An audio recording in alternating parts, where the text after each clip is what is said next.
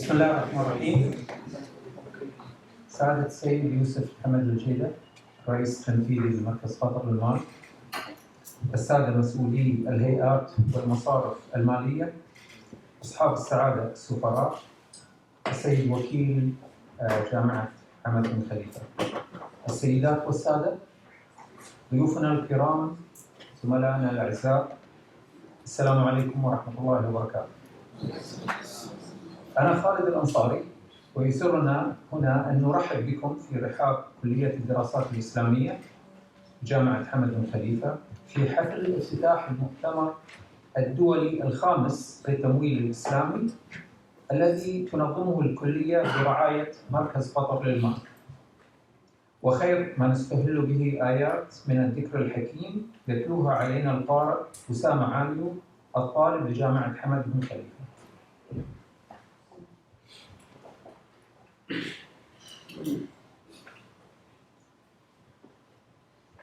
أعوذ بالله من الشيطان الرجيم. بسم الله الرحمن الرحيم. إن الله يأمر بالعدل والإحسان وإيتاء ذي القربى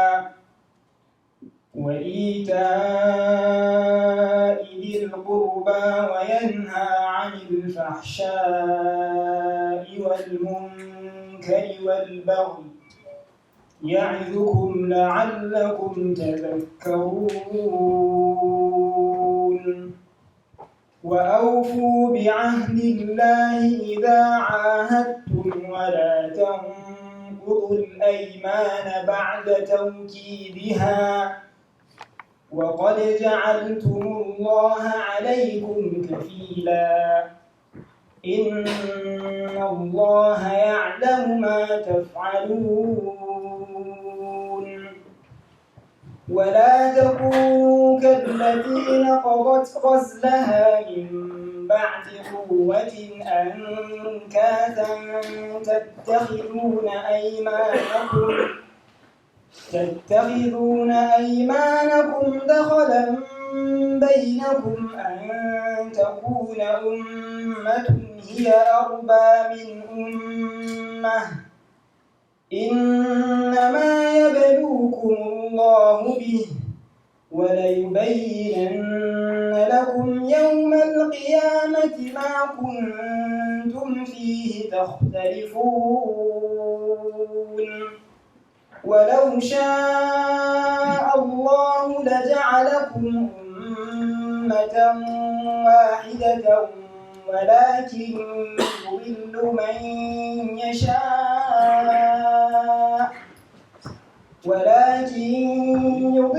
من يشاء ويهدي من يشاء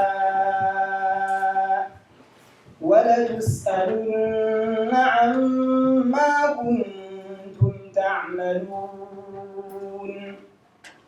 ولا تتخذوا أيمانكم دخلا بينكم فتزل قدم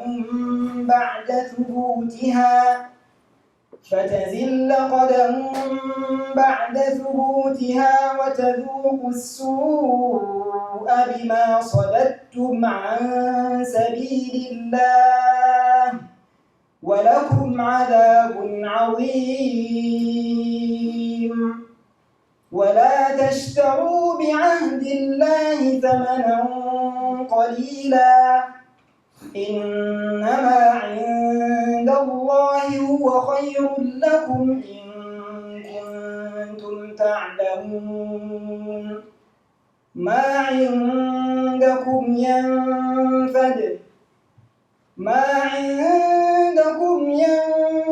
وما عند الله باق ولنجزين الذين صبروا أجرهم بأحسن ما كانوا يعملون. من عمل صالحا من ذكر أو أنثى فلنحيينه فلنحيينه حياة طيبة ولنجزينهم أجرهم بأحسن ما كانوا يعملون.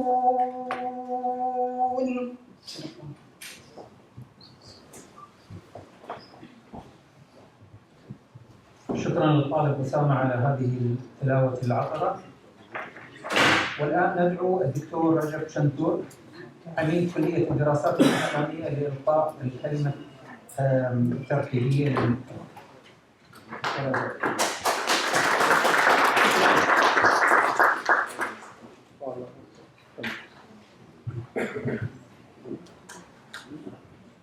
Your Excellencies, esteemed dignitaries, distinguished guests, and respected attendees, Assalamu alaikum wa rahmatullahi wa barakatuh. أعوذ بالله من الشيطان الرجيم، بسم الله الرحمن الرحيم، الحمد لله رب العالمين، والصلاة والسلام على رسولنا وحبيبنا وقرب قلوبنا وشفيع ذنوبنا محمد وعلى آله وأصحابه وأتباعه وإخوانه من الأنبياء والمرسلين أجمعين. ربنا آتنا من لدنك رحمة وهيئ لنا من أمرنا رشدا. On behalf of Hamad bin Khalifa University and the College of Islamic Studies, I welcome you all to this annual international conference on Islamic finance. We at the college are proud to host this event yearly to address some of the emerging issues and developments taking place in the field of Islamic economics and finance.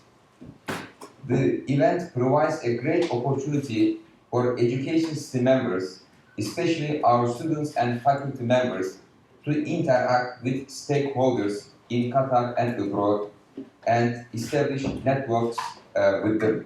At the moment, here we have more than 40 speakers coming from different parts of the world. The most important specialists in the field, they will be here and we will be exchanging opinions with them, interact with them and establish networks for further collaboration with them. We are truly grateful to Qatar Financial Center and in particular its CEO, Mr. Yusuf Al-Jayda, for this total support in partnership with HBKU and CIS in the organization of this conference since 2016. And inshallah, it will continue longer, right? Inshallah. So we set up a good organization and alhamdulillah, we have been repeating it for the 5th time. So we are setting a good tradition and will continue, inshallah. And our goal is to make CIS one of the most prominent centers of Islamic finance and economics. We already have our MA program, we already have our PhD program. We are dealing with the new developments, in particular fintech. I would like to acknowledge the presence of many distinguished guests in this audience, CEOs of several Islamic banks, finance, investment companies, and other leaders from the business world. And I also thank our President Ahmed Hasna for supporting our college and our Provost Michael Benedict for being with us here today and supporting the endeavors of our college to make it progress to higher levels. We at the College of Islamic Studies, through 5 thematic pillars, together with HBKU, academic objectives, we are committed to revive the rooted Islamic scholarship, which I call it at-Tajdeed al-Mu'assar. Rooted revival research. This is our philosophy. So we are committed to rooted Islamic scholarship, which aims at bridging the gap between our rich Islamic tradition and contemporary challenges so as to facilitate the well-being of our community and supporting the Qatar Vision 2030. And also our ultimate goal is to contribute to the solution of the global problems of humanity, because we are the followers of a Nabi who's rahmatan lil alameen.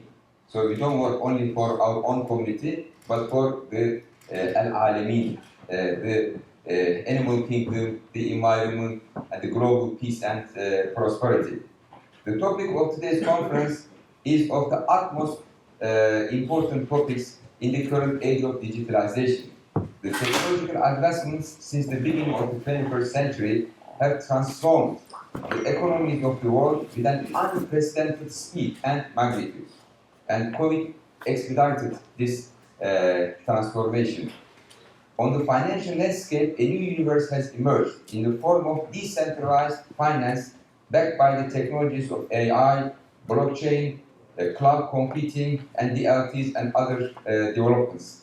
The novelty of the digital world demands the thought leaders of the Islamic finance to grasp the new set of vocabulary and language for identifying the limits and rules, as well as setting up the framework for Islamic economy and finance that should be relevant at least for the next decades.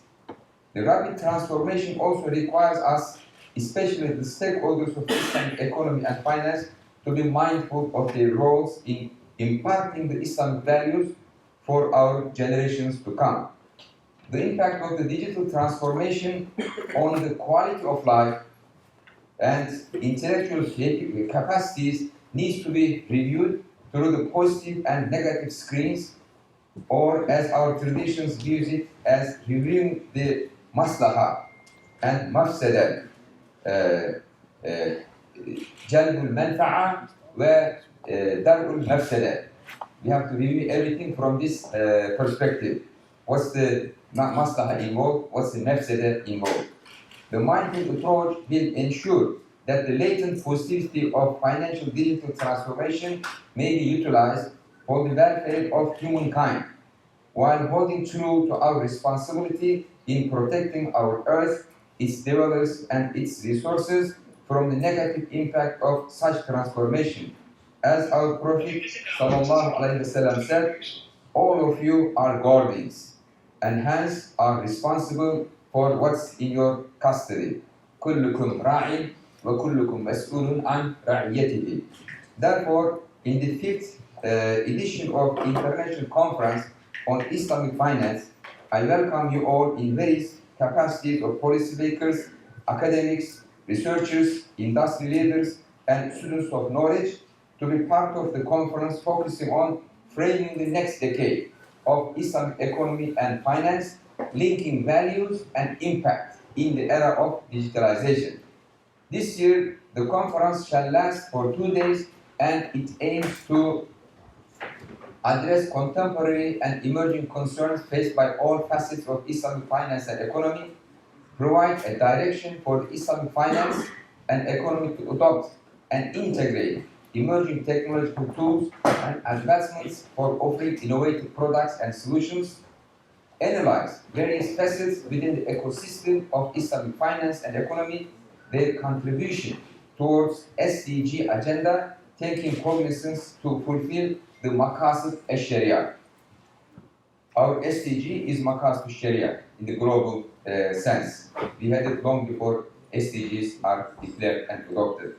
Promote research topics that are aligned with QF, HBKU, and CIS HBKU research pillars and agenda, and disseminate them through reputable scholarly publications. Moreover, the conference will also provide a platform for high-level dialogues and discussions between the participants and attendants to reinforce the direction of policy making and research works towards linking the values and assessing the impact in the era of digitalization. Once again, I welcome you all to one of the most important events of the College of Islamic Studies, which has been uninterruptedly organized annually by the Center for Islamic Economics and Finance at Hamad bin Khalifa University since last several years. Once again, I extend my special thanks to all those who are behind the scenes in making this conference possible, especially to Qatar Financial Center for their generous sponsorship and unconditional support in successful organization of the event since the launch of the conference in the year 2016. I also thank Dr. Nazim for this excellent organization and his team. He has a young team working with him. Your Excellencies and distinguished guests, I extend my heartfelt warm welcome to you for this important event. Wassalamu alaikum wa rahmatullahi wa barakatuh.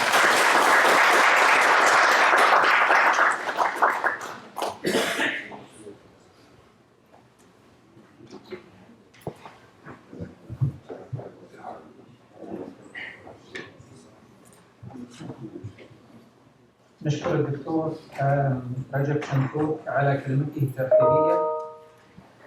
والآن ندعو السيد يوسف محمد الجيلة الرئيس التنفيذي لمركز قطر للمال لإلقاء كلمته. فليتفضل مشكورا.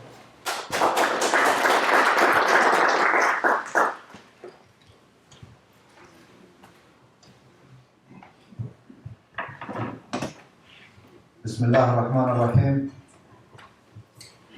Your Excellencies, distinguished guests, ladies and gentlemen, Assalamu alaikum wa rahmatullahi wa barakatuh. On behalf of Hamad bin Khalifa University and the Qatar Financial Center, it is my great pleasure to welcome you to the 5th International Conference on Islamic Finance. I am honored to address this gathering where thought leaders and experts in Islamic finance, officials, and business leaders converge to tackle some of the most important topics in Islamic finance today. Thank you, Your Excellencies, for joining us today and for your continued support. I also want to commend Hamad bin Khalifa University for its amazing efforts in promoting Islamic finance. This annual conference, launched by the university 5 years ago, has become a notable platform for exchanging insights on the present landscape and future of Islamic finance and identifying growth opportunities in the industry. The Qatar Financial Center is aligned with HBKU's objectives for the Islamic finance industry and feels privileged for the opportunity to support this conference. We at the KFC have prioritized the development of Islamic finance, and we have been working diligently to improve our regulatory, legal, and tax frameworks for the Islamic financial industry. Through the Qatar Financial Center Regulatory Authority, we have put in place specific Islamic banking prudent rules for KFC's Islamic financial firms to ensure high international regulatory standards. Recently, we have introduced the Qatar Financial Center Sustainable Sukuk and Bonds Framework to encourage the development of the local capital markets and lay a strong foundation for building trust between borrowers and investors. Islamic finance offers significant value to societies and economies worldwide. By working together, we can unlock its full potential to create a sustainable and equitable future. Ladies and gentlemen, for this two-day conference, HBKU has prepared a well set of discussions on Islamic finance, ranging from its ethical foundations to the implications of technology on the industry, trends, challenges, opportunities, and its future outlook. The Islamic finance industry has blossomed in size over the recent years to reach an estimated value of $3.4 trillion in 2020, and it is forecasted to reach $4.9 trillion by 2025. The industry is growing and expanding at a rapid pace for many reasons.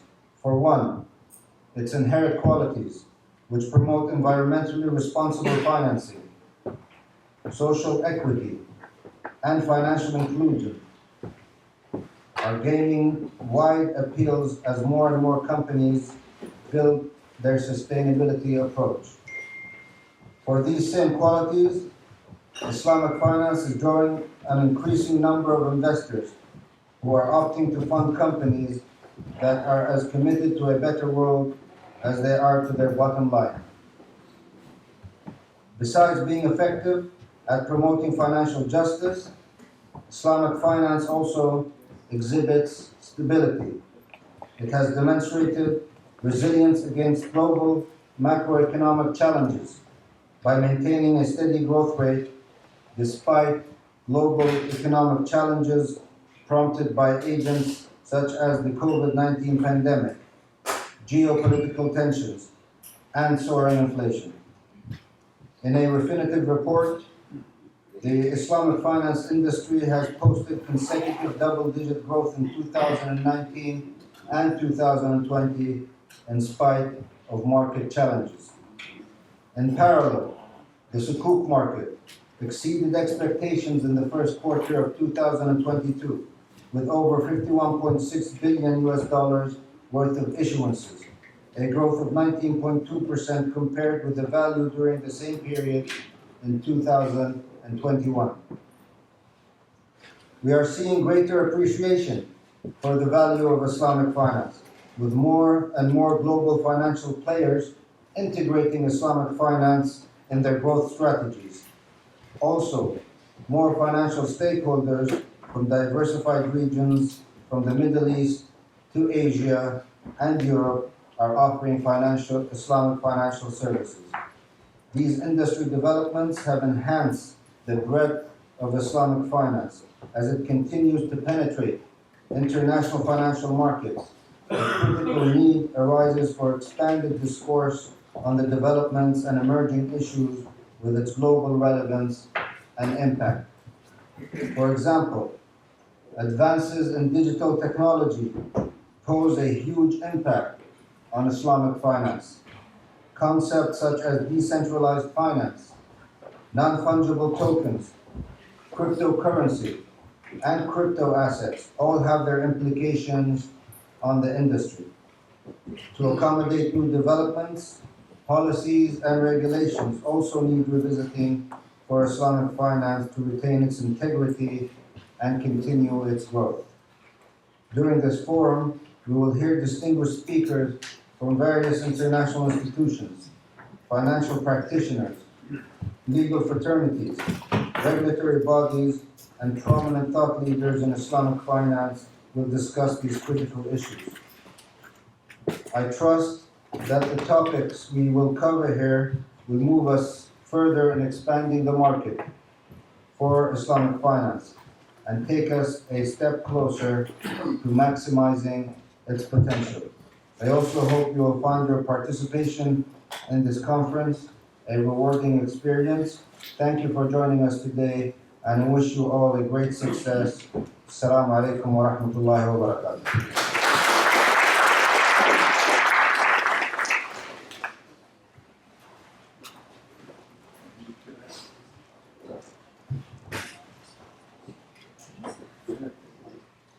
شكرا جزيلا للسيد يوسف حمد الجيدة على كلمته الترحيبية والدعم المتواصل.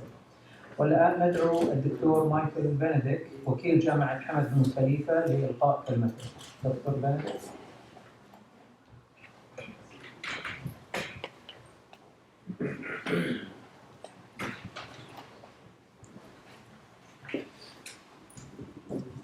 Your Excellencies, honored guests, HBKU colleagues and students, and all the members of the community and visitors who are here with us today, I am delighted to welcome each of you to Hamad bin Khalifa University on this occasion to formally begin the 5th International Conference on Islamic Finance hosted by HBKU. As the Provost and Chief Academic Officer of HBKU, I would be remiss in not taking advantage of this distinguished panel who are here and can't leave the room to give me an opportunity to brag on our wonderful university. HBKU is a unique graduate research university. It serves as a catalyst for transformative change in Qatar and in the region. We're a small university. We have about 1,000 students, all of whom are working on graduate degrees. We are an incredibly impactful university, and I think by virtually every metric, one can say that we are the premier research institution in the country, perhaps in much of the region. The work of our faculty at HBKU is rooted in the local culture and local climate, and with a mission to address problems of local, regional, and global importance through its research, to educate the next generation of leaders and scholars and researchers who will work and serve throughout the country and throughout the region. However, it is this research that I believe distinguishes HBKU from many other universities. We expect our researchers and our faculty to straddle the local and international expectations. Local, in terms of assuring that much of what our scholars do have an impact, that it is based on tradition in the past, it doesn't live in the past. International, and that our mandate is to become a leading research university, a leading global research university, with a truly international profile and impact. This conference is such an example, discussing and studying a set of unique issues from an Islamic framework, but within an environment of rapid global change, looking and using and adapting modern technology and the solutions it might bring from this rapidly changing world of banking and finance, and studying those issues from within a context, from within the Islamic context, from within the context of the past, but not living in the past. But perhaps even more important, studying these issues from a values-based perspective, something that unfortunately is missing throughout much of the world. I hope that our visitors to HBKU will take an opportunity while you're here over the next few days to walk around this truly stunning building that you are in. A building that itself is strikingly modern, but is based on tradition. Decorated throughout with sayings and history from the Islamic tradition in a building that is truly internationally modern. The building in many ways serves as a metaphor for this conference. I have no doubt that the next few days will be stimulating and exciting, and I wish all of you the best success for a successful conference. Thank you, and thank you for being here.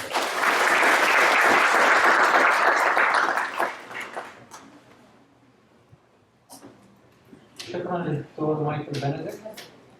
واخيرا ندعو الدكتور سيد ناظم علي مدير قسم البحوث ومدير مركز الاقتصاد والتمويل الاسلامي لإلقاء كلمة.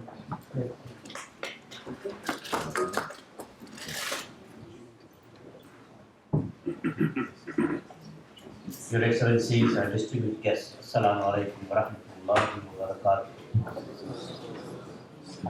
On behalf of the College of Islamic Studies, let me first extend our deepest appreciation to Mr. Yusuf Al-Jida, Chief Executive Officer at the Financial Center, and we greatly value our relationship with him and the PFC.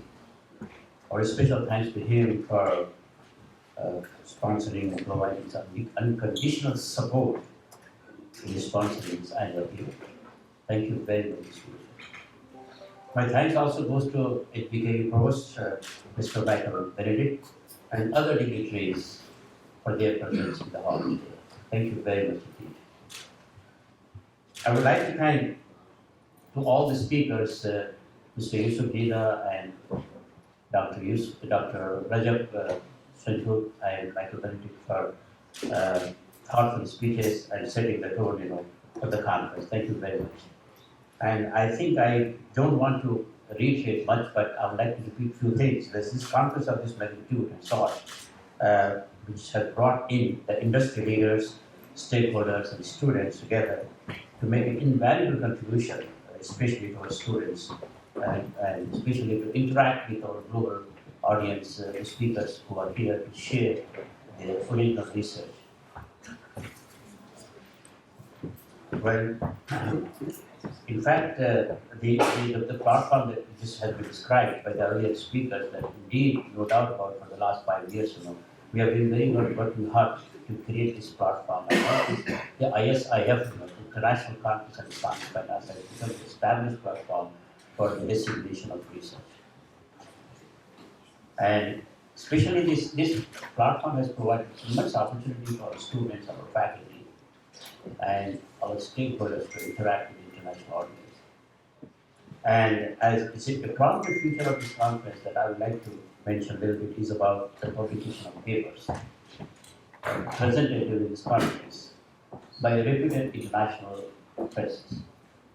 As you can see that there are 4 books we have published from the last 4 conferences, and the first being for the Edinburgh University Press, and so it became established reference source and majority of Islamic finance practitioners. And the second one was published by Taylor and Francis, commonly known as Routledge, as an off-part. And the third one was Circular Economy from the Springer Verlag, that's another international publisher. And the fourth one is coming next month, it's from the Harvard Magazine. So we are very grateful to all the speakers for contributing to papers and making us to create, an academic, source, reference source, and which is very valuable for us and for others. And of course, my thanks goes to this all actually happened due to the support we received from the Qatar Financial Center in sponsoring the conference. And there are many individuals behind the scene who made this conference a great success.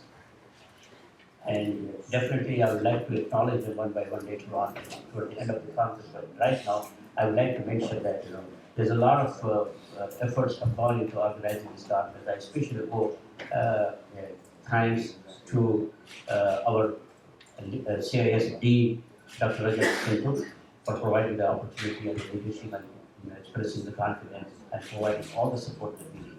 And also I would like to mention this minute, the former dean, Dr. Imad Shaheen, for his support for the Center for Islamic Knowledge. And also those who are behind the scene in helping us to organize this conference, especially to the team for his untiring efforts.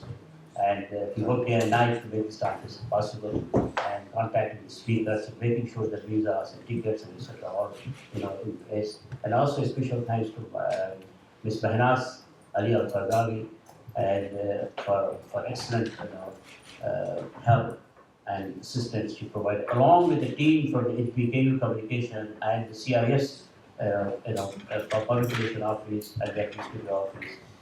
There's so many actually behind the scenes, very difficult to mention all those names. But thank you very much once again from the bottom of my heart on behalf of the college and the center, and once again, I welcome you all to this conference. And I hope you will find this conference productive and rewarding one. And we promise that we are going to publish, inshallah, again, a subset of the highly selected paper for the conference in a scholarly manner. Thank you very much once again. I look forward to having a conversation with you on an individual basis or a group basis. Thank you once again. Wassalamu alaikum wa rahmatullahi wa barakatuh.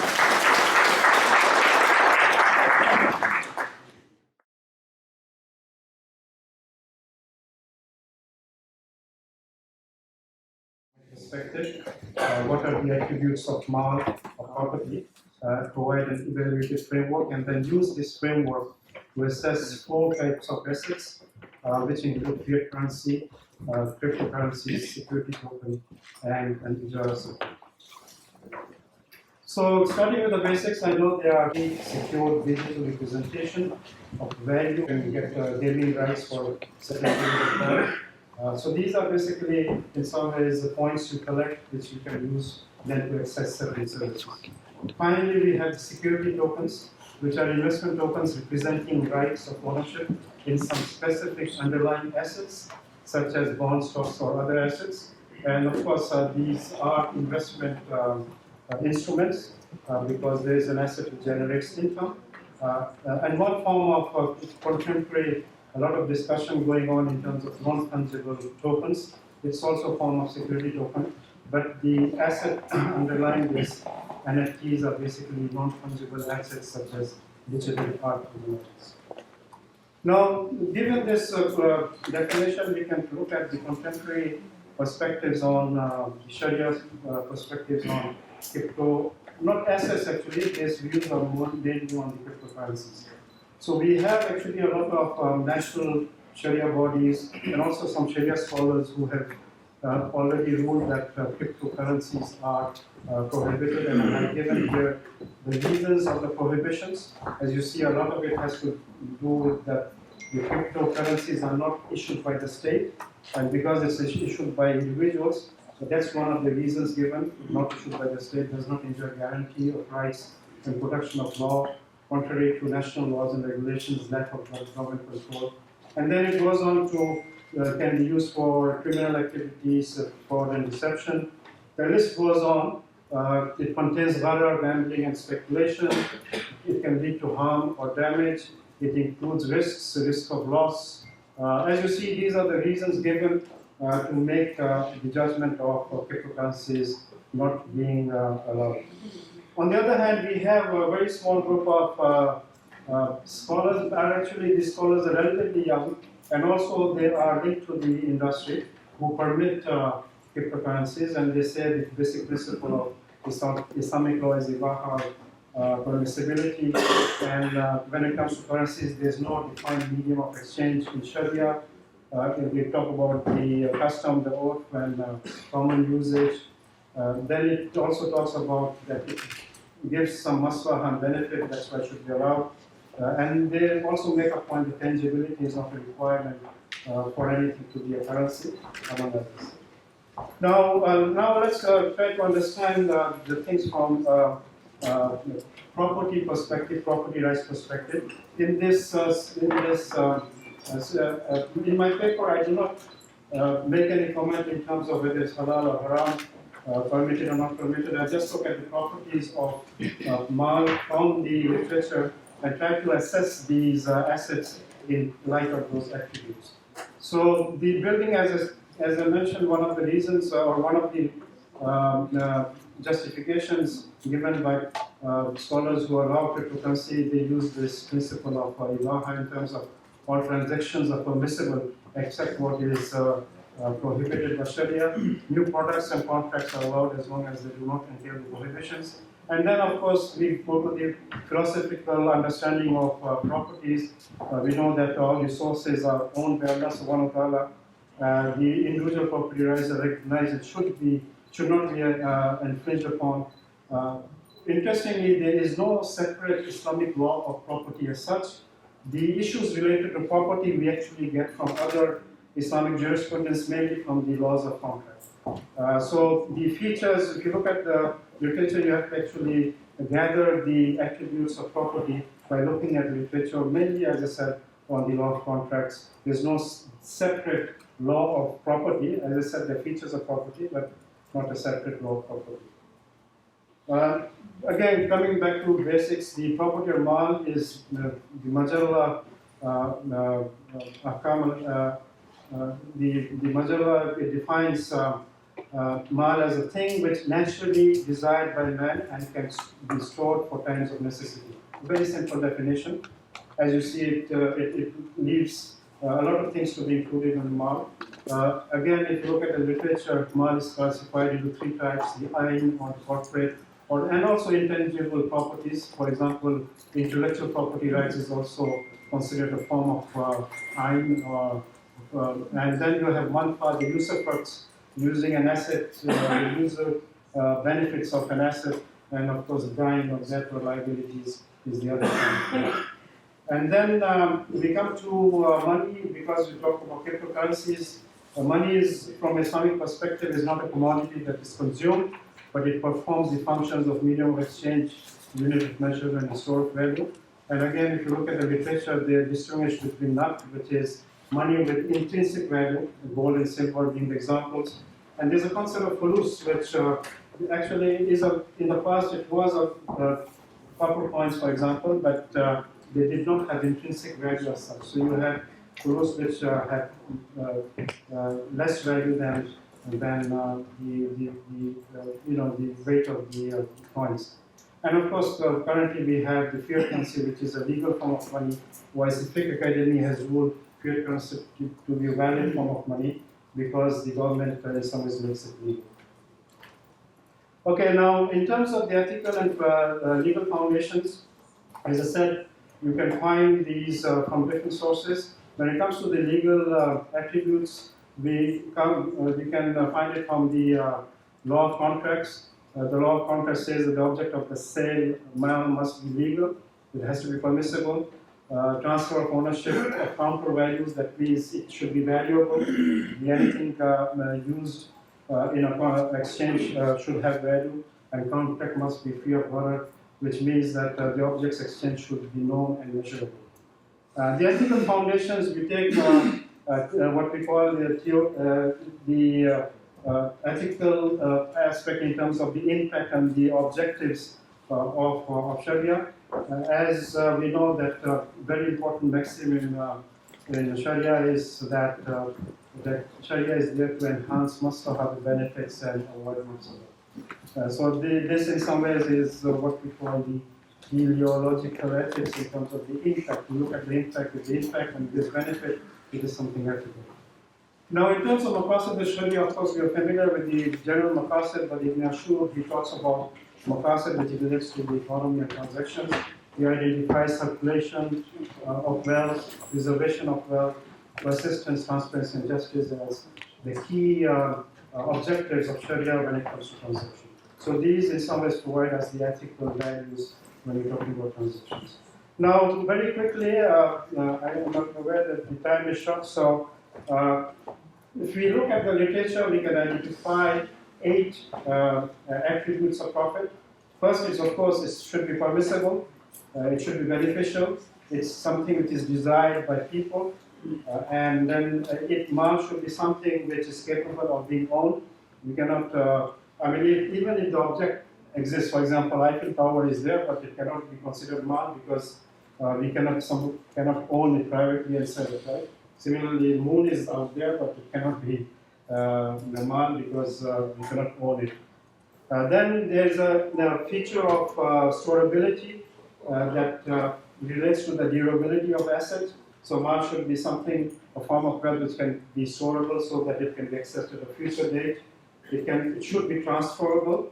This relates to the marketability or also indirectly to the circulation.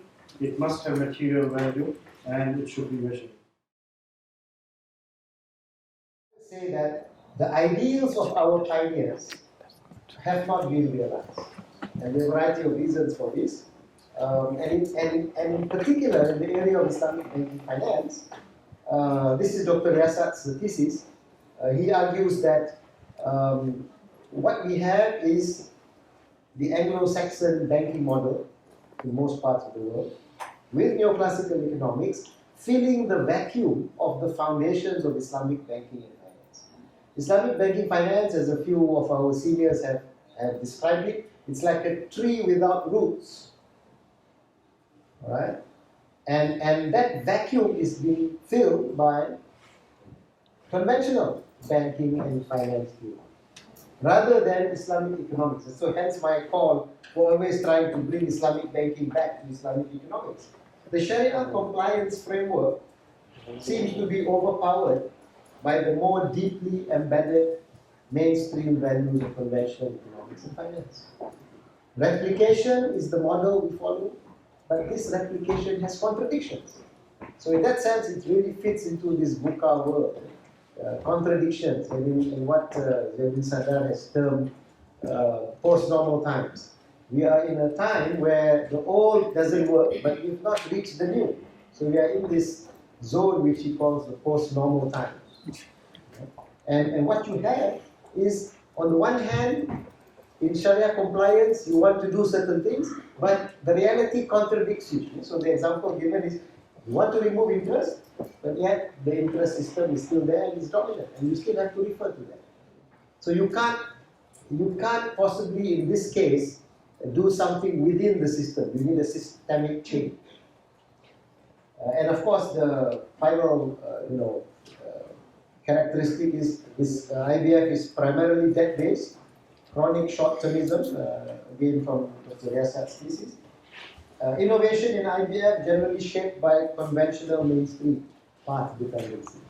I know that could be quite a strong statement to be made, but I think generally speaking, you get the idea.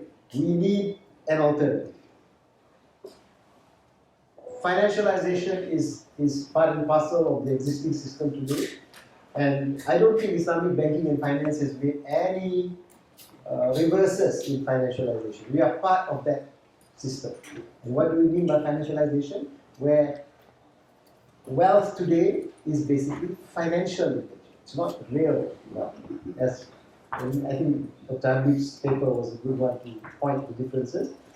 That's the issue. And I hope many students and younger economists look at this financialization phenomena more seriously and how it affects us when we develop Islamic economics, banking, finance. There's a paper here by Hilmun from ILTI, came out last year, and basically saying that IBF, the introduction of IBF has actually worsened inequality in certain cases. They also point to this 2000 paper by Professor Texas Rice University, Imam Kamal. In 2000, he wrote this paper, and there was this indifference curve, and he showed that the practitioners were on the efficiency side. The Islamic economists and the jurists were on the equity side. Very interestingly enough, they would say that now the jurists have joined the practitioners, and that just leaves the Islamic economists talking about the need for equity and a new model. Yeah? But this is from that paper, so you can take a look at it. Rising indebtedness, and the question that Omar Chapra asked more than 20 years ago: has Islamic economics, Islamic banking finance, have we contributed to the well-being of the Ummah? That's the question that we have to ask. Have we contributed to the well-being of the Ummah? Who does Islamic banking serve? And I think that's the discourse that we are talking about over and over again. Now, I don't want to leave it all negative. There is a ray of hope, right? We've had numerous crises, and Islamic economist criticism has this allowed us to turn the tide. There are some examples. For example, there are different banking models now. Social banks. I don't know when Grameen Bank came up, although maybe you can question it from Islamic perspective. But when social banks came into the picture, this was something totally different, right? So you don't only think of commercial banks. You have now other types of banks. You have non-banking financial institutions. And I would put the entire Islamic social finance institutions as a very good example of maybe non-banking institutions, right? The research on this is still theoretical, and we need to have working models. And then contemporary Islamic banking finance research attempts to integrate with Islamic finance, Islamic social finance. I don't know whether that's good or not. I personally have a lot of reservations when commercial banks want to talk about Islamic social finance. I get a bit worried. Yeah? Putting zakat and wakaf as part of Islamic banking, I would have some reservations about whether that's a good idea. I would prefer to talk about other institutions doing that job. Yeah? There's no real evidence of convergence towards the founding ideals, and I think we need to work harder. And that is what we are talking about, al-iqtisad al-wasati. We need to reframe the problem and hopefully the solution. The framing problem. This is a big issue, right? The development of Islamic banking and finance has basically been within the Anglo-Saxon capitalist framework. There has not been, or there have not been, many attempts to have pragmatic alternatives. You've got examples, and I have to mention Indonesia in particular. I think they have done a lot in the area of social finance. And there have been examples in a few other countries. But generally, it is still mainstream commercial Islamic banking that adopts the Anglo-Saxon banking model that dominates. And with financialization, the rising prominence of the financial sector, it's no wonder graduates all want to work in Islamic banks, right? Because that's been shown to be, the place where wealth has moved to. The future's methodology that we put forward would be to reframe Islamic economics and finance, would be made up of at least these areas. Firstly, you would have the foundations that need to be worked on. And I think that's the role of academics and researchers. You have to build that alternative framework. Then we have to talk about at least these 5 or 6. Governance framework, responsible production and consumption, equity and distributive justice, environment and climate issues, which we can no longer, avoid or think that it's not something we need to worry about. real and responsible finance. Right? So that's the vision that we see for Islamic finance. We need a systemic and systematic change. Right? I will just put this here. Part of futures methodology or futures methods is, firstly, we talk about where we are today using something called shared history. So shared history is a step that we do in futures approach, where we look at where we are today and how we came here. So once we know where we are, that itself is a task. Right? You have to sit down and discuss and come to some kind of agreement of what we have today. And believe me, it's not a consensus. If you have a different group of people sitting here, they would say there's nothing wrong with the current system. The current system is fine. Right? But I think maybe all of us here, or most of us here, would say that, yes, we do have some issues that we would like to change. So the shared history gives a narrative of how we got here. And then we have to analyze current trends and emerging issues. Right? For example, in the previous slide, we talked about financialization, debt-based Islamic banking finance. These are all the trends in Islamic banking finance today. We need alternatives, and that's the emerging issues, things that have been coming in the last 5-10 years. They may not be a trend yet, or even if it is a trend, it could be a trend that could change with some changes, right? So we need to acknowledge and to understand these trends and emerging issues in order for us to present what are the alternative spectrum of futures, right? The future is not just one. There are a variety of futures depending on what you do, right? And these futures is a whole spectrum, and they have extremes. And to use the terminology that we see in the literature, ifrat and tafrit, you have the extremes, right? What this means for Islamic banking finance, we have to discuss. But what do we want? We want to have, or we want to choose our preferred future. So for purposes of this presentation, we are putting forward al-iqtisad al-wasati as our preferred future. And the finance vision in that vision of the bigger picture, right? So that's what we are hoping to do. What are the challenges? The foundational framework is very, very important. You need to have a big group discussing governance, which talks about the politics, economics nexus. We have to talk about the socio-economics dimension, which talks about stakeholder buy-ins. It's not just academics. We're not going to do it ourselves. It has to be together with practitioners. It has to be together with civil society. And then finding the balance between what we have today and the changes that we want to make. We don't reject everything that is there today, but at the same time, we know that the change must be systemic. It cannot just be tweaking and fiddling with some periphery issues. It has to be a foundational change, or if I can use the term, rooted reform, rooted revivalism. So it must be, in Malay we will say mengakar. You have to have a root before you want to change something. Ideal financial system, I'm going to go a bit faster here. What are the 4 areas? One, we say real economic value. We have to reverse the financialization trend. I don't think Islamic banking finance has done that. If anything, the paper of Hilwood has actually said they have contributed to that financialization process. Reduced financialization will relocate resources towards the real economy and the poor.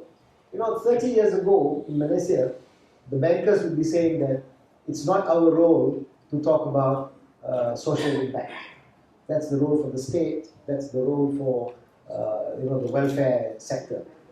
We are tijari sector. We are here to make money for our shareholders. I don't think today any banker can say that.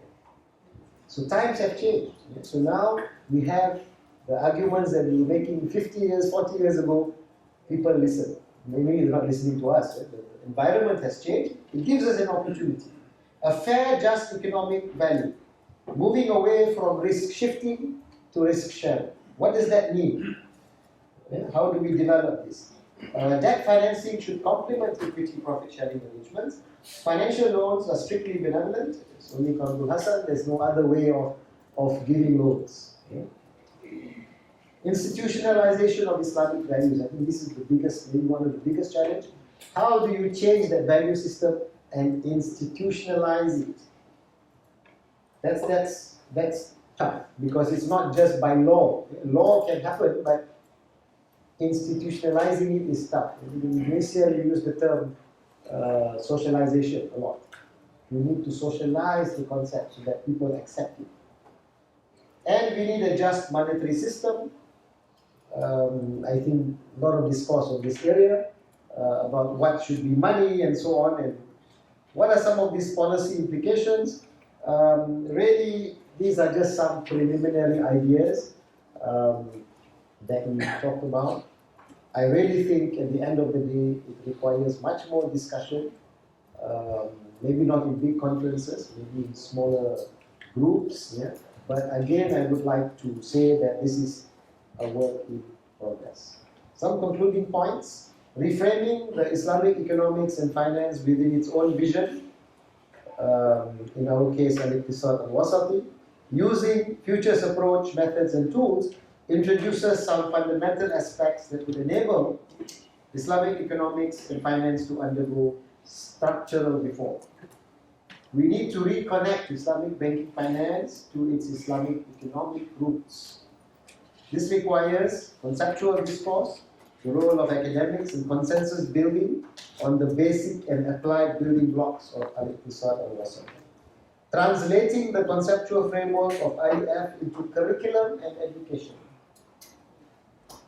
Stakeholder buy-ins, governments and civil society, and then implementation in practice. All the above together work in what we call the post-normal times.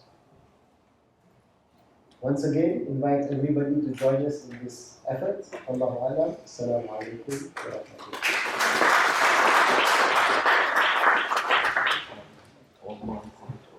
Thank you, Dr. Hassan.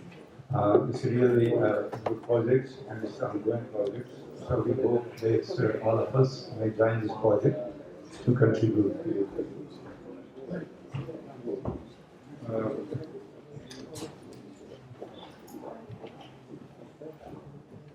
Our third paper is by Dr. Wahab al-Bari, right? And Wahab al-Bari, Hamid Ahmed, in the lecturer, Department of Finance and Economics, Faculty of Law and Social Sciences, Birmingham City University.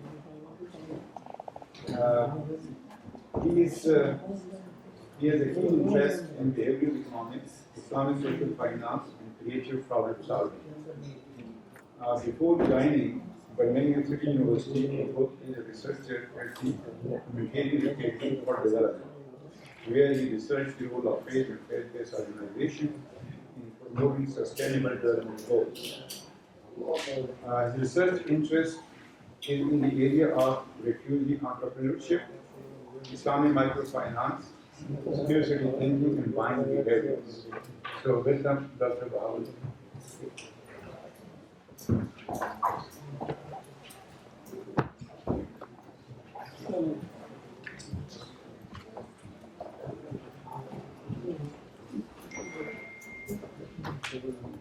الحمد لله حمدا كثيرا كما يحب ربنا ويرضى ونصلي ونسلم ونبارك على سيدنا محمد وعلى اله وصحبه اجمعين. رب اشرح لي صدري ويسر لي امري واحلل عقدة من لساني يفقهوا قولي.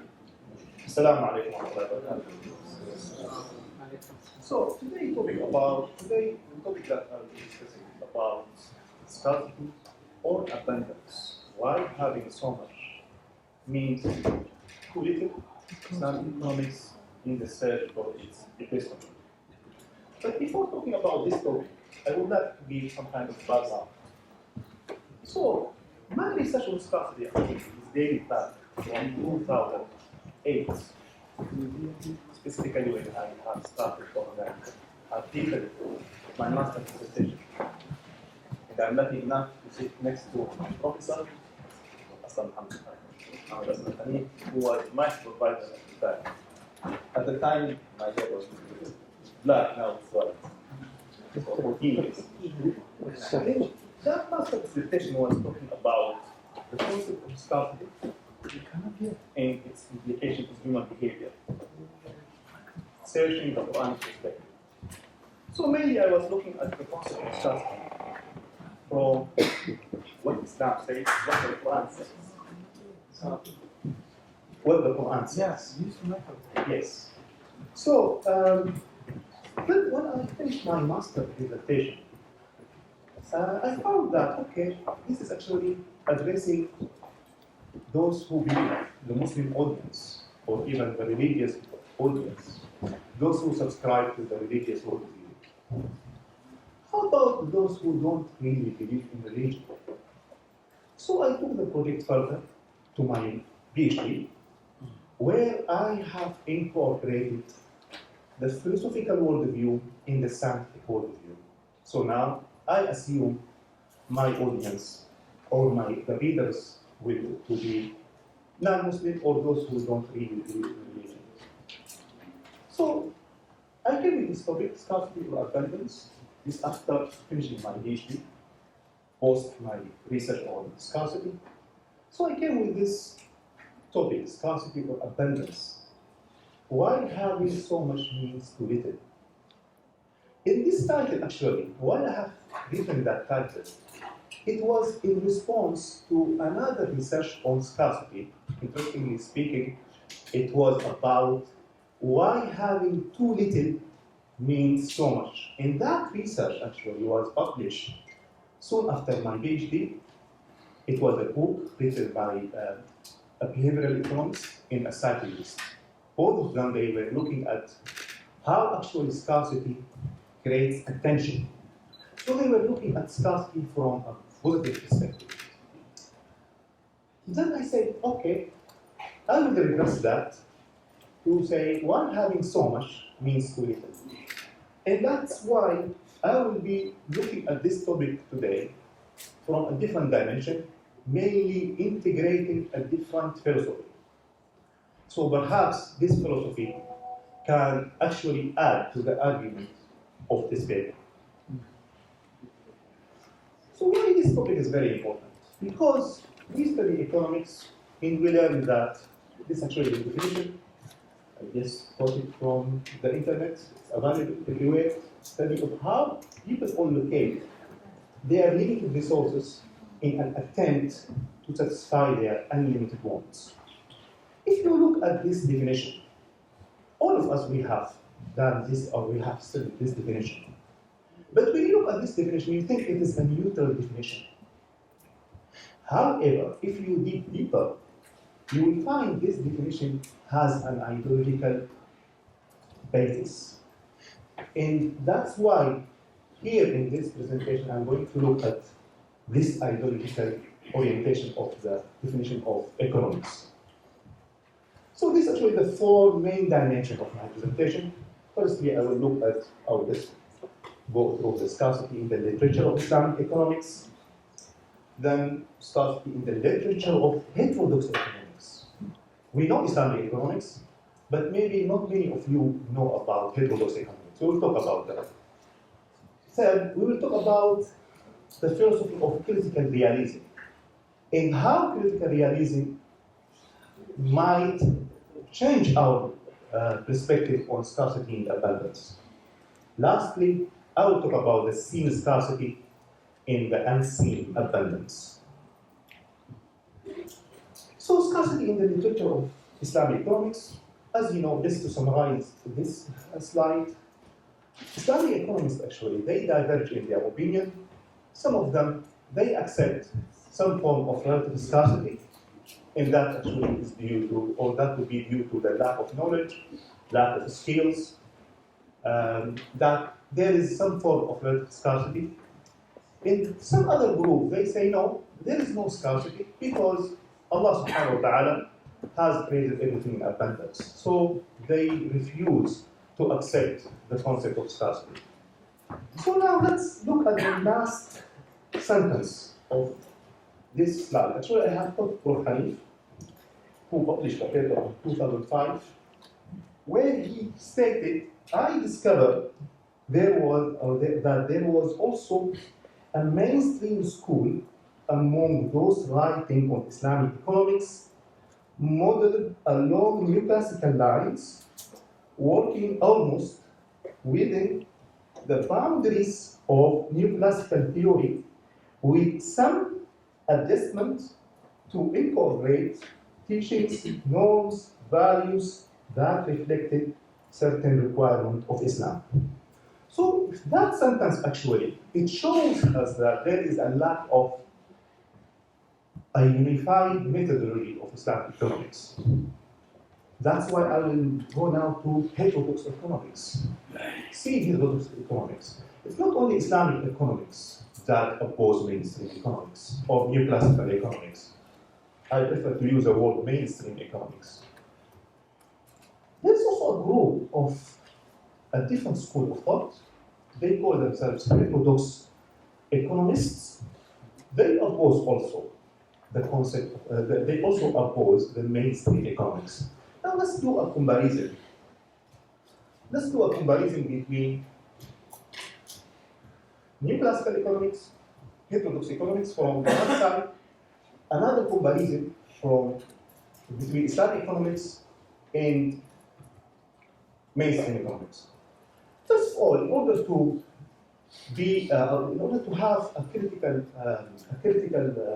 classification, we have to differentiate between the ideology and the methodology. So Islamic economists, they might have the same ideology, but maybe they don't have a unified methodology among themselves. When it comes to heterodox economics, they might be capitalists. They share the same ideology as neoclassical economics, but they differ in terms of methodology. In this, how is my voice? Do you hear me actually? Sure. Are you okay with that? Okay. So they basically what they do now, if you look now in heterodox economics, so heterodox economists consider the object of study of mainstream economics, such as preference utility, marginal products, demand curves, rationality, relative scarcity. Look, relative scarcity in homogeneous agents are ill-defined. They don't accept it. They don't accept them. Have no real-world existence. Basically, heterodox economics, why they disagree with neoclassical economics? Heterodox economics consider economics as a social science, and therefore, it has to use a social science methodology. But mainstream economics, they claim in the definition that economics is a social science, but they use a methodology like a physics, like a natural science methodology. So that's actually the main opposition of heterodox economics towards the neoclassical economics. So to them, economics is not about scarcity choices. Economics should be about the science of the social provisioning process. So it is nothing to do with scarcity, it has to do with social provisioning process. So that's actually heterodox economics. So they might share the same ideology, but they have a different methodology. Now let's look at critical realism. Why critical realism? Why I'm going to refer on critical realism? Critical realism actually, it's a philosophy which contrasts to positivism, for example. Critical realism claims that an entity can exist independently of our identification. So if you think about positivism or the logical positivism claims that the existence of anything depends on our sense, on how we see it, whether we can see it, measure it, or quantify it. If we don't see it, if we don't measure it, then it doesn't have any existence. So they give preference or they give more emphasis on the seen world.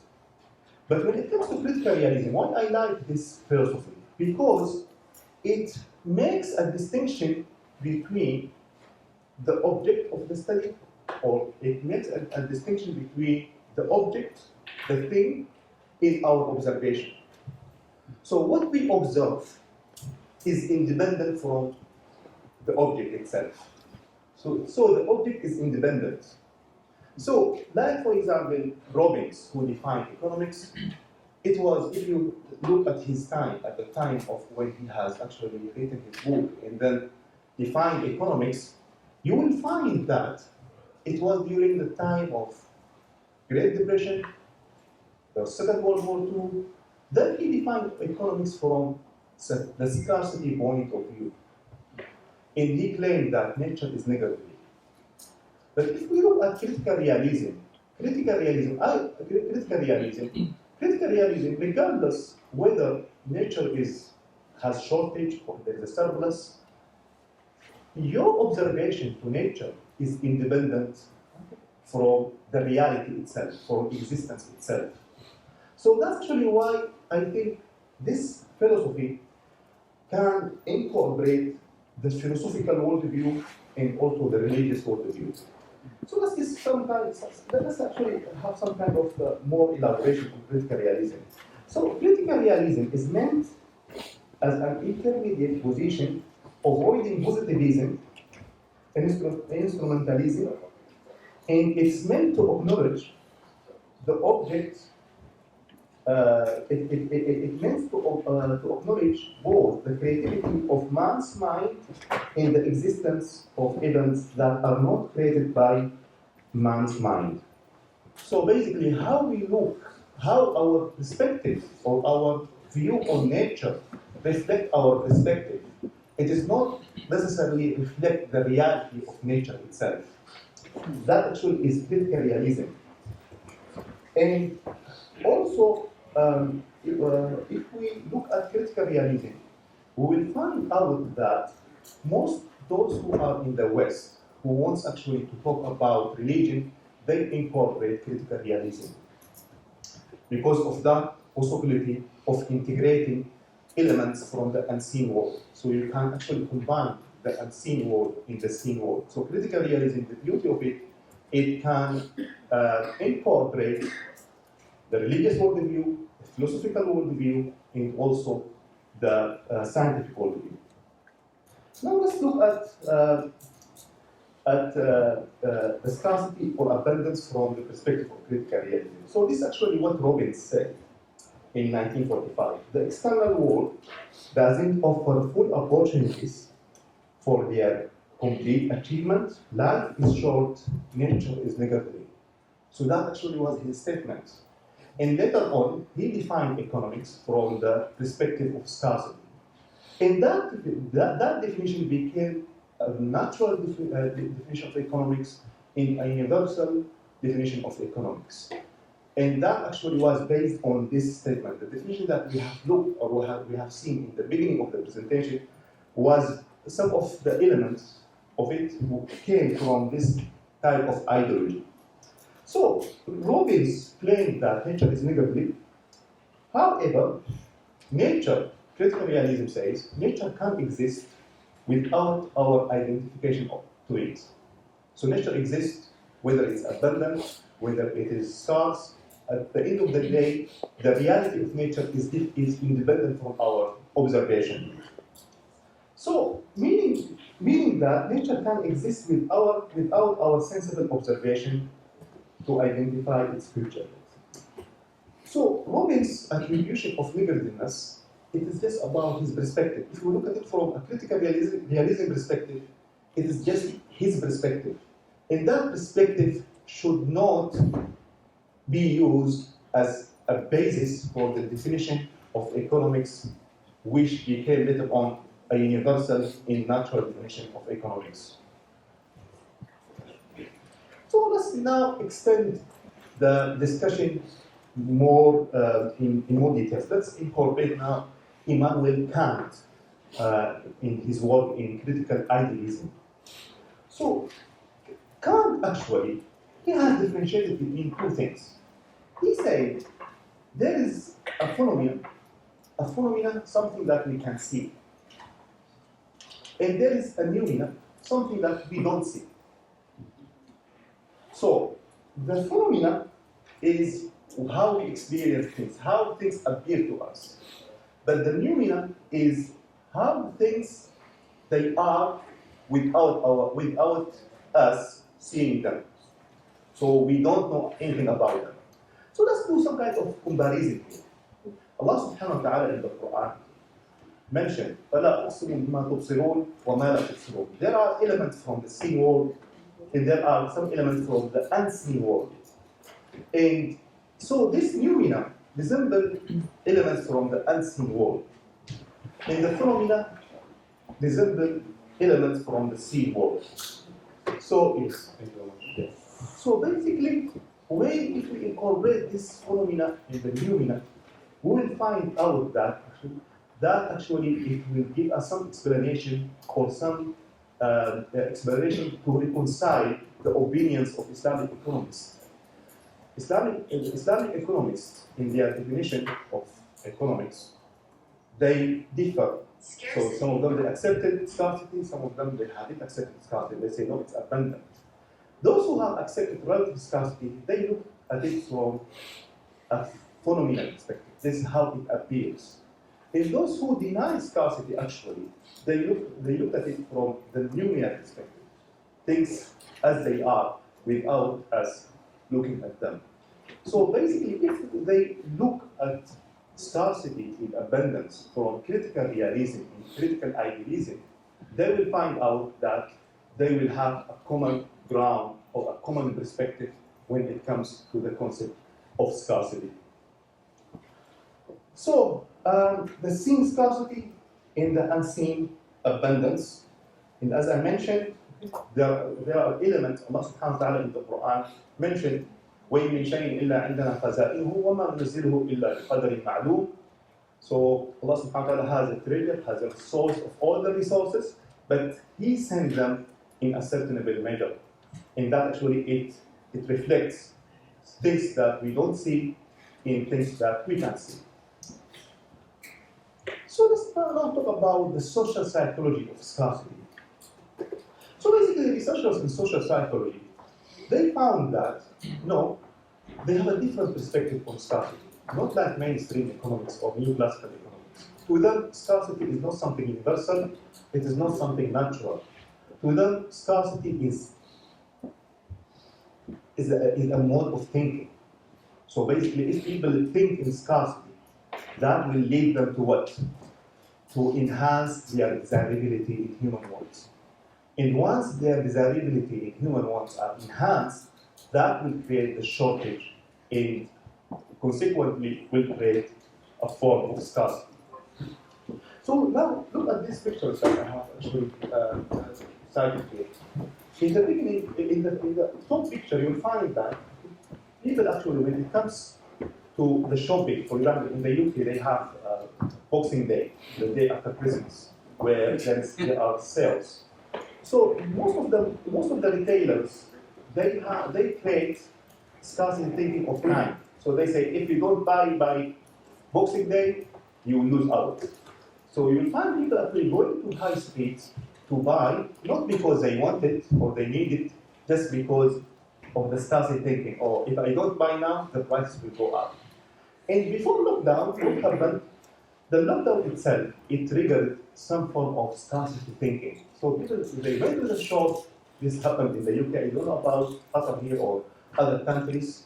So there was like panic buying, and people they ended up buying too much, and then that created a shortage, and it was a main thing there back in 2020. So this is actually the illustration. Finally, this is the illustration of scarcity and abundance. As you can see, Allah subhanahu wa ta'ala mentioned it has the source of all resources. There's absolute abundance. That actually is a numina. We don't see them. Okay. That actually things as they are. And Allah subhanahu wa ta'ala set them in a middle proportions. And that proportions could be either in a restricted form or expanded form. أَوَلَمْ يَرُوا أَنَّ اللَّهَ يَبْسُطُ الرِّزْقَ لِمَنْ يَشَاءُ وَيَقْدِرُ. So Allah subhanahu wa ta'ala sometimes restricts as a form of economic testing, sometimes restrict, and sometimes expand. Now we live in that area of the Smin and Ijab because of always it's like an economic cycle. So Allah subhanahu wa ta'ala tests human beings by restrictions and expansion. So when actually there is, when resources are expanded, it's not about the expansion of resources or the restriction of the resources. It's about the behavior. So if human wants are not regulated, what will happen? As you can see here, the rule of maximization of, as conventional economics claim. So we'll find out that regardless whether we have expanded resources or restricted resources, always we will realize scarcity. It's not because of the nature of the resources, it's because of the unlimited human wants in the scarcity thinking. But if actually we go with the Quranic verse, والذين إذا أنفقوا لم يسرفوا ولم يقتروا وكان بين ذلك قواما, the wasat, the moderation, then we will realize abundance. So this is actually the illustration from absolute abundance, things in new, things as they are, things from the unseen world, we don't see them, but we believe in them. But what we realize is what Allah subhanahu wa ta'ala provides to us. That it's up to our behavior whether we will have realized the scarcity or realized abundance. And let me finish by this slide. So scarcity or abundance, does it really matter? And I have quoted actually a verse from Surah Al-Baqarah, the story of Talut. فلما فصل طالوت بالجنود قال إن الله مبتليكم بنهر فمن شرب منه فليس مني ومن لم يطعمه فإنه مني. So Allah subhanahu wa ta'ala is testing the army of Bani Israel at the time. It was led by Talut. And there was a shortage of water and they were desperate to have water. And then the Talut told them, we will find a water in front of us. And Allah subhanahu wa ta'ala ordered us that if we go there, we don't drink the water, we don't drink so much water. Just we take something just to make us survive, or to have some kind of form of energy. So if you think about it, before they approached the river, there was a realized scarcity of water. When they reached to the river, there was a realized abundance. So it's not about the scarcity, realized scarcity, it's not about the realized abundance. It's about Allah's order. It's about fulfilling the economic testing. Allah subhanahu wa ta'ala, when He ordered human being to follow His rule. So this is actually the final sentence. Sometimes the moral behind the above verse is to obey, fulfill, and submit to Allah's rule in both scenarios of relative scarcity and abundance. Therefore, I will cite a statement from my master dissertation at the time. This is how I define economics. Therefore, Islamic economics should be viewed from the perspective of God power, who restricts and expands the resources. That motivates man, that motivates and commands human behavior to obey the divine rule in respect of what is obligatory, recommended, permitted, upheld or prohibited, and to do so in ways that express the rule of moderation.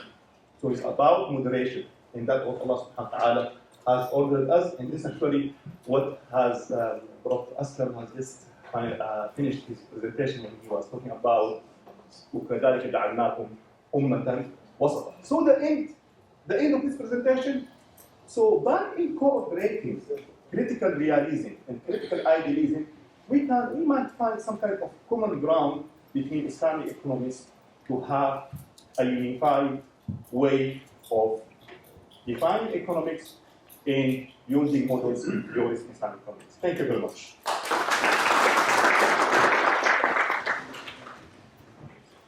Thank you very much.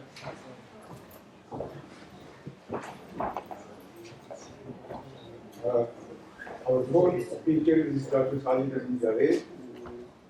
He will present a paper on social footprint of monetary policy, a conceptual framework between evidence. Dr. Khalid Amin is Deputy Executive Director, Sustainable Development Policy Institute, Pakistan, and inaugural Head of Policy Solution Layer at SDPI since 2017. He is also a global lead participated on SDG study for South Wide. Dr. Sajid is member of more than 13 public sector committees and working groups of Government of Pakistan. I will mention a few of them. Working Group on Macroeconomic Framework Growth, Investment and Saving, Planning Commission of Pakistan. Working Group on Economic Governance, Sectoral Advisory Group, Macroeconomy, Ministry of Finance. Economic Growth and Equity Strategy, Sectoral Advisory Group, Monetary Policy and Financial Markets.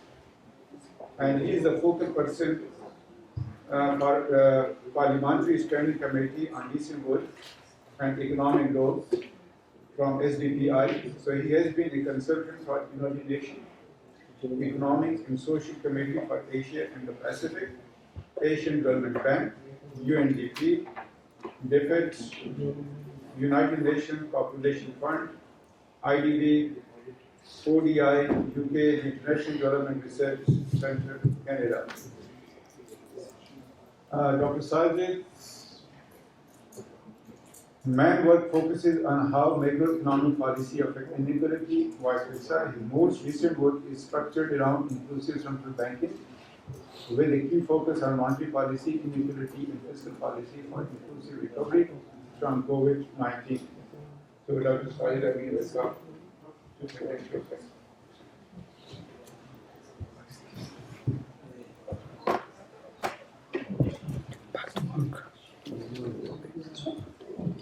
I get some photos. I'll come back. Sorry, I take some photos. How is everyone sitting in the hall?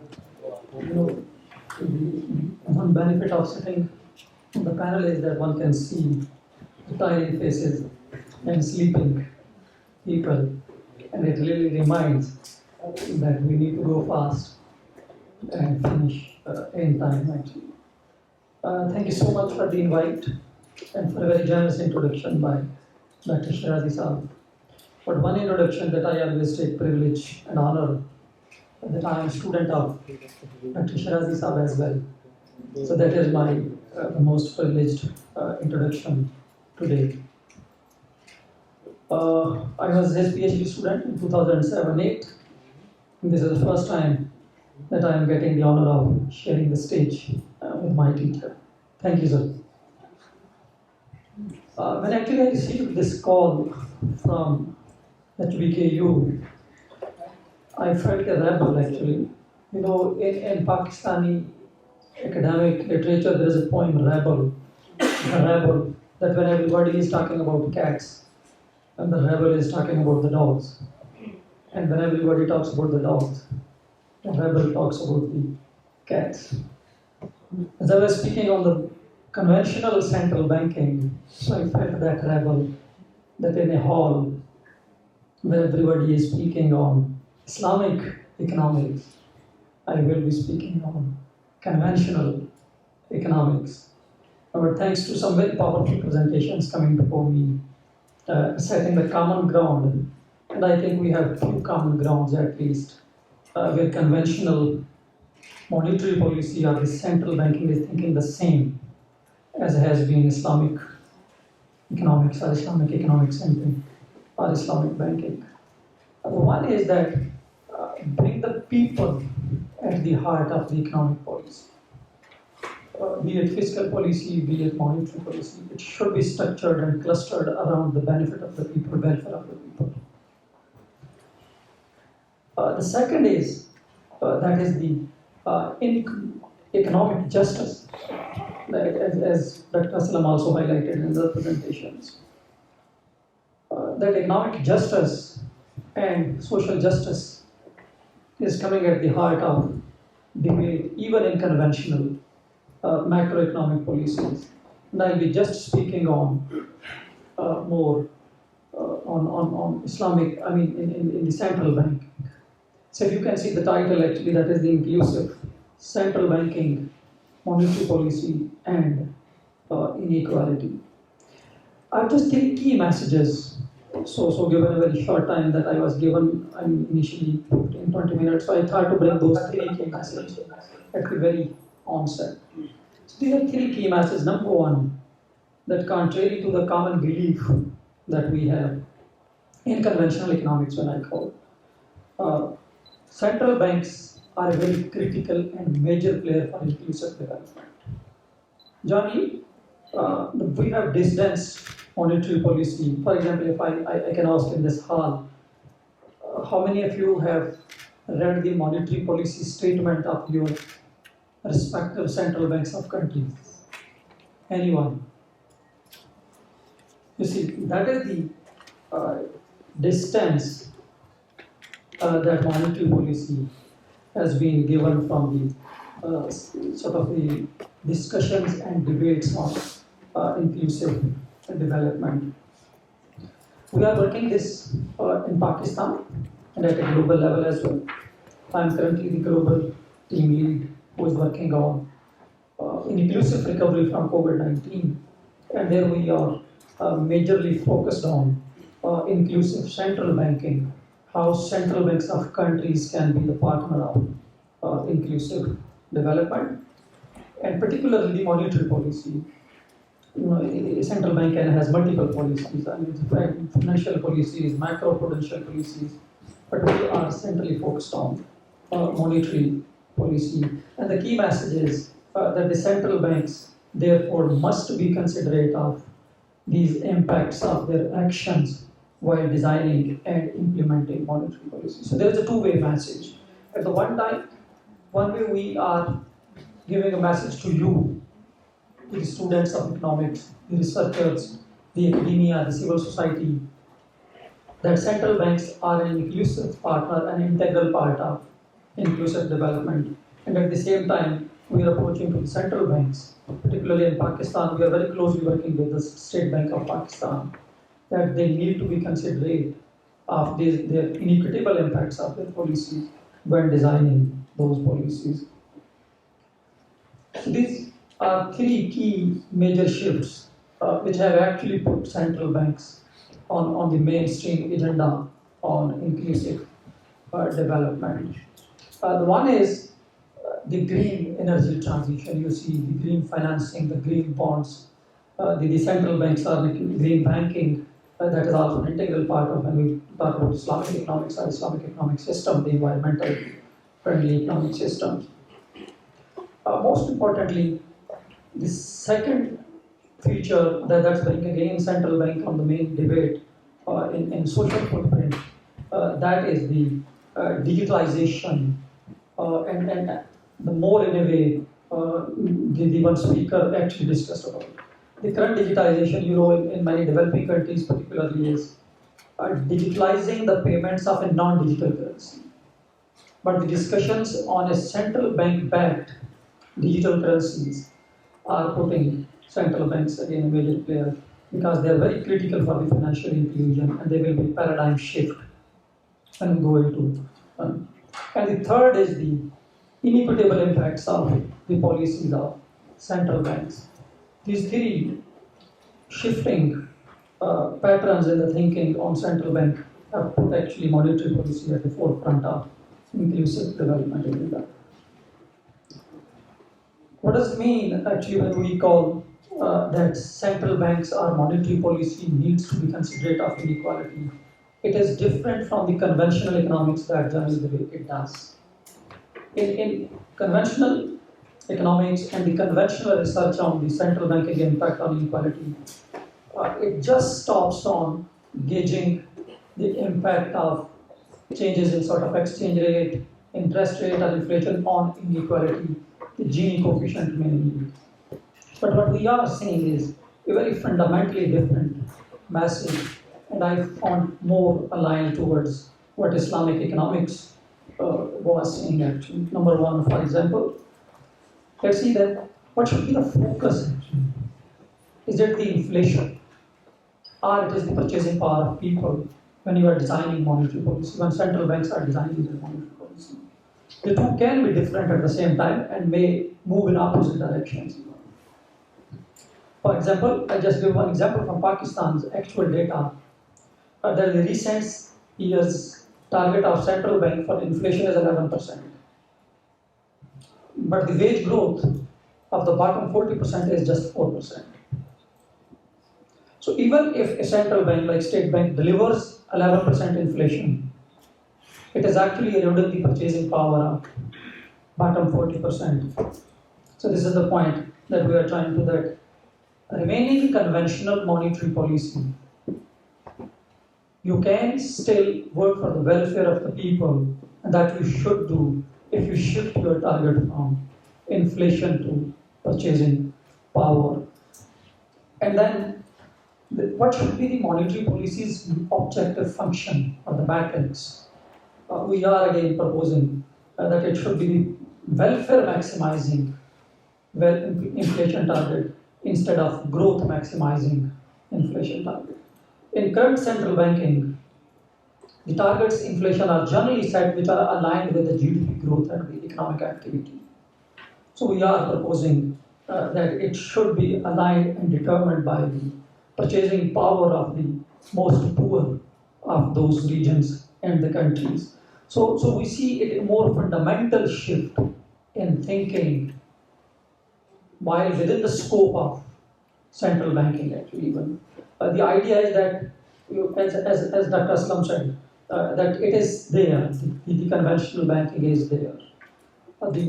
Even the system, there is Islamic banking system, strong system like Qatar and Pakistan, it's also emerging very strongly.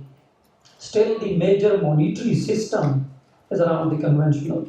So we thought to have a, which we call West, you were calling them middle way, that we also need to work on this one, that even if there is a conventional system, there are ways and possibilities to maximize the welfare of the people, and central banks can be a major partner in this one. One question that comes to mind is that asking why is this discussion relevant now? Or as it has been said by earlier speakers very clearly, that crises are actually the opportunities. So this is the kind of shock that we have received. I mean, how many of you would have believed that health is a macroeconomic risk before COVID-19? No one would have actually. If you told somebody, macroeconomist, central banker, that health is your concern, or health shock is your concern, nobody would have believed it. But now everybody believed, because the lockdowns during the COVID-19, which started as a health crisis, shook the economies and sort of brought fundamental paradigm shifts in how we think about economic policy. So this is why we are pushing it more on forums like this one, so that you can join this voice debate, and as research students, research universities, you can work your respective central banks on this one. I'm just being short given the time limitations. So this is just a glimpse how COVID-19 has produced a renewed focus on inequality. There was a focus after global financial crisis, but the mass scale inequality production by the COVID-19 has again renewed the focus. And this also is aligned to why we are focusing on the central banks more than fiscal policy or more than the treasury, the government which you call is. Two reasons. The first response to COVID-19 came from the central banks. The fiscal policy was after 30 days delays after lockdowns when they came into action, which you call fiscal stimulus. But the central banks within Pakistan, I don't have data on Qatar actually and other countries, but within Pakistan, in 7 days after the lockdown, the State Bank of Pakistan cut the interest rates down to ensure liquidity in the market, so that the business closures, they can survive, people are not laid off. So this was the first time when monetary policy went beyond its standard target of controlling inflation, and it was letting inflation happen, but worried for the job layoffs.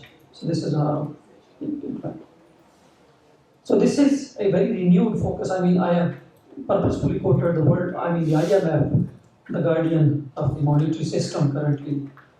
Recent work coming from IMF very clearly communicates that inequality should be an explicit agenda of monetary policy, even within conventional monetary policy systems. So this is the conceptual framework that we are developing for this paper that we will be submitting to HBKU. So given the time, lack of time, I'll just not going much into details. But there are 4-5 key channels. This is just one part of the conceptual framework. We have very detailed analysis that how monetary policy choices, decisions, actions, and instruments have different impact on different segments of society, affecting the inequality and other outcomes, which we call the social footprint of monetary policy or the social footprint of central banking. This presentation will be available with HPKU and can be shared with you. So let me just give you something from data. Actually, what we are talking is not only a theory. We are backing it by a very rigorous analysis, which is at preliminary stage at this point of time. These are results from Pakistan's household data over the last 20 years.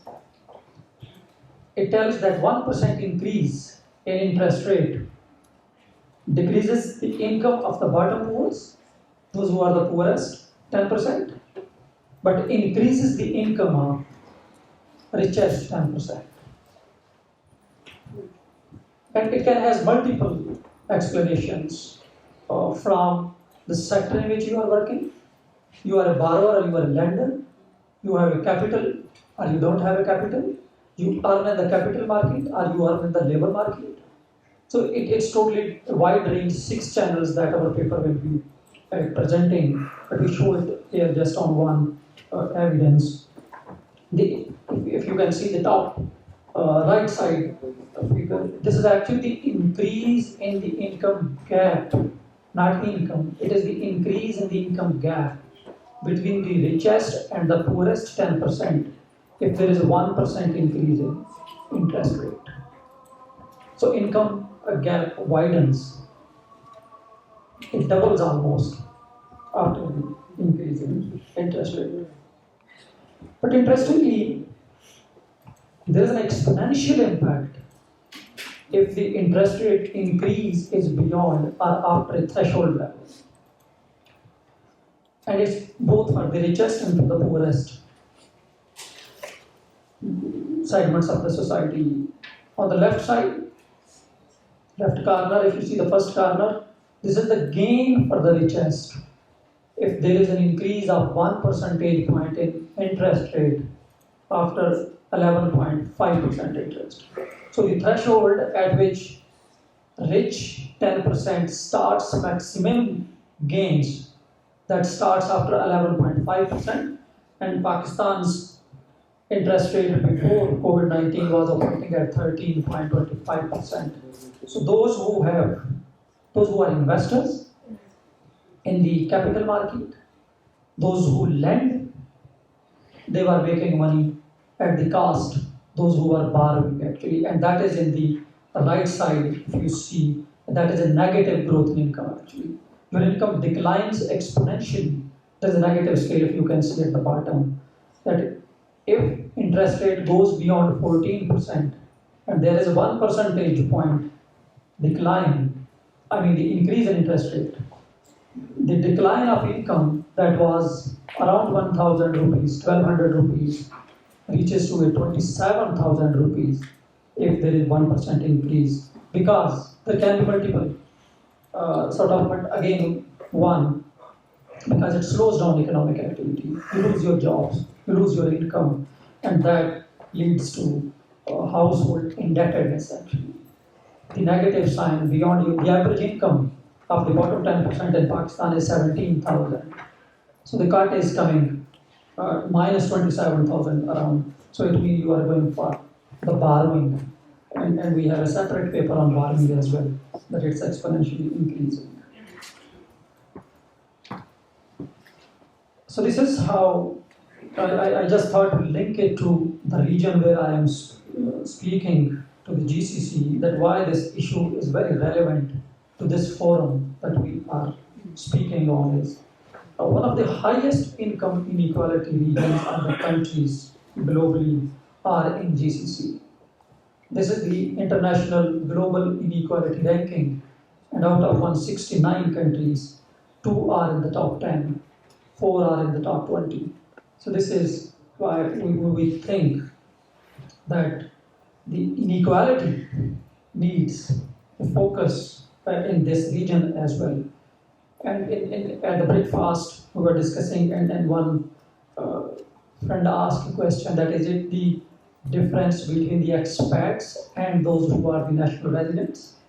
For example, let's say in Qatar, there is inequality, but within Qataris, the richest Qataris are 10 times more than the poorest Qataris. So this is the inequality gap that is there. The idea is just to highlight that this is going to be a very important agenda for the region to tackle on inequality, and it has two explanations. I will just brief and finish in 5 minutes.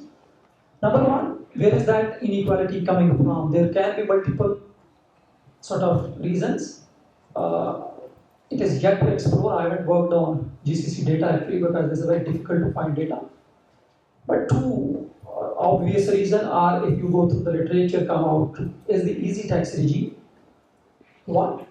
But at the same time, the counter policy, the monetary policy that has to counter those inequitable impacts it does not have actually those instruments because it is anchored on exchange rate, and so it has lost that independent instruments to tackle those inequalities.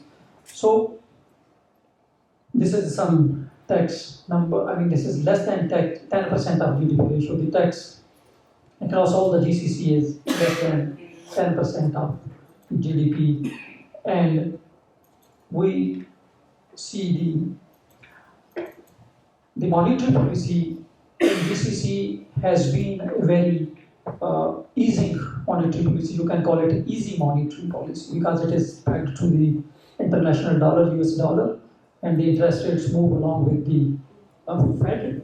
So as it has been having a very low interest rate, so it does have a low interest. So we try to find an evidence on that how easy monetary policy affects the inequality actually. So recent evidence suggests that the increase in income of the richest is 10% higher than the poorest 5% if there is a persistently easy monetary policy and it cuts interest rate down actually. So both ways, for those countries which have a very high interest rate, it's widening inequality any further increase. But for the region and the countries where monetary policy has very low interest rates, and easing it further can also widen the inequality. So just to see the recent focus, we tried sort of scroll through the central bank's publication across the GCC. We hardly could find the word inequality in the latest reports.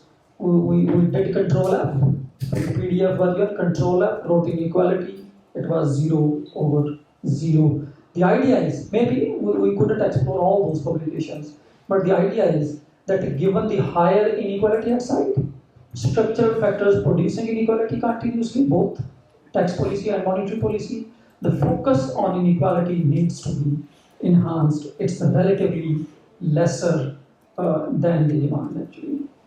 So these are last, and this is what I have already covered, the kind of that inequality should be at the central debates, an integral part of economic policy. And as we are focused on central banking this time, so we propose that central bank needs to. In GCC central banks, as we are in this forum, they need to start thinking on inequality as a major economic challenge going forward. And this will be a double challenge as the economies diversify economically, economic complexity increases, the shift from petrol and oil to other inputs, outputs and exports, inequality will be a major challenge.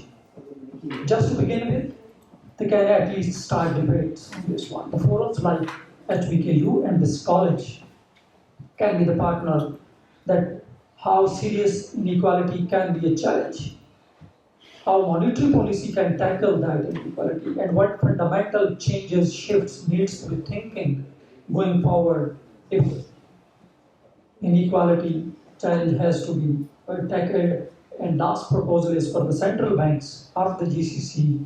I hope from this forum the voice will be reaching to them that they need to engage with academia, with civil society, both regionally and internationally, to strengthen this debate on inequality. And this will require a collection of very high quality, frequent, and disaggregate data so that you can assess where is the inequality coming from and what the central banks can do. Thank you so much. I once again thank you for being here. Thank you very much.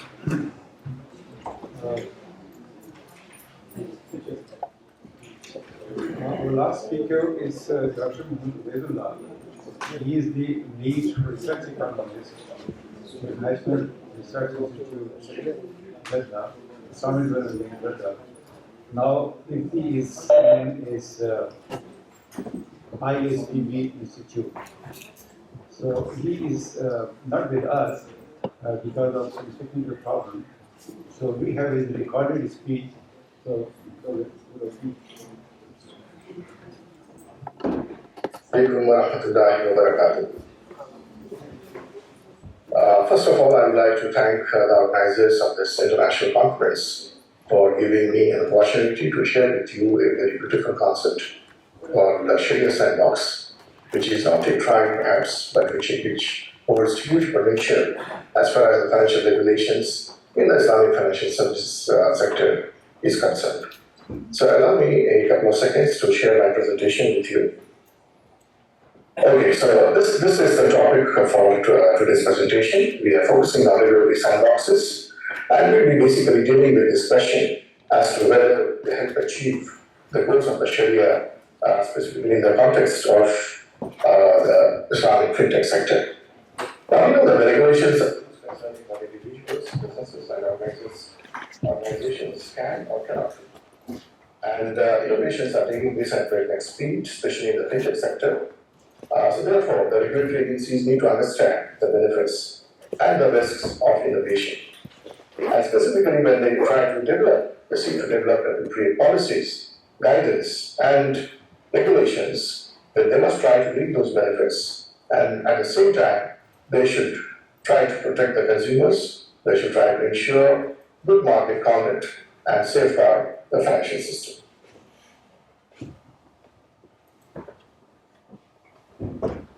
Now, what is a regulatory sandbox? A regulatory sandbox, specifically in the context of the fintech, this is a legal classification that creates a space where the participating businesses will be subject to onerous regulations. The relief is usually for a very limited period of time, but which is long enough for the regulators to identify the appropriate and perhaps a reduced number of regulations for the sector. And we know that the UK, the United Kingdom, that they pioneered this concept in the year 2015. Since then, several other countries have adopted similar sandbox policies, including Abu Dhabi, Denmark, Canada, Hong Kong, and Singapore.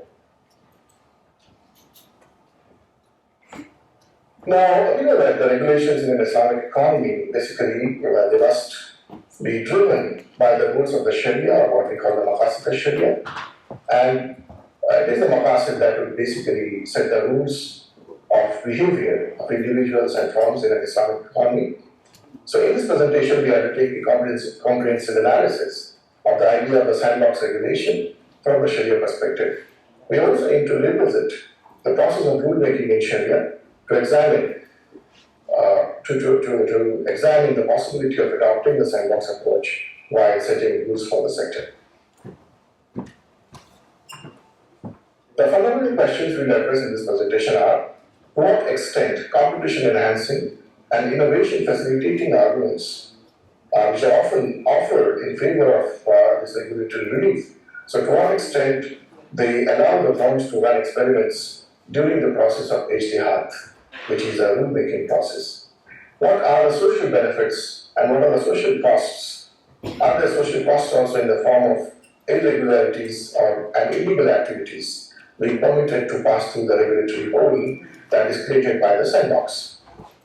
Or alternatively, is there another approach where we can take a much broader view of the sandbox, one that includes not only testing and piloting, but also focuses on knowledge building and innovation-friendly policy making.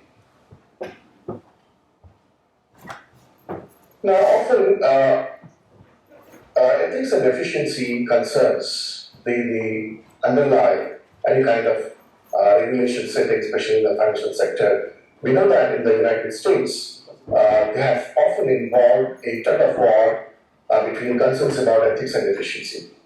Financial system efficiency is measured in terms of efficiency achieved in the wealth creation process, and all of us, we understand the importance of ethics as well as efficiency, that when a financial system must be efficient, it must also be ethical and fair to all the participants. And this well-known study by Sheffin and Stackman, 1992 study, which that considers, that basically offered a framework for analyzing specific financial regulation in the US.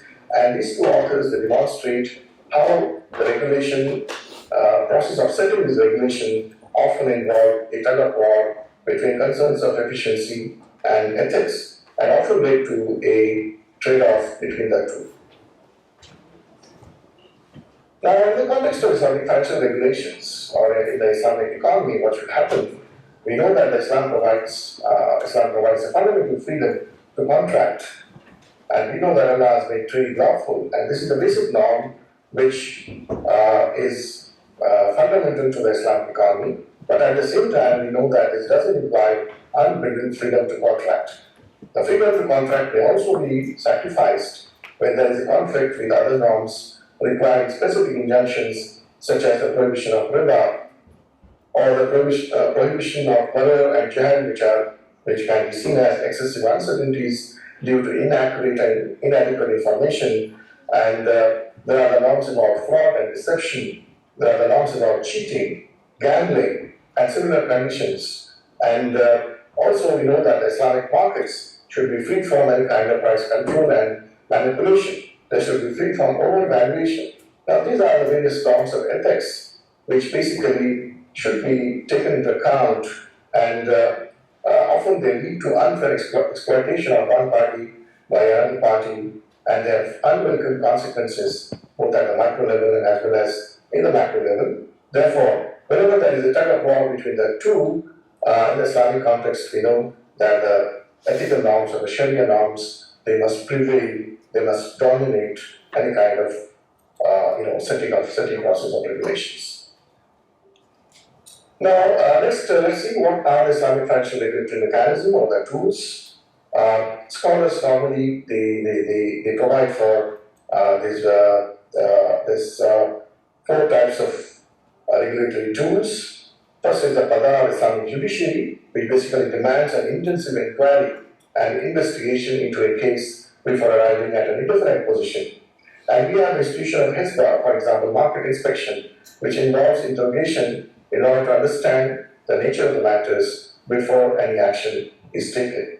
And we have the institutions of Qarar and Mayar, which require several rounds of sharing, review, consultation, and comprehensive understanding prior to resolution and conclusion.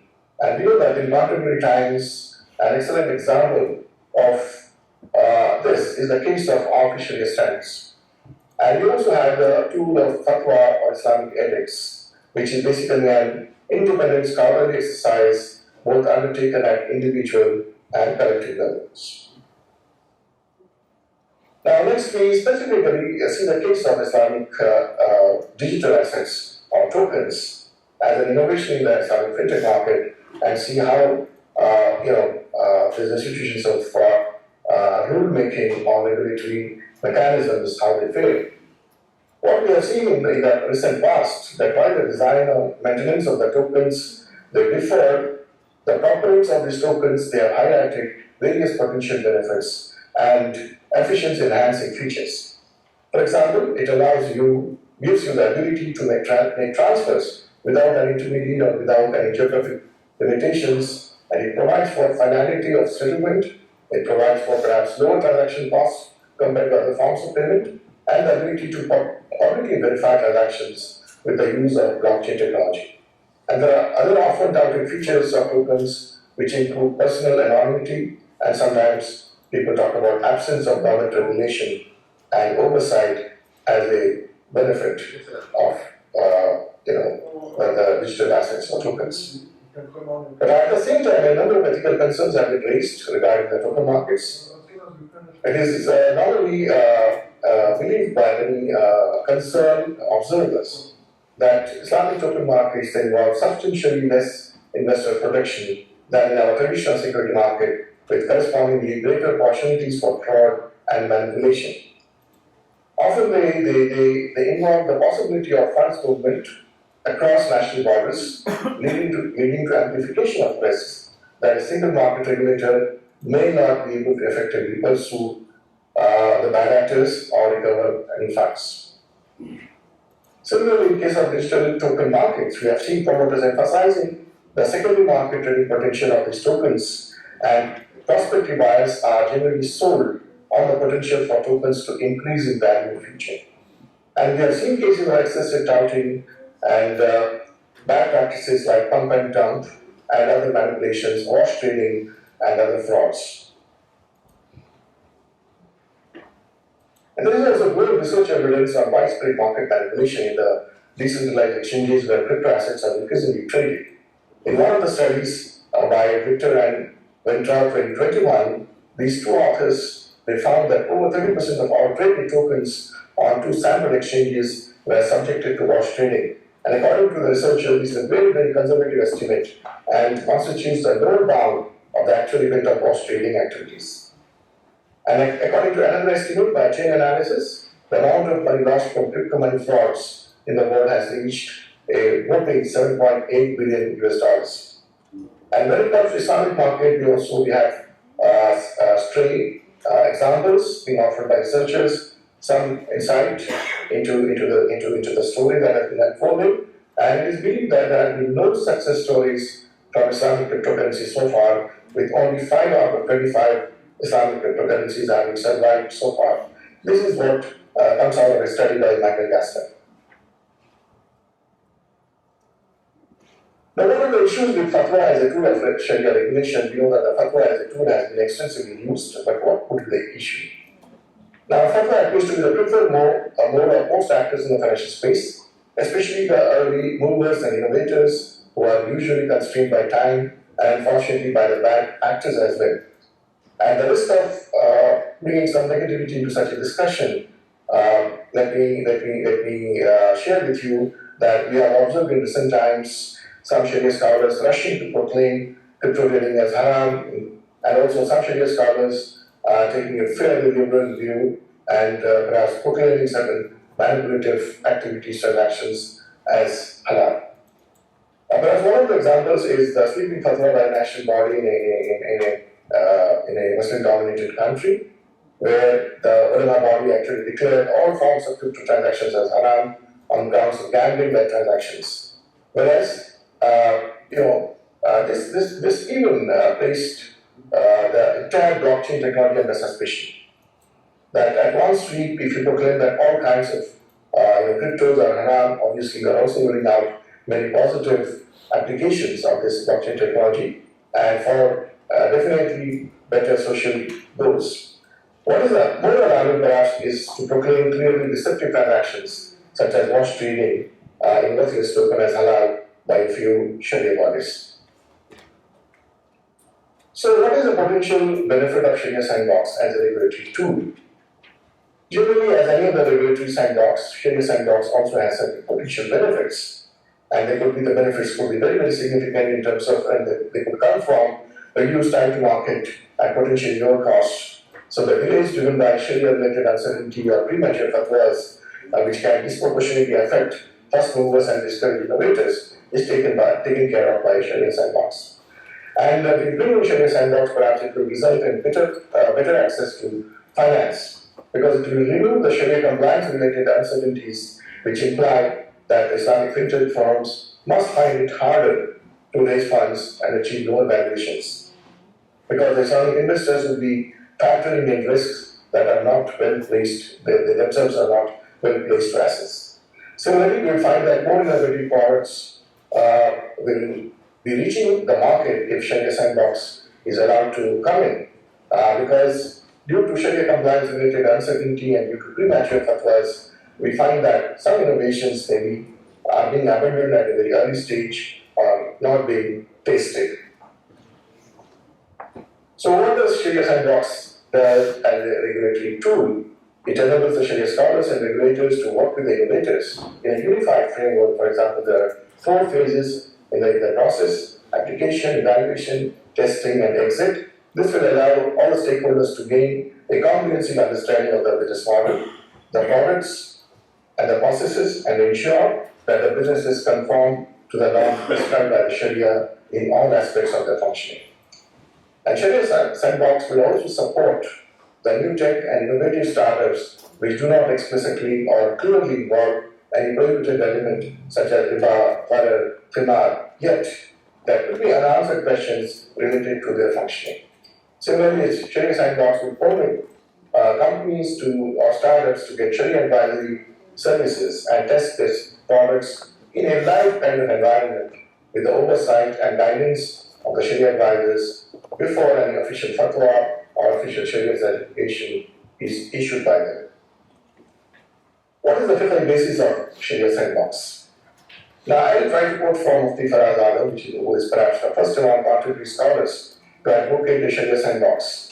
He provides the fiqh basis in the following words. He says that any tech or startup which enters the sandbox will be permitted to raise funds and test their product in a live and controlled environment because of a simple reason that the classical jurists they allow permissibility, or they see permissibility as the original state of a financial transaction.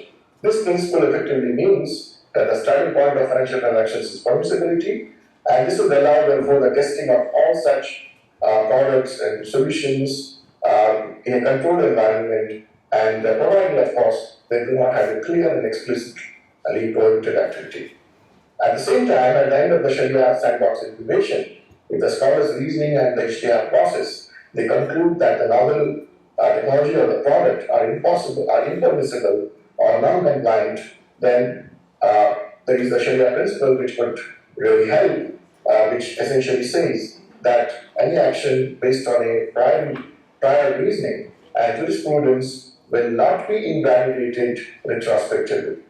So on this basis, we can proceed perhaps to the concluding remarks and highlighting the fact that there are diverging views on the sandbox as a regulatory tool. And on the one hand, there is a question, can a sandbox truly promote innovation, or is it nothing but a loophole big enough to drive the track through? That means allowing a lot of bad actors to move on, or might sandboxes become barrier against financial innovation themselves? In fact, if you look at the track record of sandboxes, there are far fewer sandbox success stories than there are critics of unsuccessful sandboxes.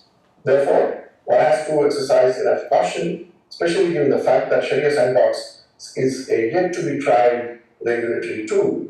One can only hope that a well-designed and executed Sharia Sandbox, which will replace the premature fatwas, that will most certainly bring in more benefits. It would help achieve the maqasid of protecting and nurturing wealth creation by facilitating innovation while protecting the investors and consumers by avoiding the pitfalls of riba, gharar, khimar, and all other forms of unethical market conduct which are deemed prohibited by the Sharia. And finally, we have the references. Very briefly, I have provided the references to the studies I have quoted in this presentation, and I am open to any question from the audience. Thank you very much. Jazakallah khair. Assalamu alaikum wa rahmatullahi wa barakatuh. Thank you. This is the end of the presentation. Now I open the session for your questions and answers from the presenters. Any one of you, if you have a question, so you can raise your hand. If your question is addressed to Dr. Vedullah, so he will be with us online. So he will be able to answer your questions. So please raise your hand, any one of you want to ask a question. Okay, please. Assalamu alaikum, Hatim Otair from Dubai, Middle East. Thank you so much for this enlightening session.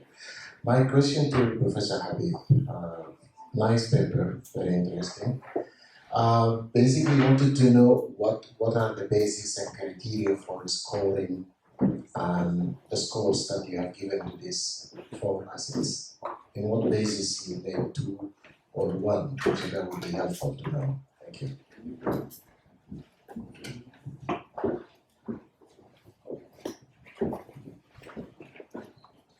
Thank you, Mr. Chairman.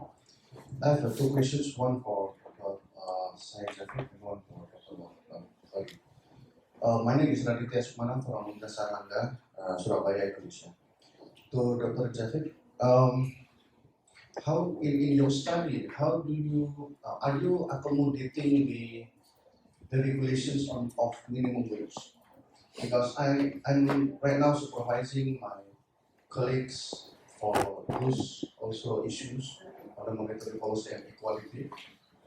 Because if you have like low monetary policy, so that the company will get more financing from the banks and assume that the company get more profits, how do you see the adjustment of the minimum wage? Can that easily be bigger so that we don't have no more issues of minimum wage? So how do you see that issues and how's the ethical fact in your country? And to our Bali, we have a lot discussing on the issue of scarcity, right? And I saw on your slide that you have cited Professor Hassan on the issue of scarcity, whereby the way he described the scarcity is that 2 things that we should remember on those 2 on issue of scarcity is that provision of God, and the second is availability to mankind, whereby oil has been there on earth million years ago. That is the provision of God. But the way we know that oil can be used for the car to move is just recently. So how do you see the difference between scarcity on his perspective and your last slide on your own definitions about the scarcity? Thank you. Thank you. I have one question actually. That's interesting question on 2 dimensions. The first point is that when interest rate is low, there is this easy access to finance. But the question is, where is that finance going? Who is getting that finance actually? This is what we are more concerned about. If I give you example of GCC, only 3% of total credit to private sector goes to SME sector. You have 56 countries. I know it's So speak about 56 countries. in Qatar, it's 4.6% that goes to SMEs. So the point I'm trying to make is that even if there is a sort of easy policy, monetary policy, low interest rate, it is important where is that credit who is borrowing actually. The SMEs in Qatar contributes 1/5 of GDP, but they get only 4.6% of total credit in the private sector. Coming to your last part, on minimum wage, this is very tricky. Sort of, you cannot fix minimum wage too high, because if you fix it too high, you are creating unemployment. Because you cannot make both choices at the same time. You can either set wage and let the employer decide how many people he will employ or she will employ. So this is the critical part. So ultimately, that is why we are promoting that the inflation target needs to be set according to the wage growth. But certainly there is a minimum wage which is sort of in accordance with the productivity growth in those countries. My just last part, the countries like Pakistan and developing countries, there is very high informal sector, undocumented economy. It is just a political slogan on a minimum wage growth. It is very difficult to monitor how much they are paying actually. On paper, for example, in Pakistan, it is 25,000 per month salary minimum wage, but they are paying much less to many of the people because government cannot monitor it. So this is in general my response. Thank you.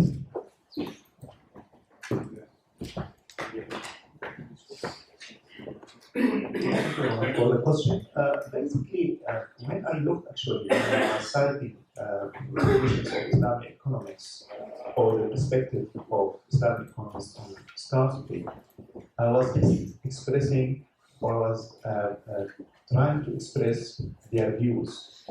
And their views are different. So in terms of Zubair Hassan, when he mentioned that, okay, Allah subhanahu wa ta'ala, the absolute abundance is there, but what we realize, something in limited form, in that actually in some way he justified relative scarcity. What was the moral behind the presentation is to say that if we integrate critical realism into the discussion, critical realism and critical idealism, we'll find out that most of the Islamic economists will agree on their perspective on scarcity and abundance. Because all of them, they believe that resources are abundant. All of us will believe in that. But we are different in terms of whether we accept relative scarcity or not. So what is actually the moral behind the story here? It's not about scarcity or abundance. Scarcity in itself should not define economics. And if we look at people who economics, they look at scarcity as ill-defined, and they consider the definition of economics from a different angle. So for Islamic economics, because of the lack of methodology, we don't have a clear methodology in studying Islamic economics, we ended up, for example, influenced by the definition of conventional economics. So what we are trying to say when I propose that definition, it was a proposition which to say that Allah subhanahu wa ta'ala expands the resources, restricts them to whomever He wants. But the moral, what we are actually required to do is to follow His obligation and to follow His rules, whether it is abundance, whether you are in the condition of abundance or in the condition of scarcity. And Sulaiman alayhi salam is the richest man on the earth. Nobody is richer than him. And he mentioned that Allah subhanahu wa ta'ala has taught us things that He didn't taught so many people. And what I found the most thing that I have learned from Allah subhanahu wa ta'ala is to be just during anger, during happiness, and also, most importantly, to be moderate in the condition of poverty and in the condition of richness. So it's all about following Allah subhanahu wa ta'ala's rules and commands. That actually was my attempt to define, my attempt in the definition of economics.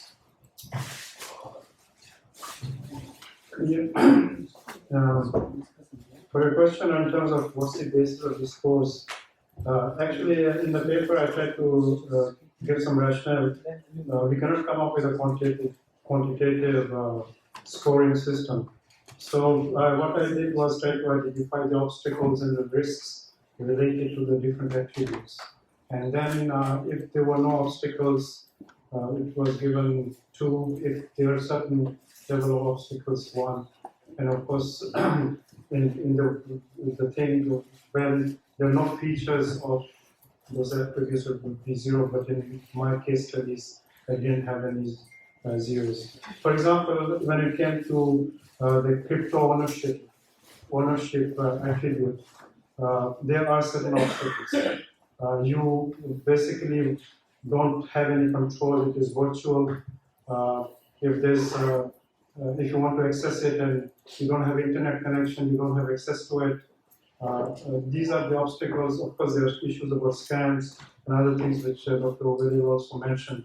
85% of the so-called cryptocurrencies are actually scams. So you really don't know what you want.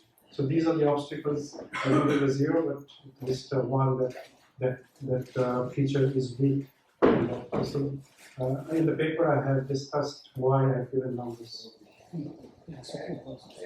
I have a contribution. I would like to make a contribution to Dr. Wahab al-Bari's presentation. His presentation is about ontology, and critical realism has an ontological view, and critical idealism also has an ontological view.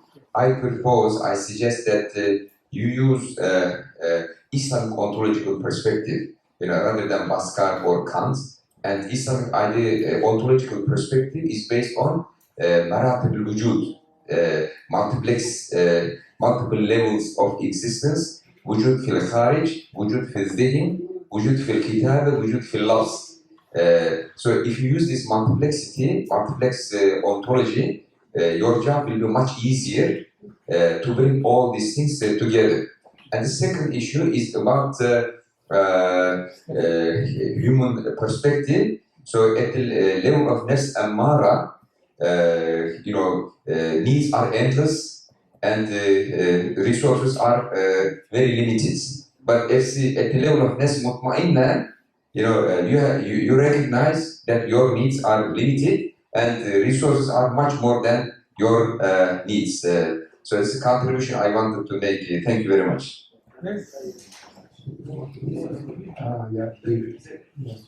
Yes, yes, you are right. Thank you very much. What I want actually to say, because the time was limited, I wanted to say that critical realism gives emphasis on ontology over epistemology. That's why, if you look at it, it looks on existence. Positivism, they reduce ontology to epistemology.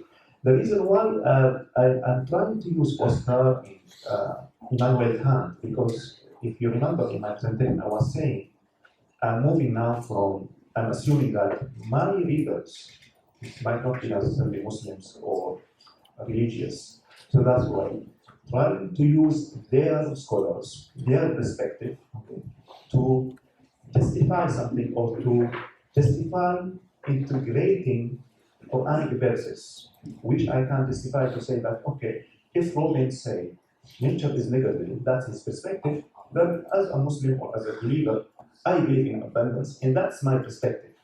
And that's actually the moral behind. In the paper, I actually have elaborated more on that. But what I will do, I will take that into consideration, and inshallah, I will I will integrate that part of Islamic ontology into the paper. Okay? Is that okay? Inshallah. Thank you very much. Thank you all, because we have already taken too much time, so we have to conclude the session. I would like to thank all the presenters for their talks, all the audience for their listening, their patience, and making questions. This is all the papers are basically very fundamental papers, and our students, especially master's PhD students, they can get a lead for their further research. So thank you for all for your listening. Thank you. All,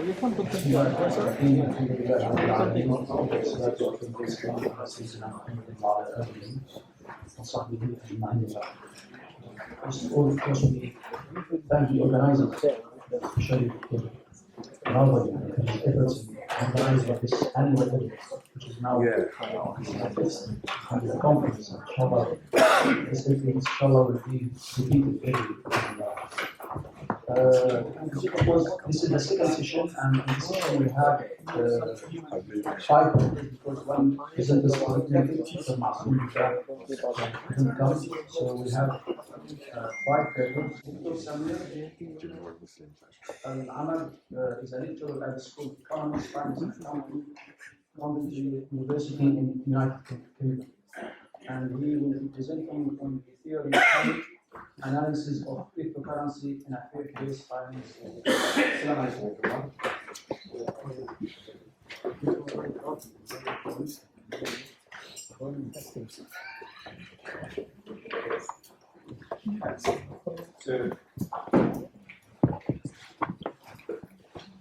My paper will look into the theory of money and will conduct an analysis about cryptocurrencies. So how cryptocurrencies fits in the theory of money as we know it. So the objectives of this paper is applying religious rules as a directive. This paper examines the concept of money and cryptocurrency within the theory, traditional and Islamic as well, and how it is enacted in the context of Islamic finance amid different opinions among its actors. And as we see now, there are different conflicting opinions about the context of cryptocurrencies and its use.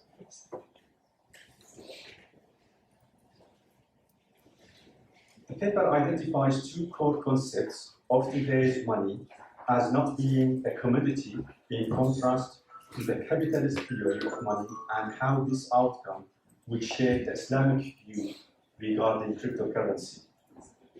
It also concludes that the concept of money and how cryptocurrency is viewed by Sharia would allow coordination among various global actors with intersecting religious views, values, logics, and interests.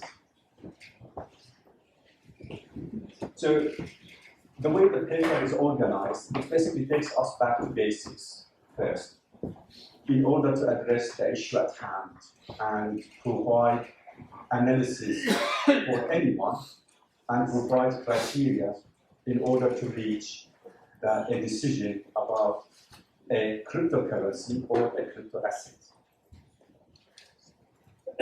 So going back to the literature on money, which dates at least as far as Aristotle, and many variations on the story of money and how it evolved.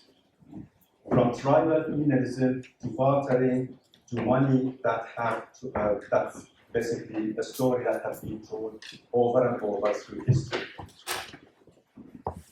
There is a commonly accepted definition of money that is along the lines of a commodity that individuals accept voluntarily in exchange for all other goods. Historically, the commodity has tended to be precious metal, as we know it, so gold and silver, as the commodity for money. Historians and anthropologists have pointed out how the commodity theory is an incorrect account of the historical origins of money.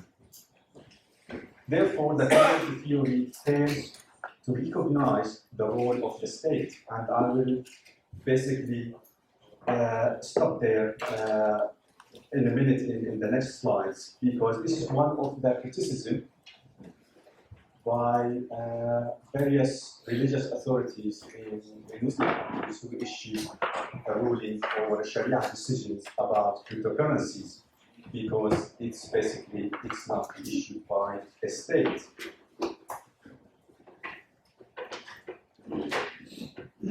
So the importance of this critique is, however, not merely historical, as the commodity theory of money is explicitly or implicitly carried over into contemporary new classical economics.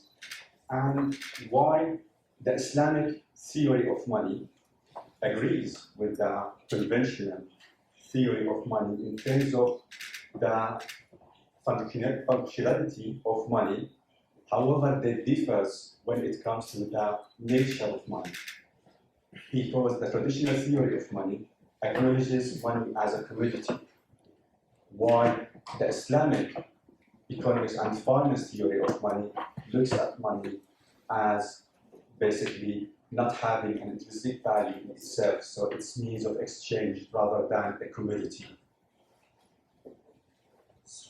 To analyze the significance of money, it must be broadly studied in the context of a particular society or community. That's why it's important to study cryptocurrency within its community, within its actors that they are using it. Money has always been associated in varying degrees of closeness with religion, partly interpreted in modern times as the psychology of habits and attitudes, and we can see these habits and attitudes and behavior in the context of cryptocurrencies and those communities dealing with those cryptocurrencies and crypto assets. Nonetheless, the ideal commodity to serve as money has been understood throughout history to be fungible, portable, scarce, divisible, and durable commodity. And that basically is represented in precious metals like gold and silver. So they qualify in that respect as proven by history, which basically of these qualities takes priority over the other is a matter of perspective. So there is no priority in terms of the order of those qualities, and it is a matter of perspective.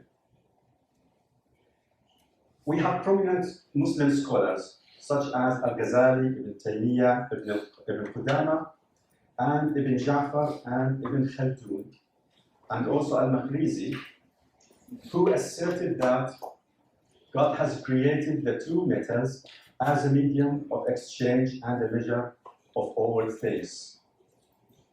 However, if we take platinum, which is a precious metal, let's say platinum get the status of circulation and being have the characteristics of gold.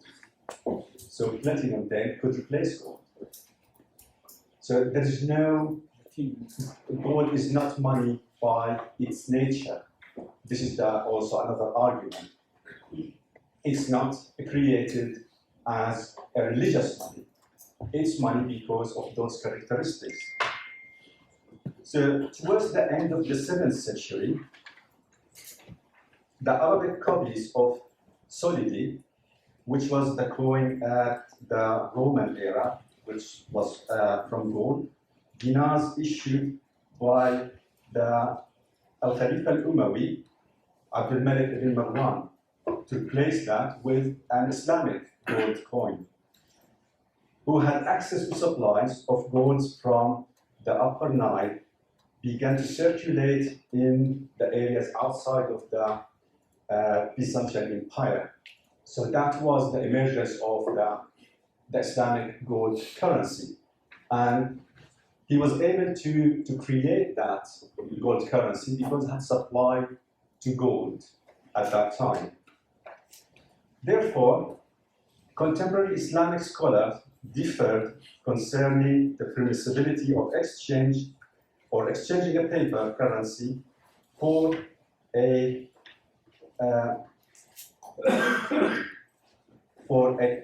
country to another paper currency for another country, when the fiat money or paper currency came into existence. So money in classical texts, the Book of Books or Fiqh al-Mu'amalat, refers to gold and silver specifically as coins and nothing else. So it doesn't refer to paper money or fiat money as we know it today. According to the Sunnah of the Prophet Muhammad ﷺ, money must possess an embedded value, which means the value of the money, whatever that value might be, and regardless of changes in value that might naturally occur, is stored within the money and cannot be basically focused or found outside that money, because that value is represented by the money itself. And money traded according to their basically conventional value, whether they represent that value or not, where the intrinsic value was of lesser importance since the earliest times, and we've seen how the value of money declined over time. This was the case according to Al-Juwayni of local restricted currency, which was at that time copper or fulus, made from copper, used for small transactions whose value was based on the close social ties between those communities using the fulus as money. It was therefore used in small networks of people where social control guaranteed the exchange value as a customary practice. And I'm basically setting out here the argument for the analysis of cryptocurrency. So just follow with me here in terms of how money started changing and various forms of money emerged in the Islamic literature and fiqh. So we have four views, or four Islamic views, specific views about money. The first one, paper money can be viewed as a balance representing the deposit of gold or silver. And this view is held by several Islamic scholars. Historically, the connection between gold and paper money via a debt related or debt relation between the central bank and the money holders is convincing in that context. The rules for exchange of debt or debts apply, and the full backing of the currency issued by the central bank is required. But that's not the case. That currently is not the case.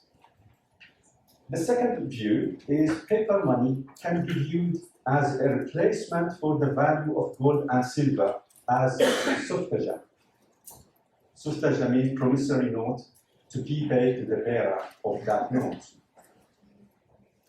Therefore, paper money itself attracts the characteristics of the respective precious metal. The currency is seen as if it were the metal it is based on. And that was the view held by the Islamic Development Bank, which is contested by other Islamic scholars. Because the rules of exchange of debts can be circumvented. However, equating paper money with gold and silver, respectively, can only be justified if it is completely backed by a precious metal. And that's not the case currently. That backing is completely gone. This can only be secured if the central bank holds 100% reserve to back the money. The third view is paper money may be given the same legal position as fulus. In classical legal thoughts, however, this view should address the issue of local circulation. This view applies to Sharia rulings of a sub-ruling to the main issue being considered. And that's highly contested under the Sharia rule because you cannot apply sub-rulings to the main issue in question.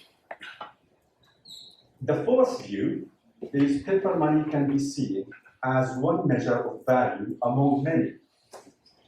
However, this approach involves a major uncertainty, since money is not backed by real assets. Only the strength of the economy serves as the guarantor for money. So I just want to elaborate on this point and ask you a question to get you involved in the discussion. I'll show you two items based on the argument that money has to have basically a sovereign entity issuing this money to be valid legally. So those two items issued by the British government. So that's my passport, and that's £20 note. By raising your hand, who do you think that this passport is guaranteed and protected by the British government who issued it? Raise your hand.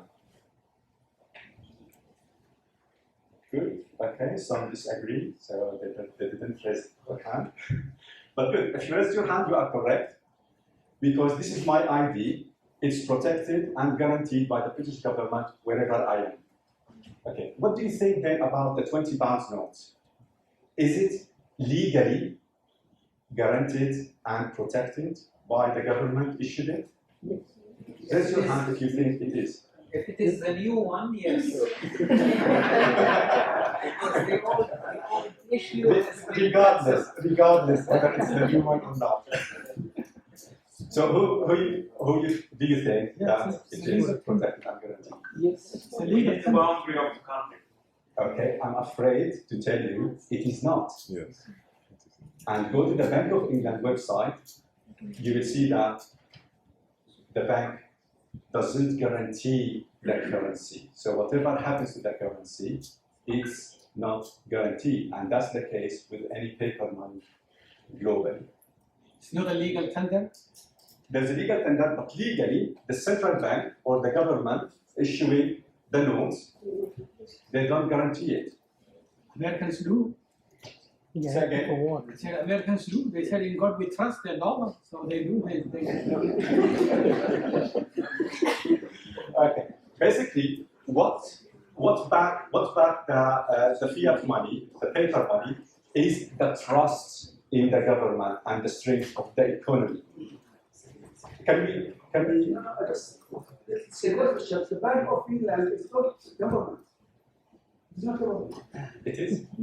It is the bank authorized by constitution to issue and print currencies.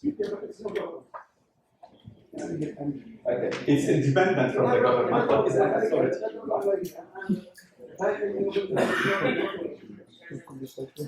Okay. Thank you. I got your point. It's a constitutional authority with the government responsible for the economy and the money. So, thank you. Yeah. For more accuracy, yes. Okay. So you got the point from this example. So let's move on and see the differences between money and commodity. So in the matter of exchange, money and commodity both are treated at par. So both can be traded and can be sold at a price that parties to the transaction agree upon. But of course, it has to be in certain conditions, whether spot regarding money, spot transactions. So according to Islamic principles, money and commodity have different characteristics. And those are, money has no intrinsic utility. It cannot be utilized for fulfilling human needs directly as commodities do. And commodities can be of different qualities, while money has no quality except that it is a measure of value and a media of exchange. Commodities have particular specifications. Money, however, cannot be pinpointed in a transaction of exchange, as Al-Juwayni, Al-Ghazali, and Al-Qazwini and Habarnake mentioned. So you cannot pinpoint this 20 pounds note. It's just a 20 pounds. It's not this specific 20 pounds that I put in my pocket. Is that okay? Is it time? So now coming to cryptocurrency. Where does cryptocurrency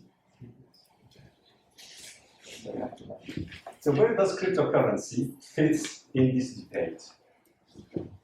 As we have seen, the core aim of cryptocurrency is to create a decentralized form of money that does not rely on trust in any central authority. So we established the strength of paper money is the trust in the government or the central authority issuing it.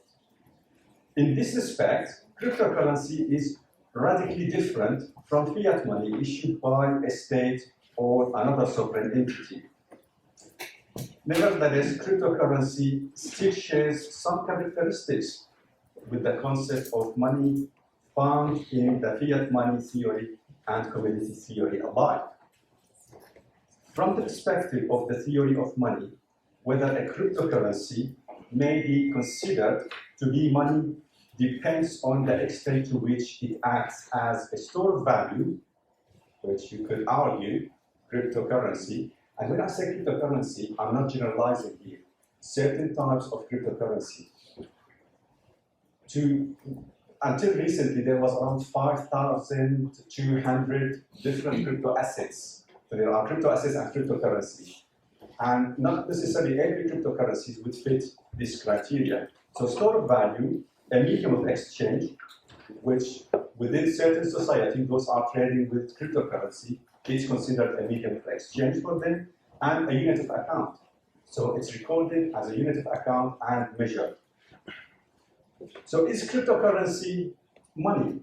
In the fiqh terms, is it a mal? So Islamic scholars generally agree with economists about the functions, as we said, of money. However, this would not make any material difference to this discussion. As we agreed, the functions of money here is irrelevant. The Hanbali school of thought, the Hanafi school of thought, views mal as something that is desirable and can be stored for the time of need. Anything can be recognized as mal when all or a group of people accept that thing as mal in their customary practice. So if a group of people accept a cryptocurrency as mal in their customary practice, according to this opinion, it is mal, and the two aspects are being desired by people or as something of value. The second criteria, it has a stored value, which basically being capable to be stored for the time of need. Therefore, according to this view, mal is a tangible item. However, intangible items such as benefits and rights are not considered mal. The other view, and we're still basically discussing here, is a cryptocurrency money or not. So the other view is the Maliki, the Shafi'i, and Hanbali view. Mal includes tangible and intangible items that are considered by people and their customary practice. Thus, it would include rights, benefits, usufruct, and trademarks. So this trademark, Hamad bin Khalifa University, is mal. Can I take that trademark and put it on a corner shop? Say, this is Hamad bin Khalifa. I can't. Legally, I can't. And from a Sharia perspective, I can't, because in that case, I am basically not in my right to use that trademark. So it has a right, and it's recognized by Sharia. So I'll skip those 2 points. You probably know them. So just quickly, based on the discussion above, it can be argued that cryptocurrencies are mal from the Islamic jurisprudence perspective.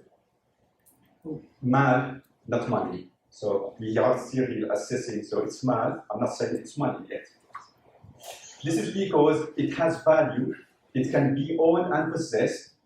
There is nothing to say that it's not permissible under Sharia if we employ, and as we've seen, those advocating for it, that everything is permissible under Sharia, and unless it's explicitly stated to be not permissible.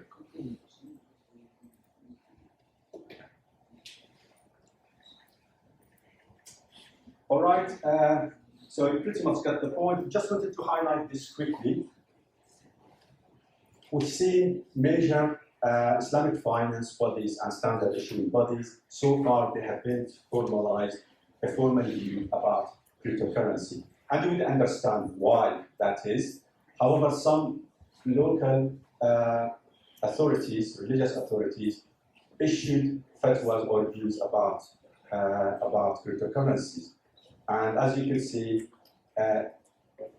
it doesn't say whether cryptocurrency as a core item permissible or not. It's based on what would be the consequences of dealing with cryptocurrencies. And that's the basis of the fatwa. And that's why those fatwas are being criticized, are not dealing with the issue itself, but looking at the consequences. Consequences that usually central banks and financial authorities in the country would be concerned with, not religious scholars. Therefore, the way to see this or to frame this, I would say, is discuss it on this basis. So you have a robust academic Sharia-based discussion in terms of furnishing the criteria for money and how and when it would be acceptable, and then look at the consequences based on al-maslaha. So in country X, if they see the maslaha sharia, and these are different types of maslaha, I don't have time to go through them and explain each one, necessitate that they are not able to deal with this issue and provide regulations because there are various types of cryptocurrencies and crypto assets, and maybe they are not able to deal with it, and they want to protect their populations. So why it is acceptable from a Sharia perspective, it's not haram, but from a Maslaha Sharia perspective, it is not, because of the harm it could cause. So that's very important point in terms of making the right Sharia decision. And then you look at the objective of Sharia, the objective of contract transaction, and then you look at the substance of the transaction itself. You have various types of cryptocurrencies, and this is how you look at it. What's the objective for initiating the contract, substance, and outcome of the contract? And sorry for overrunning. Thank you very much.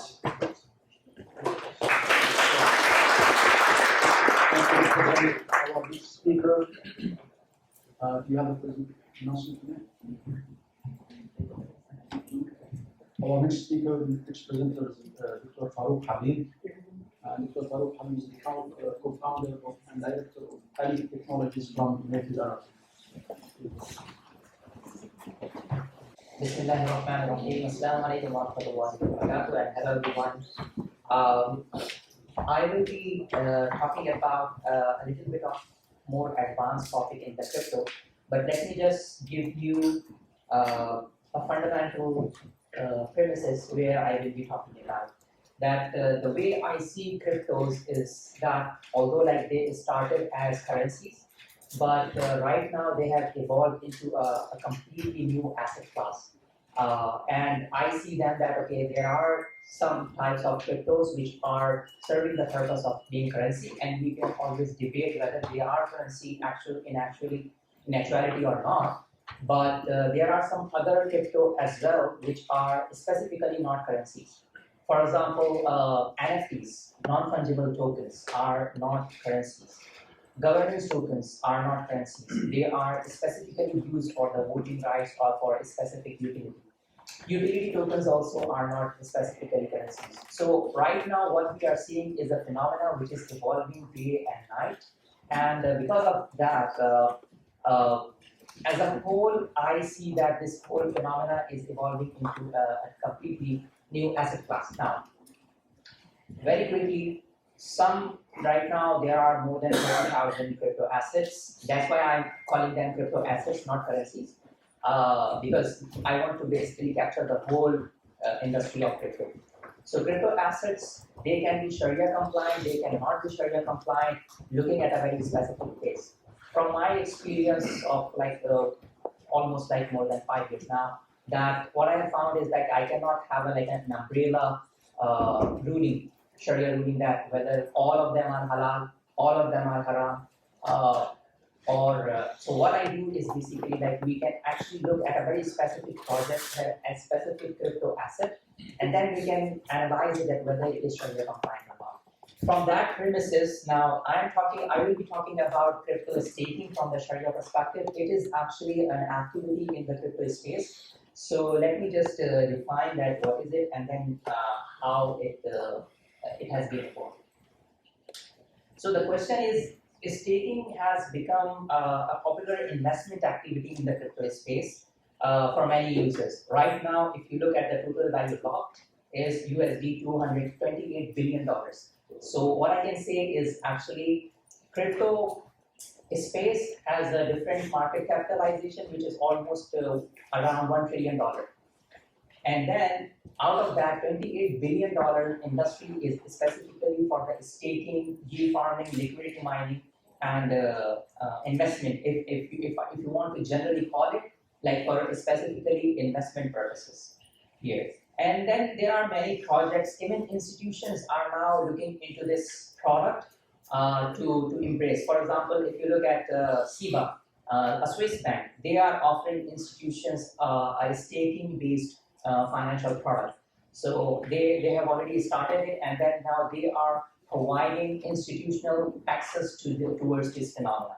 And then now the question is that can Islamic faith-based users engage in this activity while remaining within the premises of halal, or can an Islamic crypto project can have such kind of activity or phenomena? This is another question. And the third one is, can Islamic banks, for example, develop a product which is crypto staking product as a Sharia compliant viable solution? So I'm gonna talk about it, but let me just go back to the problem again. The problem is again, the thing is, we see the whole crypto space as a trading activity. I was talking to Prof. Iskandar and I was just trying to explain to him that right now I see most of the people when they talk to me about cryptos, they say, okay, can I buy this coin? Is it halal? And do you think that if I buy it now, tomorrow it will go up in the price and I will sell it at a higher price? So the thing is like most of the people are thinking about it as a trading activity. But what I have observed is that like this phenomena is now evolving into a complete banking and capital market solutions. It's already become, this space has already become so much sophisticated that there are banking products there are capital markets products, saving products, investment products, etc. So the problem is that we have to basically change our mindset first, step out a little bit, and then see that like, how this phenomena is growing, and remove the confusion first. And from the legal perspective, from the Sharia perspective, from academic perspective, and from the regulatory perspective, we have to look at this phenomena with a different mindset, so that like, we cannot have confusion here. So let me just start with that how a crypto transaction is being done. So first of all, let's suppose that I have some crypto and I want to transfer it to something. And these cryptos are already on on chain, which means that these cryptos are not with an exchange. They are already on blockchain. So what I will do is that I will basically broadcast this transaction, and this transaction is being broadcasted to the network, and the network will validate this transaction. And how do they do it? They do it through the mining process. And then I will be talking about mining process later, but I just wanted to walk you through this transaction first, and then I will be coming back to the mining and validation process. When they validate it, they compile the different transactions into one block. Once the block is completed, they put it in front of the chain, and then once other people started validating more transactions and creating another block in front of that, then we say that like this block has been completed and confirmed, and the transaction is completed. So that's how it's being done. But there is a very subtle thing which is mining. I think that now most of you might have heard about it, what is crypto mining, Bitcoin mining. But let me tell you that in reality, it is about validating the transactions on the blockchain itself. And to do that, you have like a consensus algorithm, which is the core of this blockchain. So blockchain is a platform, but the consensus algorithm you choose is actually so much crucial to the blockchain because it decides that how you are going to have a consensus or agreement within the distributed network, number one. Number two is how you are going to behave in the system and how you are going to ensure that the system is secure, immune to hacks and exploits. And it also ensures that how the miners, the people who are responsible for ensuring this network to be secure will be incentivized. And also the efficiency of this the platform also depends on the consensus algorithm. So that's why the consensus algorithm is important to the mining activity. Now, you might have heard about mining of Bitcoin, and there are some other crypto assets which are using the same logic of mining. So you need to understand that this Bitcoin blockchain and how the mining process and the validation process works is dependent on proof of work system. A proof of work system is a consensus mechanism for confirming and monitoring the data flow in a blockchain. That once a network has arrived on an agreement, only then they can allow some sort of data or transaction to be inserted in the blockchain. So this proof of work consensus algorithm does that. And it is used in the Bitcoin and other crypto assets, and to have the opportunity to mine a block of the Bitcoin blockchain, crypto miners must demonstrate proof of their work as quickly as possible. So what happens is that miners actually try to validate the transaction as quickly as possible. There is a competition among them. So let's suppose that this whole room is full of crypto miners, and I am also one of them. So what I will do is actually I will start compiling the validated transactions into a block. If I am able to create that block, I will put it in the blockchain, and then Prof. Abdulazim will find that, okay, now Farrokh has put the block over there. Now I have to create another block on top of it. When he does that, then my block will be validated. So that's how it works. So if let's suppose that I created a block, but nobody is accepting it, and then Prof. Azim has started creating the block, his block on Prof. Skandar's blockchain block, then it means that his block will be accepted. Now, when we do that, we need a lot of computational power, and because it basically runs on a hash function, which is basically decides the difficulty level. So like when you are validating the transaction, the encryption and decryption technique, and solving the puzzle, it's not easy. Not everybody can do it. Why? Because you need a lot of computational power for that to compete with others, so that like it is commercially and economically viable for you to mine. And why you do that? You get two incentives actually. One incentive is on Bitcoin blockchain, when you create a block and inserted it, and your block is accepted by other networks, by other miners in the network, then you get rewarded by 12.25 Bitcoin, newly minted Bitcoins. And the Bitcoin algorithm is set that every 4 years, the reward will become lower and lower, like half and half. So like, I think after 4 years now, it will become 6.25 newly minted Bitcoins for each block, and then it will go down, so that like the supply will be scarce, it will be controlled, and there will be a demand for it. Now, second incentive for the miners is actually the transaction fees. When I'm compiling all the transactions into one block, I also collect the fees of those transactions. So this is my second incentive. That's why I do that. But to do that, it is not very easy because, again, like I said before, that you need a computational power. So for that, you need electricity, you need a perfect cooling system, and then you need to have so much powerful hardware to do that. And also, proof of work is slow. So there is a problem with mining on the basis of proof of work. Why? Because you need a lot of resources, number one. And number two is it's a slow process. And that's why a normal Bitcoin transaction is being confirmed within 10 minutes time. So it's still very late because I can have other blockchains which can provide a solution which is faster throughput as compared to Bitcoin. So now there was a problem, and also the problem is when like I said before, that when you accept a block, then other people at the same time were providing computational power, trying to compete with you through their computational power, but their block was rejected. So which means that the whole process was actually gone to zero again for you guys if my block is accepted, and then you start competing again. So every 10 minutes there is a competition going on, and then during that 10 minutes you waste a lot of resources because everybody is mining, but their block was not accepted. Because of that, they have to go to zero again and then start mining again. So that's how the resources are being wasted. So this was the problem of proof of stake. Although like many people started considering that okay, Bitcoin mining is an investment activity, but then there was a solution of proof of stake.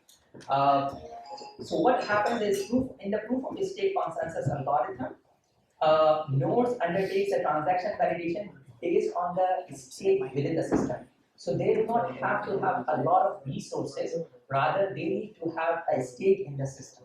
When they have a stake in the system, they can be chosen to validate the transaction, number one.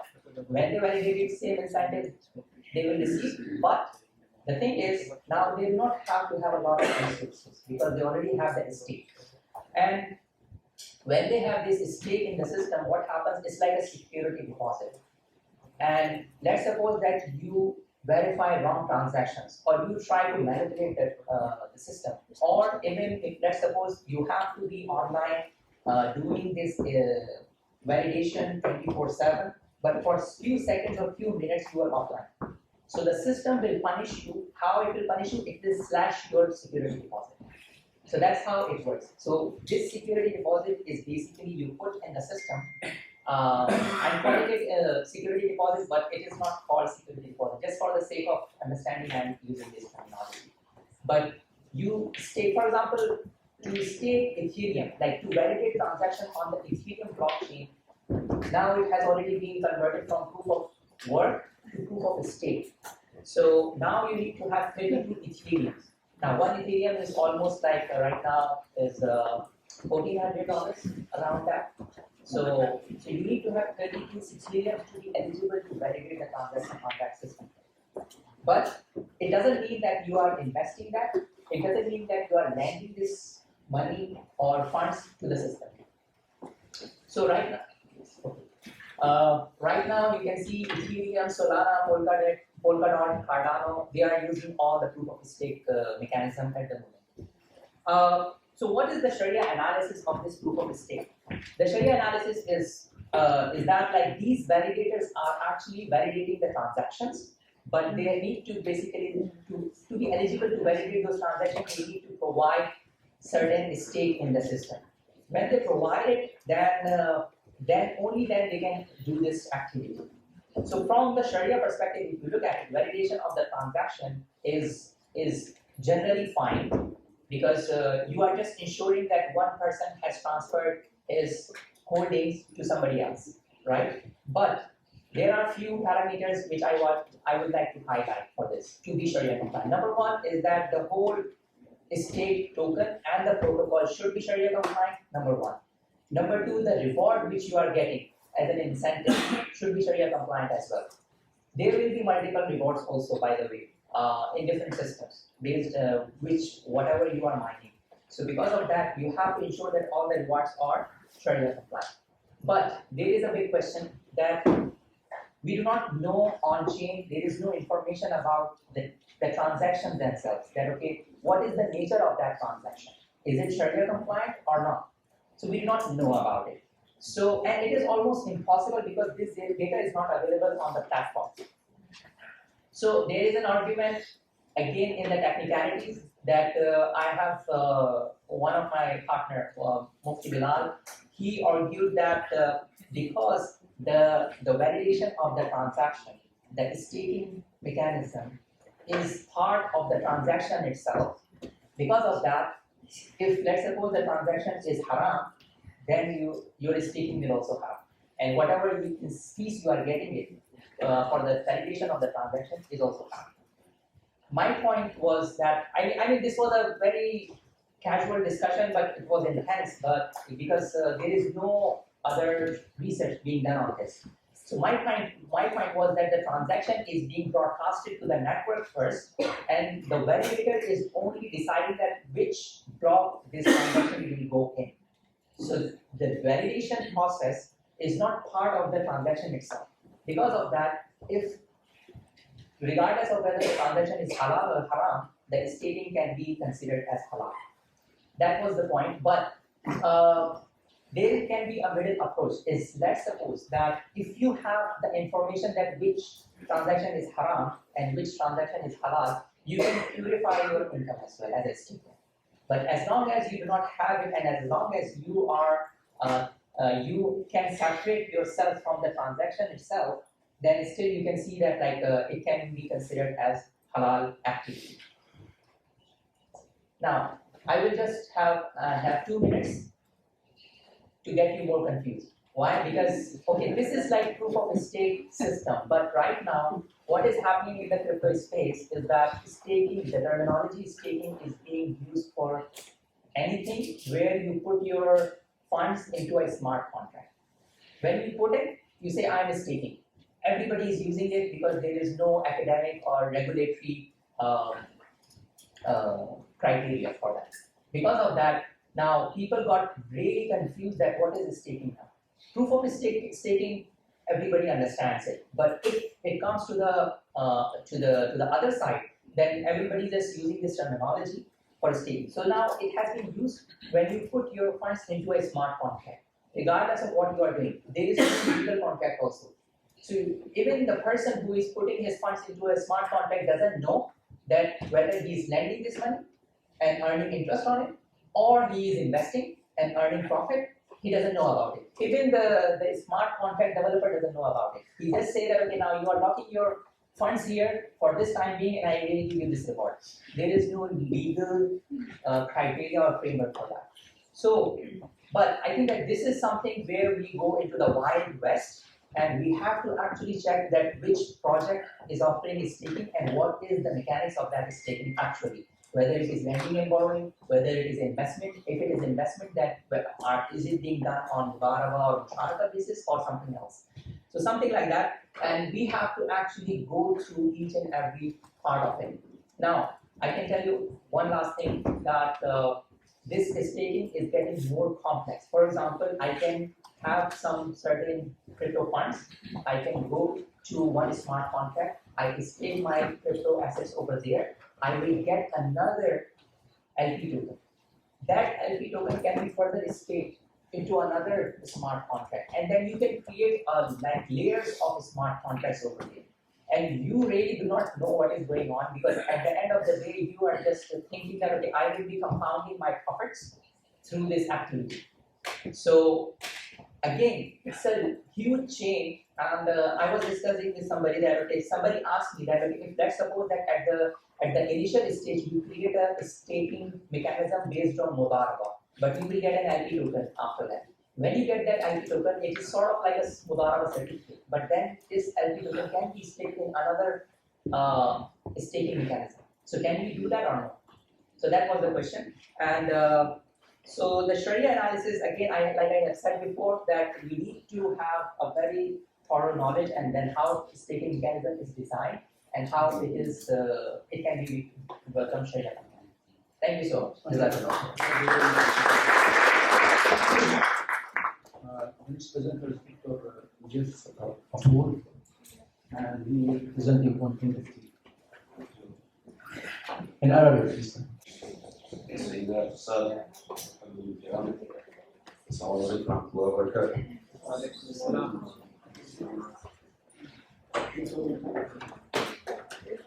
تقديم اليوم إن شاء الله يكون بالعربية، وحول الموضوع له علاقة مباشرة بما قام به المراهنة لكن باللغة الإنجليزية. شيء من عالم افتراضي وهو NFT.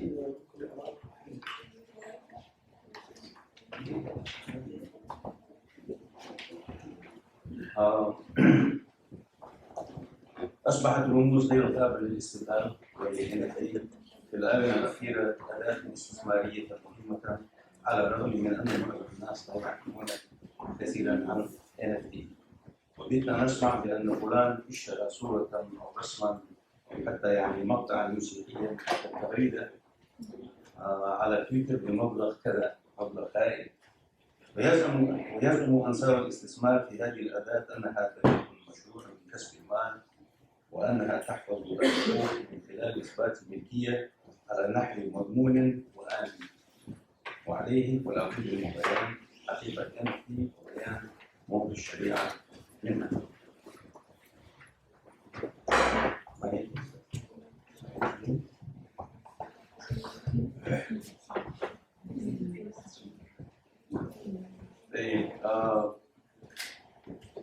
النقاط الأساسية عندنا باختصار المقدمة، نبذة تاريخية إن شاء الله كيف تطورت هذه الفكرة، فكرة NFT، ثم واقع وآفاق تطبيقات NFT، ثم رموز غير قابلة للاستبدال بالمنظور الشرعي وفيها تفاصيل أكثر، ثم تلخيص أهم نتائج البحث. قد يكون هناك من لا يعرف كثير عن NFT، وأنا لا أدعي أنني عارف عن كل شيء متعلق ب NFT، لكن حاولنا بقدر المستطاع أن نبحث عن كل ما يتعلق بهذا الموضوع، ووصلنا إلى نتائج معينة. الرموز غير قابلة للاستبدال، وهكذا يترجم عن NFT، وهي اختصاري Non-Fungible Tokens. تعتمد NFT على تقنية البلوك تشين نفسها التي تعتمد عليها ICIF، يعني في معظم الحالات، ليس في جميع الحالات. وكل رمز له ميزة خاصة لا يمكن استبداله بغيره، قد يكون مقطع فيديو كما قلنا قبل، ورسما ومقطعا موسيقيا، وحتى تغريدة على تويتر وأي صورة. يتوقع الخبراء بلوغ إجمالي الأموال المستخدمة في سوق NFT بين 2022 إلى 26 4 سنوات، ما يقارب 14 مليار دولار. تصوروا يعني هذا المبلغ الهائل في هذا السوق الافتراضي. فإذا فلا بد من بيان التنمية المالية لهذه الأصول والرموز والأحكام الشرعية المتصلة بها.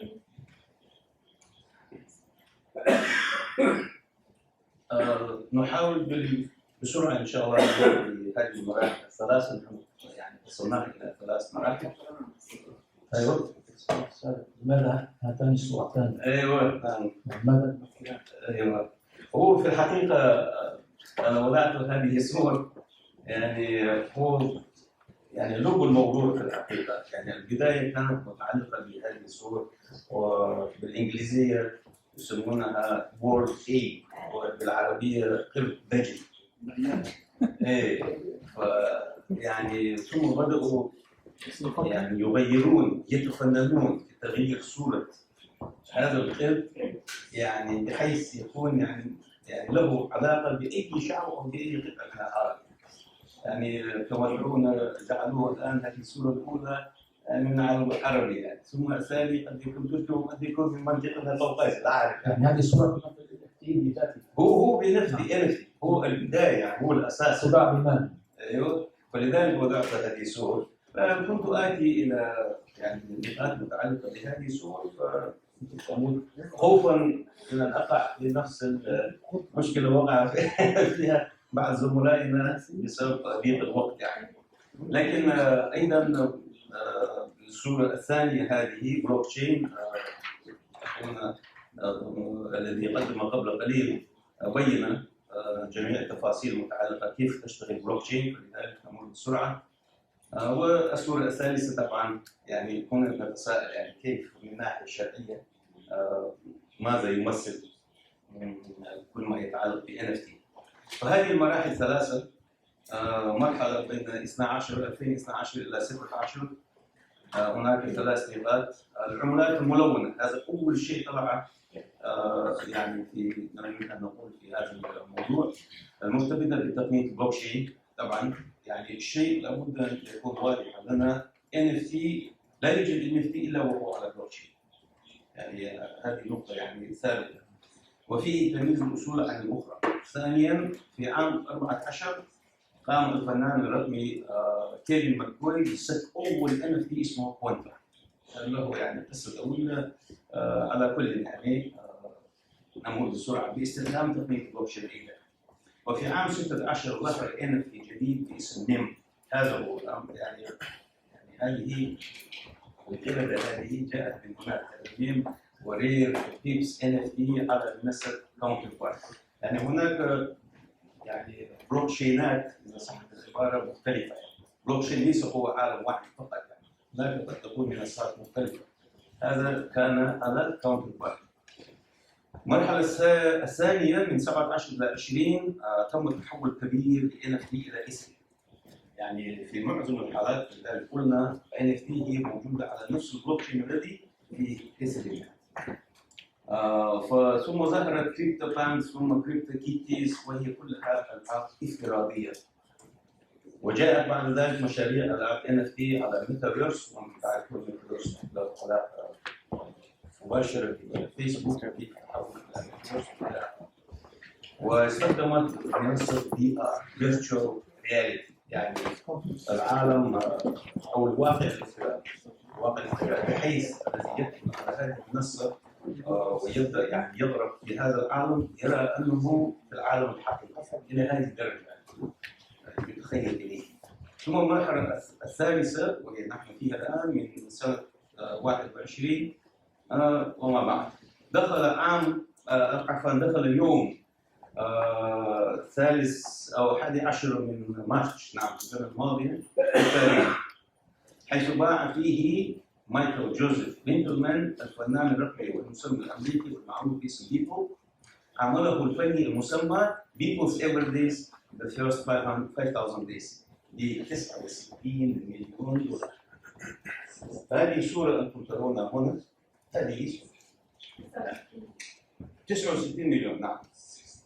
يعني صحيح يمكن أن نحكم الآن بسرعة جنون أو أي شيء هذا لا بأس نسكت ثم نشوف يعني بعدين نحكم على هذه الأشياء إن شاء الله من ناحية شرعية أيضا.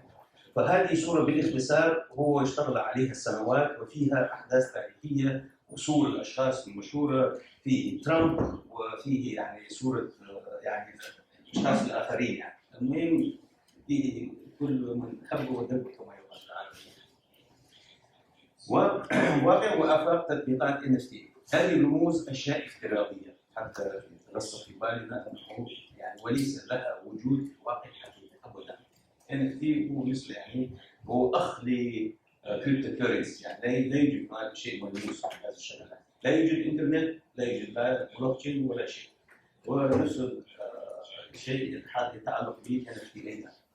يقول نارين في مقالة مشهورة على منصة ميتافيرس التي يديرها فيسبوك إن أسعار الأراضي، شوف هذه العبارة تحدثون عن السوق الحقيقي، إن أسعار الأراضي الافتراضية بدأت بالارتفاع بعد أن أطلقت شركة مقابل ريل استيت صندوقا للمستثمرين لشراء أراضي افتراضية. ما شاء الله، شوف هذه يعني هذه الأرض وهذه الأبنية ليس فقط هذه موجود بل بإمكانكم أن تدخلوا في شراء بعض الشقق يعني بحيث إذا كانت تواجه البحر وكذا وتكون قد أغلى يعني. وفكرة هذه الصندوق تقوم على جمع الأموال لشراء أراضي افتراضية عبر منصة ميتافيرس وتحويلها إلى أصول افتراضية مثل الفنادق والمتاجر والمباني إلى آخره. يعني تملك عندك اسعد كما يقال. وفضلا عن ذلك يتوقع ان يقوم اللاعبون بشراء ملابس واحذيه واكسسوارات افتراضيه في عالم الميتافيرس. شوف هذه أحذية أو الحذاء يعني. تم بيع أحذية فيرتشوال سنيكرز هذا بالضبط يعني. هذا بقيمة فوق 3 ملايين يعني 3.1 مليون دولار أمريكي في 7 دقائق. يعني سايز ما تذكرت يعني مجرد رأيت هذا الرقم يعني مسكت في أسئلة هذا هو العالم NFT. ف من الناحية الشرعية والمقاصد يعني هنا هذه نقطة مهمة جدا لأن نحن ننظر لهذه المسألة منظور المقاصد أكثر منه للفقه. يعد تصميم الرموز من ثمرات الذكاء الصناعي، محل التداول هو المنصات الإلكترونية، ويقع بيع الرموز وشرائها تحت مآبات يعرف بالعقود الذكية سمارت كونتراكتس المنعقدة على تقنية البلوكشين. أهم النقاط التي سنركز عليها أولاً أهم الأحكام الشرعية المرتبطة بالرموز. مالية الرموز يعني هل ينطبق عليها مسمى المال شرعاً؟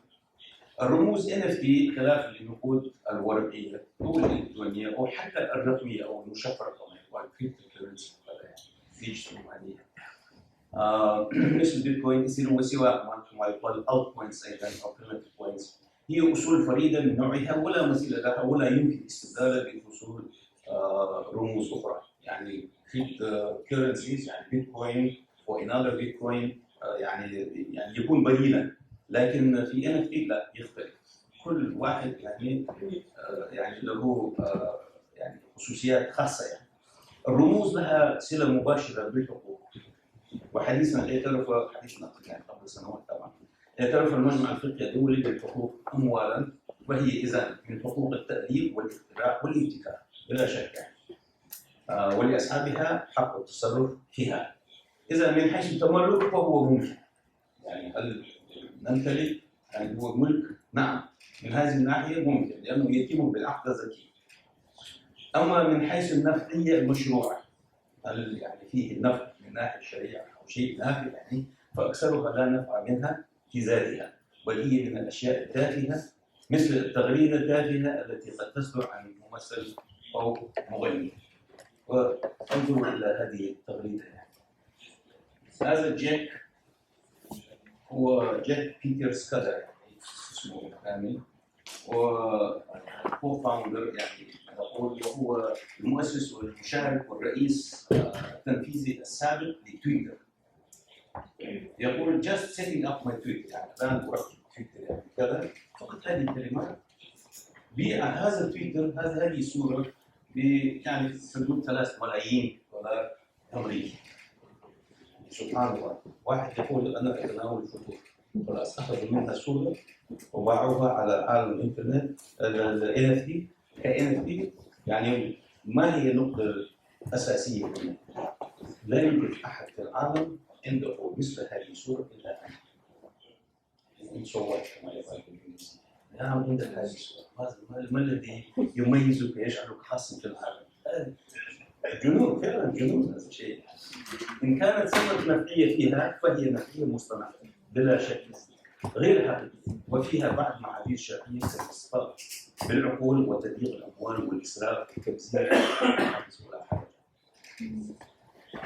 الصفة المالية يعني هل هي نسبية أو قيمية؟ طبعا في الفقه في الفقه عادة نجد هذه التقسيمات، يعني الأموال إما نسبية أو قيمية. فيعني من الماكيلات القمح والشعير أو الموزونات يعني القطن والحديد وهكذا، كل هذه من الأموال المثلية. ثم القيمية التي لا نظير لها، تلك تستبدل في مثيلاتها مثلا، أما هذه لا يوجد لها. فلذلك NFT يعني إذا حسبناه مالا، فهذا طبعا تحت علامة الاستفهام، إذا حسبناه مالا فهو من المال القيمية. أهلية العقدين في إمكان التحقق منها في عقود تداول الرموز. نحن نتحدث الآن واحد يشتري مثلا، هو يدخل في عالم افتراضي هذا NFT، يريد أن يشتري هذه التغريدة الجيك يعني يعني ما هي الحلول المتعلقة بصحة العقد لهذا العاقد أو هذا المشتري؟ يشترط طبعا في الشريعة العقل والبلوغ والرضا، أن يكون عاقلا بالغا، يعني إذا تكون تجارة عن تراض منكم، هذه يعني قوانين أو الشروط هذه معروفة. ولكن يسهل ذلك في العقود العادية، يعني الطفل الصغير غير مميز وحتى لو كان مميزا على حسب قول يعني الجمهور لا يجوز، يعني لا يصح هذا العقد. ولكن في العقود الذكية قد يتمكن الطفل غير البالغ ومن دون علم وليه من عقد صفقات استثمارية مختلفة قد تكون يعني استخدام الأموال الغالية، وهذا يثير إشكالا شرعيا من حيث صحة انعقاد العقد ومن حيث الأضرار والخسائر المالية التي قد تلحق بالقاصدين من جراء دخولهم عالم الاستثمار الرقمي قبل نضوج ملكاتهم العقلية واكتسابهم الخبرة اللازمة. لأن الآن الأطفال يعني متأكد كل واحد منكم يعرف أن ما تعرفونه من الهواتف يعني سيتنجز وكذا، عندكم أطفال يعني أولادكم يعرفون أكثر منكم، يعني هذا في معظم الحالات. نفس الشيء يتعلق ب NFT أيضا، هم يعرفون يعني أكثر من الكبار، فلا يبعد أنهم سيدخلون في هذا العالم ويقومون بالبيع والشراء يعني كالكبار أو أفضل منهم. أهم الأحكام الشرعية المرتبطة بالرموز، القبض في تداولات الرموز، هذه أيضا نقطة مهمة في الفقه. الملكية والقبض قبل إعادة البيع سواء كان حسيا أو حكميا، يعني عندنا يجوز يعني القبض حكمي حسي هو طبعا قبل كل شيء، وحكمي أيضا جائز بحيث يعني بتخلية البائع بين المشتري والسلعة وتمكينه من التصرف بها كما أصدر مسلم القرار من قبل 3 دقائق. طيب مجمع الفقه الدولي قبل يعني أكثر من 30 سنة لكن العقود الذكية فيها الاسترباح السريع من تقليب الرمز بين مشتركين فيها المضاربة السعرية speculation. يعني في أكثر الحالات يعني 99% مما يحدث في هذا العالم هو speculation يعني بلا تردد، والمؤامرة وترفع الأسعار في الغالب. وهذه النقطة هنا الأدوات التي يغلب استخدام الناس لها بالحرام محرمة باعتبار سد الذريعة إلى الحرام كبيع وزراعة العنب في البلدة. عادة هذا المثال مذكور في الكتب الفقهية التي يفشو فيها صنعه خمرا وإذا جائزا. طيب عندنا التحديات والأخطار الأمنية. حتى لا نتجاوز الوقت، هنا أشياء كثيرة ما يحدث من جلب الزبائن من منصة أخرى. يعني إذا كان بلوك تشين A بلوك تشين B مثلا، هذا الجماعة التي في بلوك تشين B مثلا تجلب الزبائن من بلوك تشين E يعني بطريقة يعني غير شريفة. كما فعلت هذه مثلا لوكس رير. ماذا قالت؟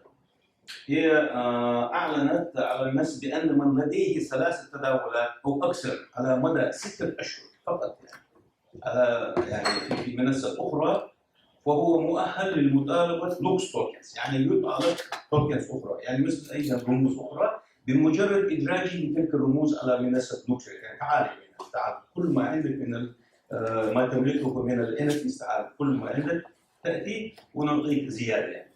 فهذا خلال 8 أيام ما ترون هنا 8 أيام.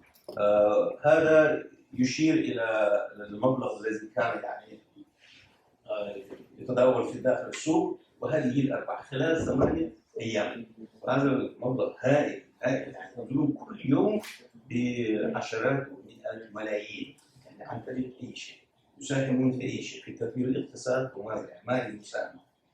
وأيضا هناك طريقات جميلة طبعا عن طريق الخبراء من داخل هذه المنصة يثبتون أيضا جوانب سلبية والخواتم في هذا العالم، لكن الوقت غير كافي.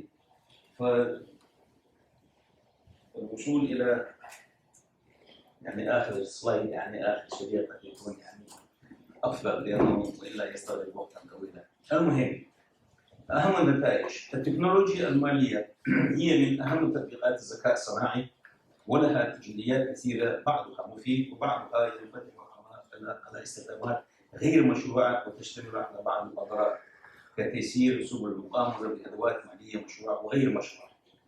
شرعية التطبيق المالي للذكاء الصناعي من عدمها كسائر تطبيقات ترتبط بوزن منافعه في مقابل مفاسده. يعني هنا من منظور المقاصد يعني لأي شيء يستخدم، يعني ننظر إلى المقال، إلى أي شيء يؤدي إلى تطوير الاقتصاد فعلا مساهمة حقيقية إلى تطوير ونمو الاقتصاد أم لا.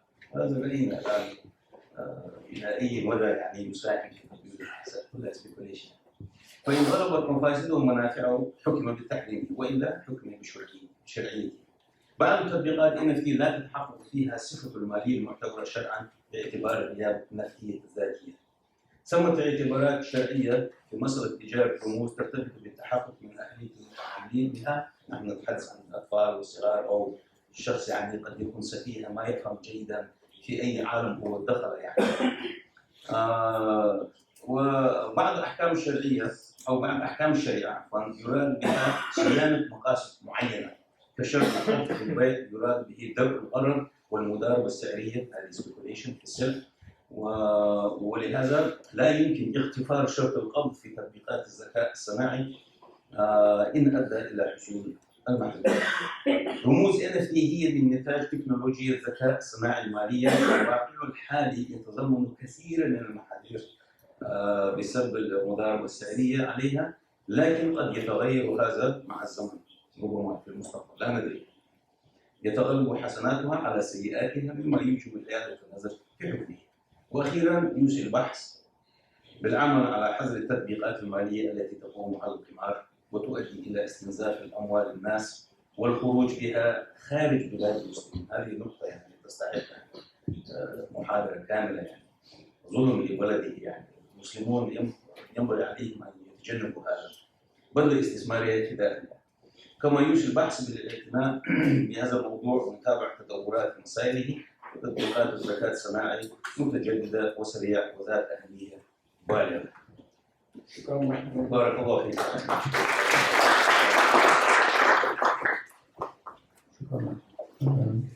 I'm the last presenter here, and my presentation will be on artificial intelligence, ذكاء الصناعي from Sharia. And when we say Sharia, of course, we mean by that the Quran as well as the Qasr.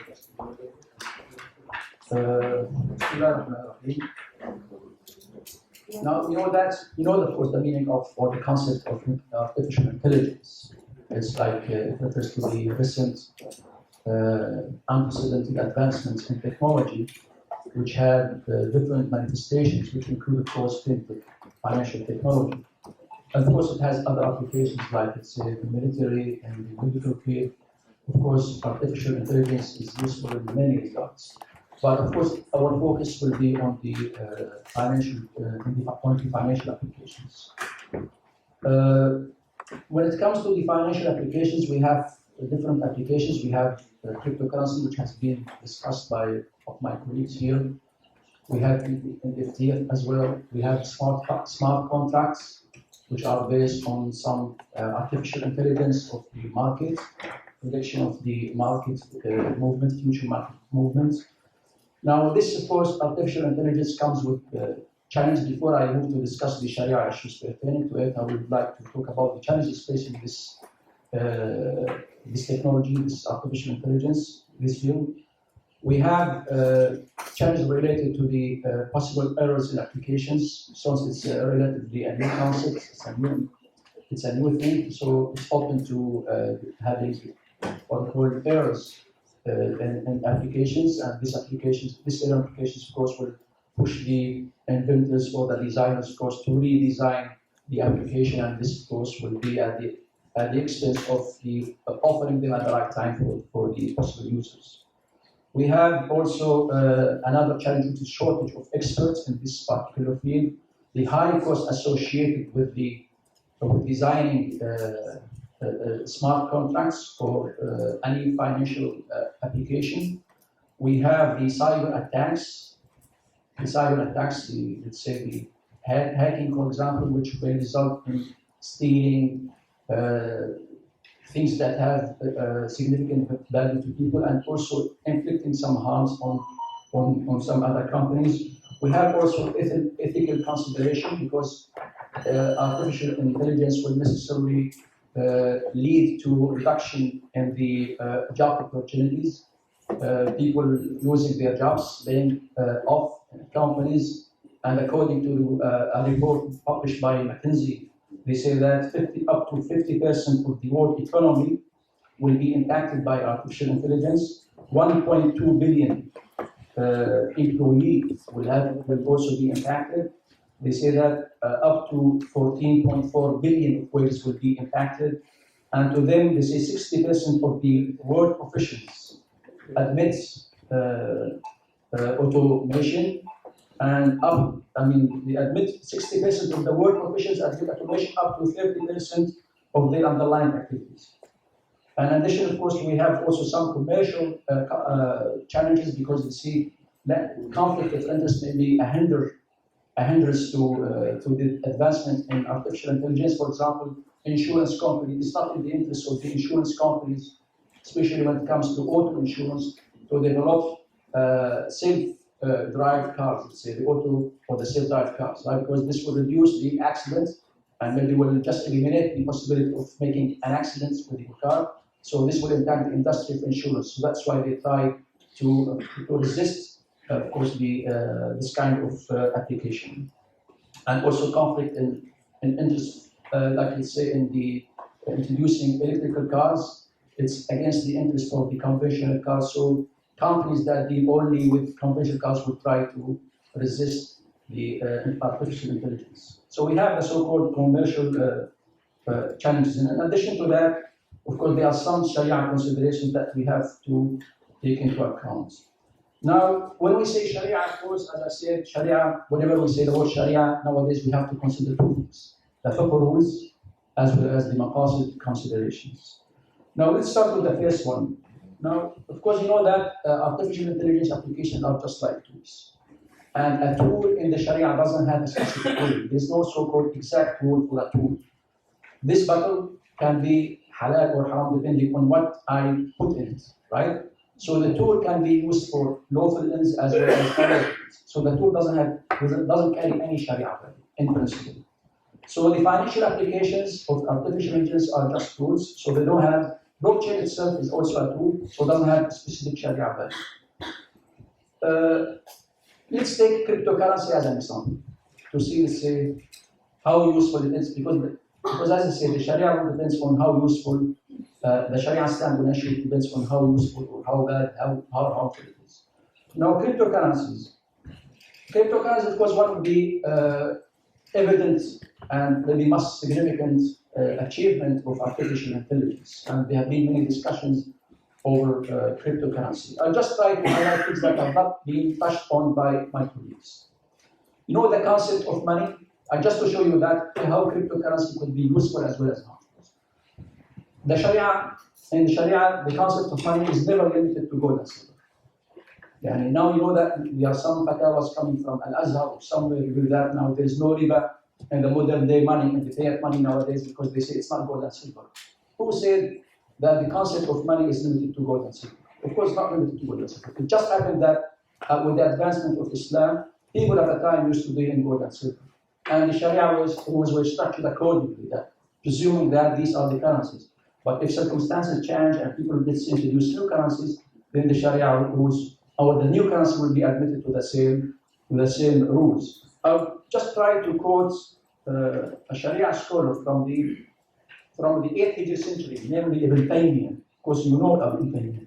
He says to this effect, وَأَمَّا الدِّرْهَمُ وَالدِّنَارُ فَمَا يُعْرَفُ لَهُ حَدٌّ طَبِيعِيٌّ وَلَا شَرْعِيٌّ بل مرجعه إلى العادة والاصطلاح وذلك لأنه في الأصل لا يتعلق المقصود به بل الغرض أن يكون معيارا لما يتعاملون به وذكر بعضهم أن النقد ما تم الاتفاق على اعتباره حتى ولو كان قطعة من حجر أو خشب.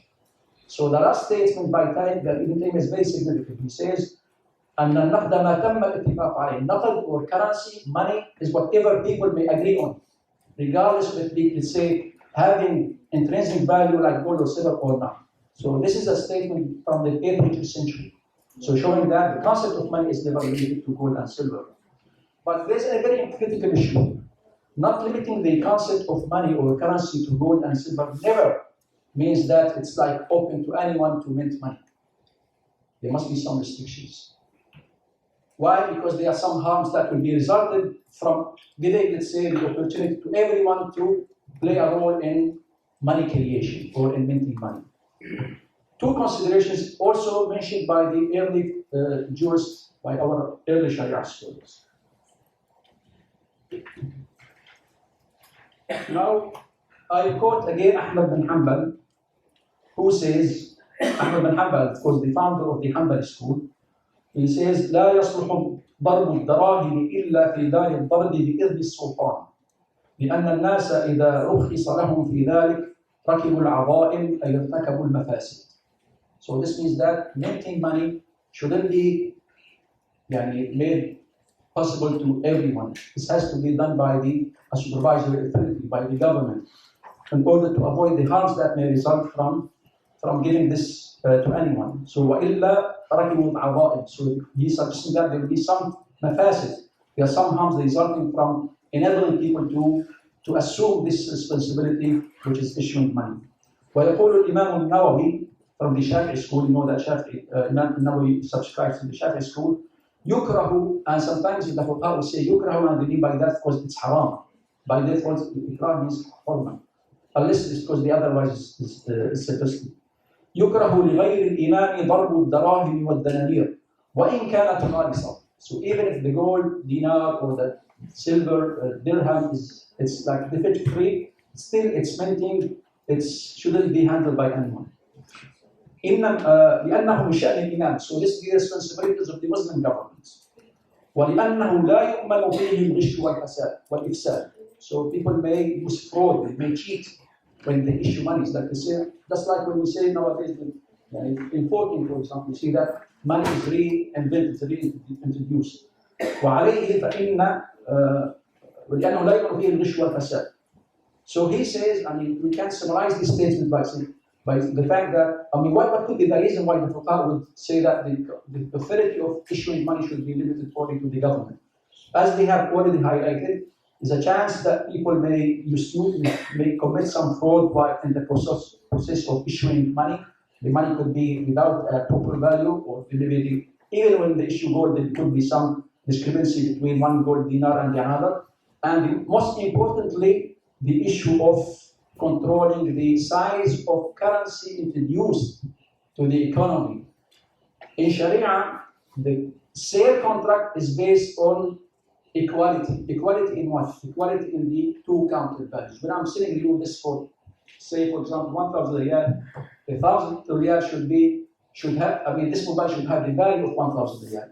I cannot sell it for, let's say, 1,500 or 500. In principle, sale contract or any financial transaction is based on equality in values, right? So the government is supposed to issue or to mint currencies that cover the assets available in the economy, the assets and services. So they are not supposed to issue, let's say, more currencies if they don't have no extra assets for services.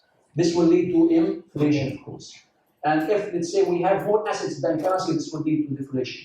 So if we, and this issue which is hinted to by, of course, by our previous scholars, they say that the size of the currency introduced in the society should be reflective of the existing assets and services. Otherwise, there will be either deflation or inflation. And this issue more clearly highlighted by Ibn Taymiyyah, again from the 8th century. He says, ينبغي للسلطان أن يضرب للناس يعني to mint فلوسا, he means by that فلوس and currencies in general, تكون بقيمة العدل في معاملاتهم, تكون بقيمة العدل من معاملاتهم. So he insists in the issue, or he highlights the issue of having an amount, the volume of currency that should be corresponding to the existing services and values. So there should be balance between the volume of assets and the volume of currency in circulation. تكون بقيمة العبد في معاملاته من غير ظلم. So, and there's also a hadith from the Nabi sallallahu alaihi wasallam. He says, the hadith, according to the hadith, نهى رسول الله صلى الله عليه وسلم أن تكسر سكة المسلمين الجائزة بينهم إلا البأس. So the hadith suggests that it's unlawful to remove from circulation currencies that are already in circulation. How? Because they used to deal in gold and silver. So let's say you take gold, you melt it, and you make jewelry out of it.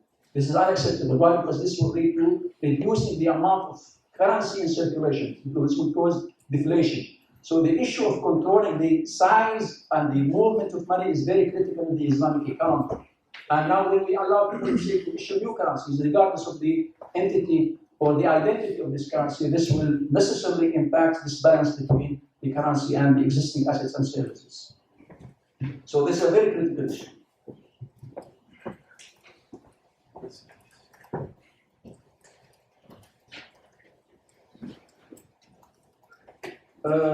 Now, I will also move now to talk about, let's say, some other Sharia issues. Now, how about liability in the smart applications and artificial intelligence? Of course, artificial intelligence has various applications. Now, how about, let's say, if someone designs an application that will help the investor read the market properly and know what to buy, what instrument to buy, and when to sell and where to sell. But this, let's say, application didn't choose the right time or the right instruments, and as a result, the user of this technology, let's say, lost money. Would that be the implication? Because when you buy a car, for example, and you find that this car is defective, you have the right to refer to the seller, either to revoke the very sale contract or to demand the price difference between a defective-free car and this defective car.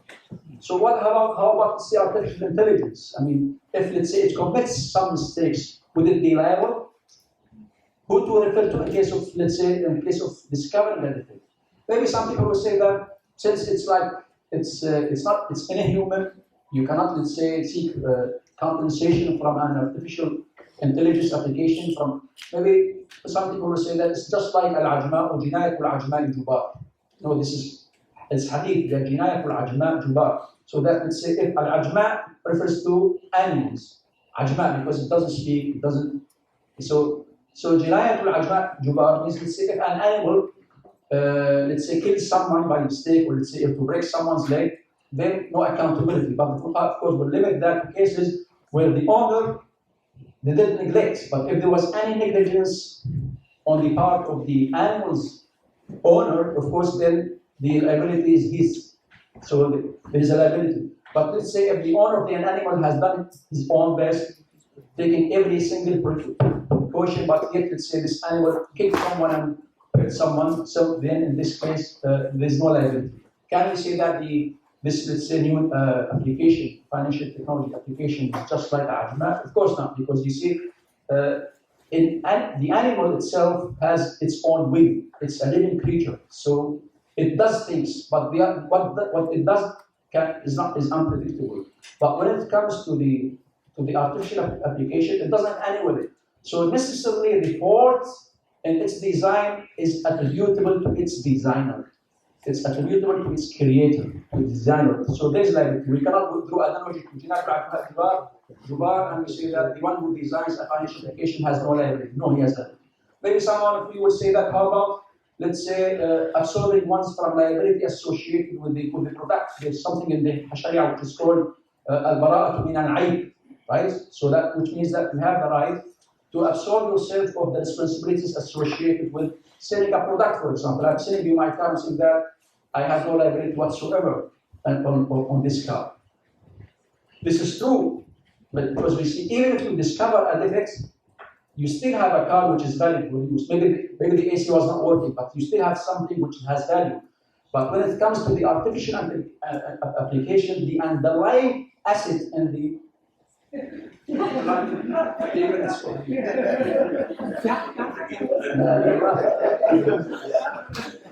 you're right. So I will stop here. So you are taking and I'm misusing my authority, just like the leaders of the third world.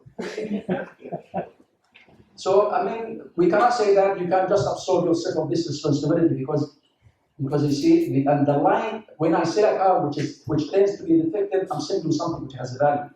But the accidents or the defect, something which could be accidental or complementary to it. But basically there's something.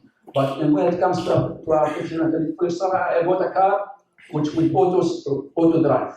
So if it, let's say, makes a mistake and let's say it's runs into an accident, then I'm buying this particular thing which is not found. Just like there's something called in the Sharia al-bayu al-basf.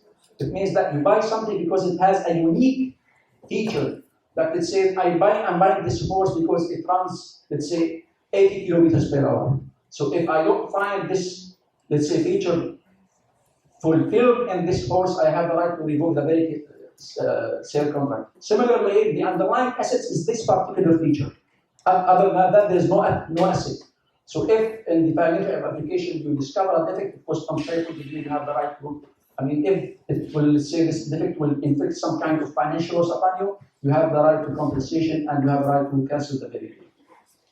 So this is one Sharia issue. The other Sharia issue is related, let's say, to options, to ahliyatul aqidain, which is already discussed by Dr. Al-Wakur, Qabd.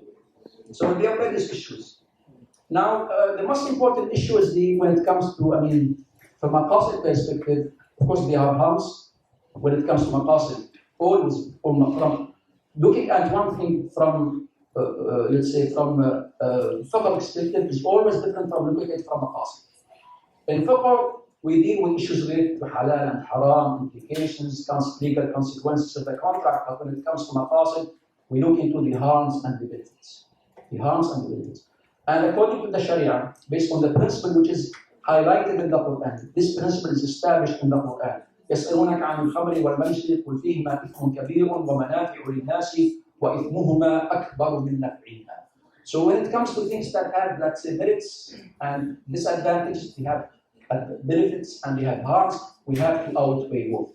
If we find that ultimately this, let's say, this product or that, let's say, has more harms than benefits, then we have to say that this is unacceptable. It doesn't fit under Sharia rules.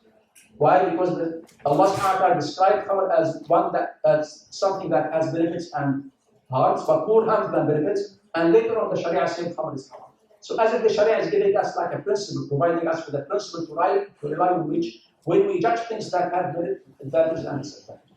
So we have to look into there's no so-called, let's say, one fit rule for all financial applications. It depends on the application. We have to investigate every single application to see what harms it has and what benefits it has. If it has more harms than benefits, we have to say from maqasid perspective, apart from the point of view, we say that this is unacceptable. And of course, having more harms for benefits, this may change after time, right? So this is, I mean, if things let's say change and later on we find that the application will have more benefits than harms, they will say, we have to say that it's acceptable, and or the other way around.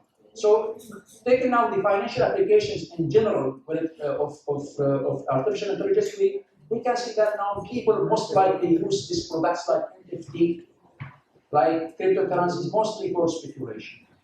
And speculation is very critical, it's very serious thing in the Sharia Islam. Speculation, which means speculation which involves zero-sum game.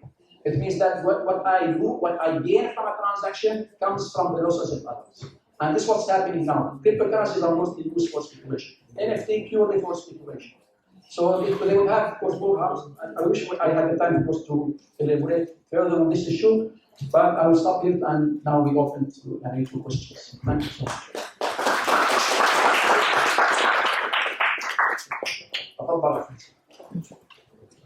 Assalamu alaikum. I've got a question. Of course, I thank very much these esteemed speakers for unique perspective on those topics. I've got a question for Dr. Farouk.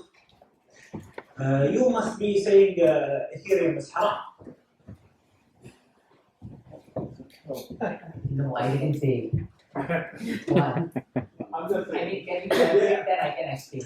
Actually, I wanted you to elaborate. Oh, okay. No, okay. If you look at the nature of Ethereum blockchain, what is it? It's a Turing-complete blockchain, which means that it can run any application. There was a problem with Bitcoin blockchain that it was not Turing-complete, which means that it cannot run smart contracts, it cannot run decentralized application. So there was a limitation of Bitcoin blockchain. It can only record transactions, right? It can be secured, it is based on proof of work, but it cannot run smart contracts. I'm specifically asking about the recent transition to Yes, proof of okay. stake. So I will come to this. Then Ethereum, when it starts, the basic USP, like the unique selling point of Ethereum was that like Bitcoin blockchain has a limitation. I want to remove it. Vitalik says, okay, I will create a blockchain which can run a smart contract. That was the utility of Ethereum blockchain. In that sense, it was Sharia compliant. By the way, it was certified also by Amani advisors as Sharia compliant. Now, but it was basically at that time when Ethereum was running on proof of work. Now, recently it has moved from proof of work to proof of stake. Again, you can see that like as long as we can say that the protocol and token is Sharia compliant, number one, the incentives are Sharia compliant, right? And then you are just running a smart contracts on that blockchain through proof of stake, then still it will remain Sharia compliant.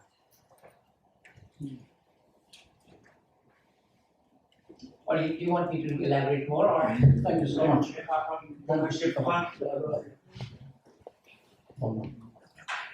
Can you bring the mic? Okay.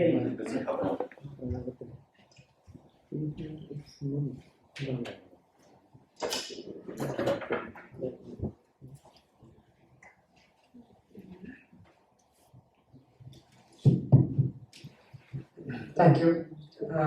I'm Abdul Rashid from Pakistan.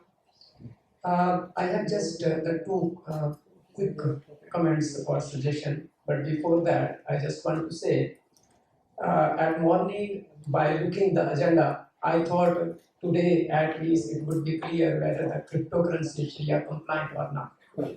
After having 4 nice presentations, I become further confused. And thank God the moderator actually have made clear several points of how we have to consider. Now, in my two suggestions, cryptocurrency, we have to consider different aspects of that. Number one, whether it is money or not. How we have to mine, that is the second issue. Whether we use as a investment vehicle or instrument or not, that is the third. And the fourth is whether we use for trading just for the sake of the profit. So for first, whether it is money or not, first we have to give the framework. Economics, in classical economics, what is the framework, how they consider the money, or Islamic point of view in Islamic economics. Then it would be clear whether this, the cryptocurrency can be considered money or not. And the rest is, for example, if the cryptocurrency is not Sharia compliant, or earnings, whatever the way of the earning, or that can be the Sharia compliant. Thank you. So just like this is a comment, not like. Yes. You made several points clear. You consider that. What is the framework, human framework? And you can compare with that, whether it is Sharia compliant. Yes. For the sake of others, please keep it to just questions and answers, and maybe you can save your comments when we are having conversation outside. Very quickly on NFT, thank you very much. I think it's a very nice session to think about more contemporary topics and making Islamic finance more related to contemporary issues. With regard to the NFT, we have also some papers on NFT, and there seems to be kind of a more of a negative exposition of the NFT in today's presentation. But I believe NFT could be a solution for linking the real sector of the activity with the finance. We always criticize Islamic finance, which we borrow from the leftist economists, by the way. I mean, this is not our own invention. It could be our invention, this financialization thing, but the financialization is very much actually before us, before Islamic economists have invented it, actually has been much before invented by the leftist economists, and they criticize. And oftentimes when it comes to the critique of the capitalist economy, we emphasize this financialization aspect. But the NFTs are actually a way of financialization, which could be negative or positive. It could be positive in the sense that it could lead to financial inclusion, it could be defining the property, and it could even lead to some positive makas Sharia related consequences. Or it could lead to some drawbacks, which everything in our lives will be financialized. Imagine, for example, the sale of this first Twitter by I forgot the names. I also use Jack Dorsey. It is good and bad. It doesn't have any value, but it has a value because it is the starting point of Twitter. It depends on any sort of artwork, any sort of thing is also the same thing. But it is signifying that he's a very important figure in the history. One way or another, Twitter has changed our lives. I'm not using Twitter, but we know that it changed our life. So it is valuable. If I have the money, I will bet for it. So in a sense that actually NFT somewhat tells us about the value, which is kind of a market sort of market idea. But I believe, first of all, NFTs, again, same thing with the financial, it could be helpful or it could be harmful. The question that I believe we should ask whether we want to financialize it or we want to value everything and give that value to a certain individual. Or there should be some sort of a public value, public thing that everybody should own it. I believe this dimension should be taught more. And also, Dr. Abdurrahman has also mentioned, I believe that's quite interesting. I never thought about the artificial intelligence from the fiqh perspective. It seems to be more fitting to ethics because of the same issues.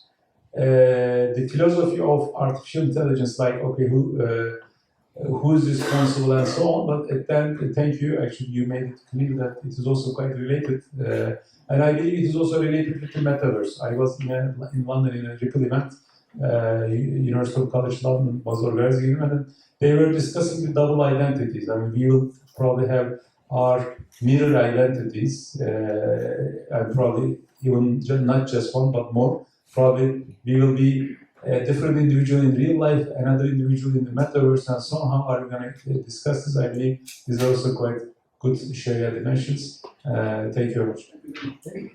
And just one other thing, we have one blog, for example, on the application of NFTs, hotel NFTs. We publish it in the UCL blog, which I believe, I'm more hopeful about NFTs, by the way, on the linking the real activities, especially the services, with the finance. This could even solve the problem of many of the issues that we do in Islamic finance through some financial engineering. Instead of financial engineering, we can have the NFTs, tokens, and so on. It could be much more helpful. Thank you.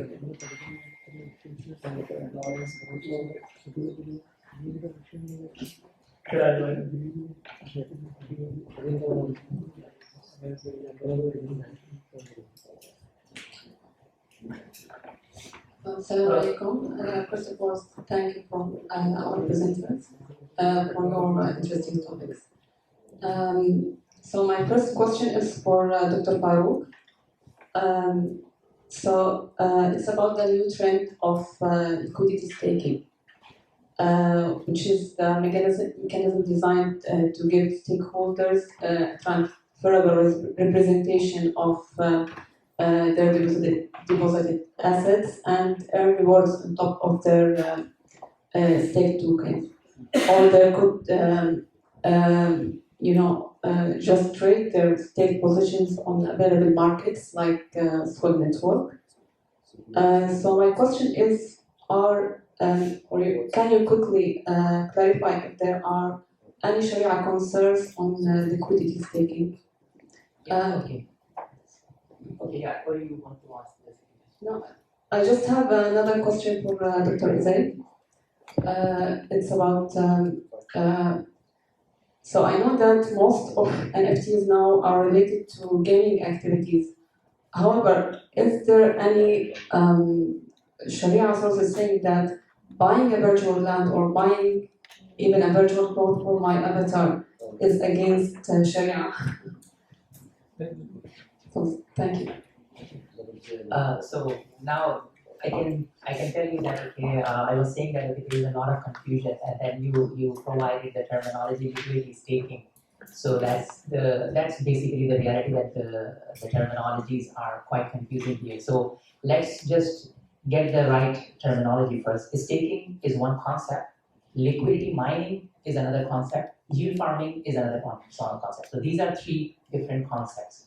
So if you say liquidity staking, then again it will get we will get confused.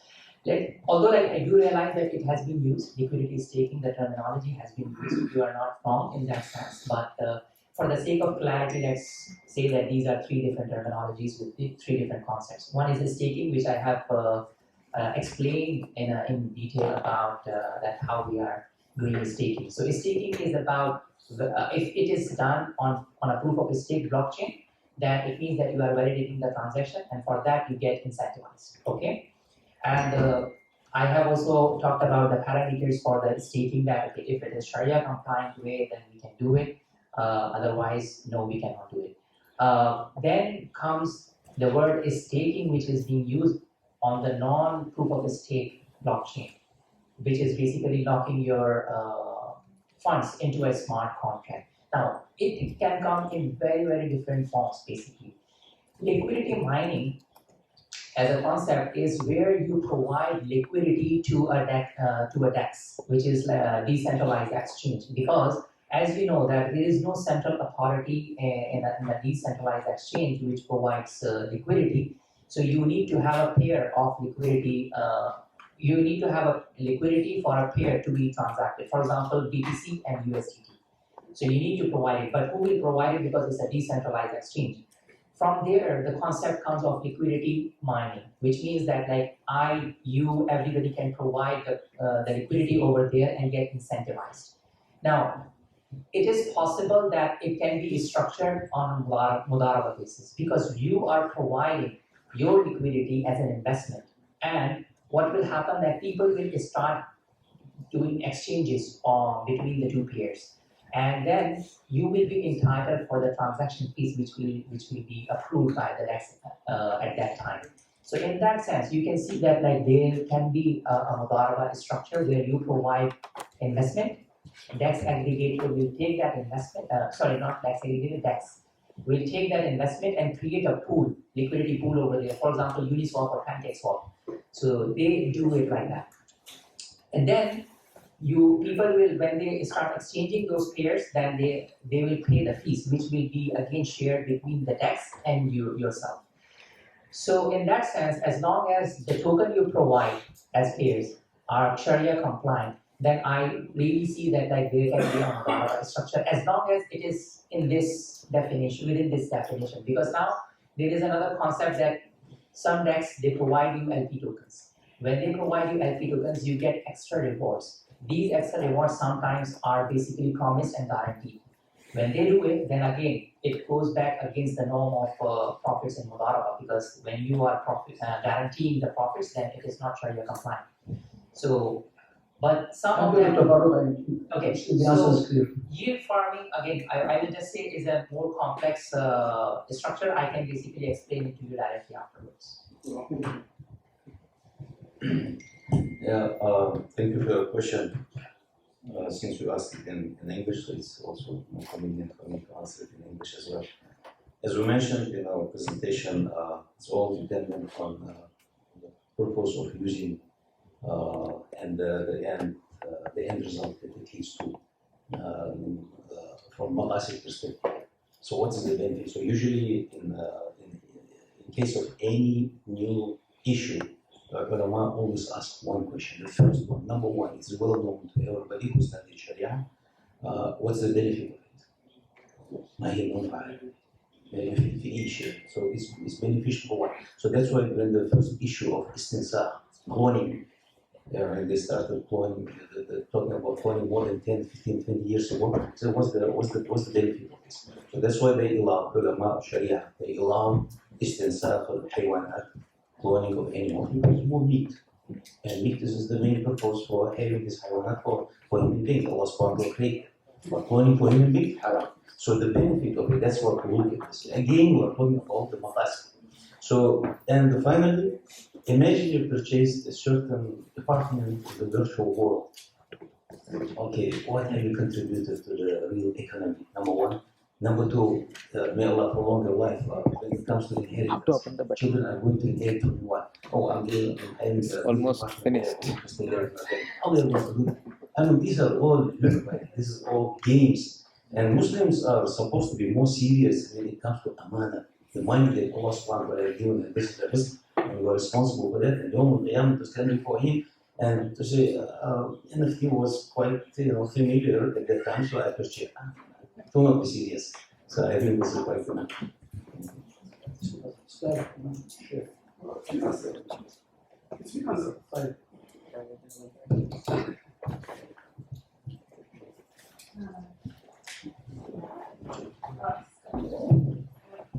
I have two questions.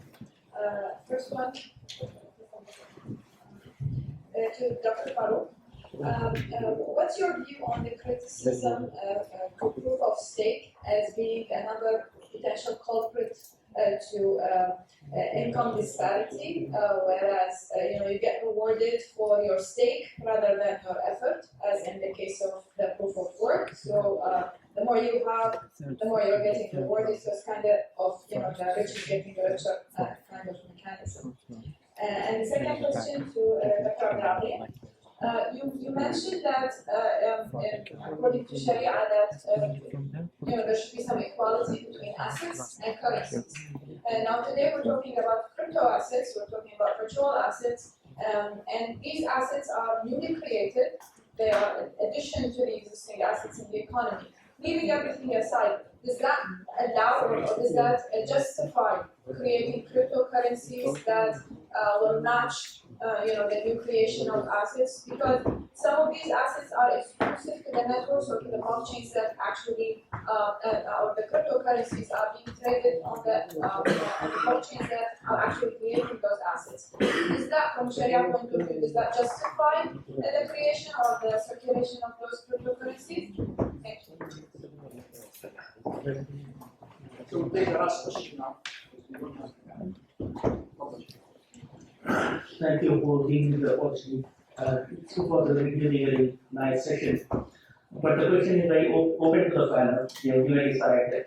And the question is that to what extent the use of people affect the reality of the research. For example, now for a while people are arguing that there is a misuse of cryptocurrencies in so and so sections or so and so type of cryptocurrency, so it should be that, or it should be categorized as haram. So to what extent the misuse of people make the reality of the thing halal or haram? This is a general question. Who got this question? Preferring. Okay, three people decide it. It's up to the moderator to decide. Thank you very much. Okay, very quickly. Okay, there is an argument about proof of stake being the culprit of income inequality, but I think that that is not true exactly. Why? Because there is a element of randomness when you are applying the proof of stake in the actual reality. So there is. It's not like okay, the more stake you have, of course, like there is a higher chance that you will be selected for the validation of the transaction, but it doesn't mean that there is no randomness there. There is an element of randomness as well. Now, to handle this situation also, there is a concept which is called delegated proof of stake, depots. So if you go further into that, then you will find that okay, it's not only about staking now. They have added more factors into the selection criteria that who will be the validator of the next block. Now, of course, we see the assets as long as switch it on. Now, the assets in general, of course, with that the size of the volume of currency in circulation should be equivalent to the volume of assets. And of course, the assets, we cannot limit that only to tangible assets or tangible assets. It could also be digital assets as long as they meet what we call the Sharia conditions of property, of man. Man, anything which is beneficial. And so anything that people are inclined to say to possess and it has a value to people, and this value has nothing against it in the Sharia. It doesn't need to, we don't need to have a Sharia and say take support to that. This is money. As long as there's and in the absence of any Sharia suggesting that this is an unlawful property, or unlawful matter, we recognize what the value or attribute of the asset. So in short, digital assets are also recognized as properties, and as such, we can increase the volume of currencies, regardless of the currency, be it, let's say, digital, crypto, or conventional currency, or currencies with intrinsic value. We can increase, just to make sure that, let's say, they remain at par.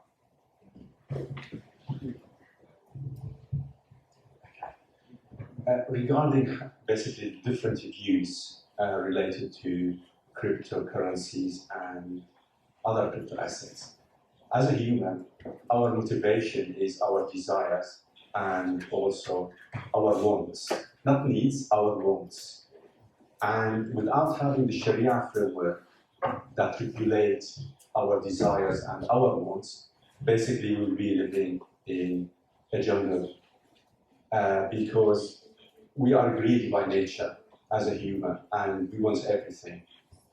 So looking at the different views regarding, which I presented regarding cryptocurrencies, the views that we have from certain local authorities or that fatwa in certain countries was motivated by, to some extent, by political view, because for some reasons those countries they don't have the resources. There could be legitimate reasons, they could be not. So because they don't have the resources, possibly they don't want to deal with it, with the issue. So that's why the official Dar al-Fatwa there issued the fatwa that cryptocurrencies are forbidden or haram. But the rationale for that was completely wrong, because they said fraud, this being, gharar. That's not the underlying reason. The underlying reason should follow the rational steps in fiqh al-mu'amalat and the maqasid al-sharia. So if you come to me, ask me about, let's take Bitcoins as the most famous cryptocurrency. Does it qualify? Does it meet what we know about money conventionally in the traditional theory of money and in the Islamic theory of money? It does. So it is mal. Is it a currency? Looking at the history of currency, at a certain point, 4,000 years ago, they used the seashell as a currency in certain communities where they're by the sea, and that was the most valuable thing that they used as a currency. So it is a currency by customary practice in certain communities. Therefore, Bitcoin is a currency in certain communities. And you look at it at the criteria, that means it's halal as a currency. We come to the motivation why those Sharia scholars in local authorities or Darul Fatwa, they said things that it should be issued by the central bank. The central bank should be, this causes basically fraud or the regulatory authority, it causes fraud, that's why it's banned. That's not a matter, not a Sharia issue.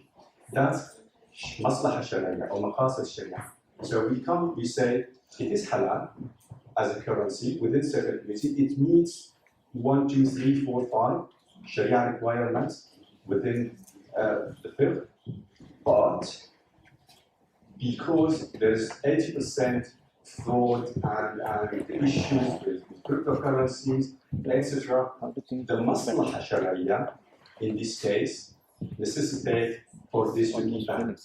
And this is not necessarily to be the case in each country. For this country, they might ban it because of this. For other countries, they look at it differently. So that's why we need to be careful about how we structure the fatwa and Sharia regarding those issues. Cryptocurrencies, crypto assets, and many things yet to come. Another bag in the middle. And that's an important thing that we need to bear in mind. So the maslaha Sharia or maqasid Sharia could be the reason why this is prohibited or haram, but not the fiqh. Similarly with alcohol, for example, or khamr. There's a benefit for it. It's a man, but that one's actually different because it's prohibited by itself as a prohibition, as an item. Shukran jazilan. Thank you so much. Thank you. Please join me in thanking the presenters. Thank you very much for the and also thank you for attending this. Survivors, I guess it's the afternoon and everyone is tired. But we end the day with a very interesting session, session 3, which is entitled Linking Value and Impact Through Digital Solutions. So my name is Rasool. I'm a faculty at the College of Islamic Studies. I teach Islamic and Sustainable Finance. And I have the pleasure to have with me 5 distinguished panelists. So the first one is Dr. Hatim Al-Tahir, who is the Director of Islamic Finance Knowledge Center at the Lord Bahrain. Dr. Rahmatina Kasri, who is the Director of the Center of Islamic Economics and Business Faculty of Economics and Business University of Indonesia, who is co-authoring her paper with Dr. Ms. Rini Susanti from the same faculty. And then third paper by Dr. Abdurrahman Insani, who just joined us, who is the chairman of the ethics committee at Gandhari University in Algeria, and he's co-authoring this paper with Dr. Suleiman Benoit. Then we have Dr. Musfole, very nice name, first name, who is an associate professor and vice dean for resources faculty of economics and business at Airlangga University from Indonesia, who is co-authoring her paper with 4 more co-authors, Dr. Radia Sukarna, Dr. Lee Irianti, sorry if I'm not pronouncing all the last names correctly, and Dr. Pia Agustia and Ms. Indara Hawat. And then finally, we have Dr. Sharif Nizar and Mr. Ahmed Patel.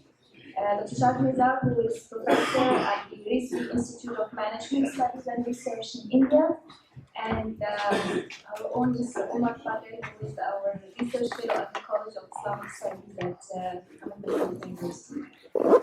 So the topic of this session, as I mentioned, is linking value and impact to digital solutions, which is a timely topic and very important, especially following the pandemic, where everyone is talking about inclusive recovery and digitalization through inclusive solutions. And in this session, the 5 papers will address 4 key areas, which are inclusive digital finance, and that is through social infrastructure as an example, and then digital financial inclusion, green finance, and takaful. So without further ado, I will give this floor to our first speaker, Dr. Hatem Al-Tahir. Each of the speakers will have about 50 to 20 minutes, and please, I would appreciate if the speakers can respect this time, so we have some time for the Q&A, and then we'll open the floor for the Q&A discussion. Dr. Hatem's paper is on financing the social infrastructure, the case for inclusive digital Islamic financial solution.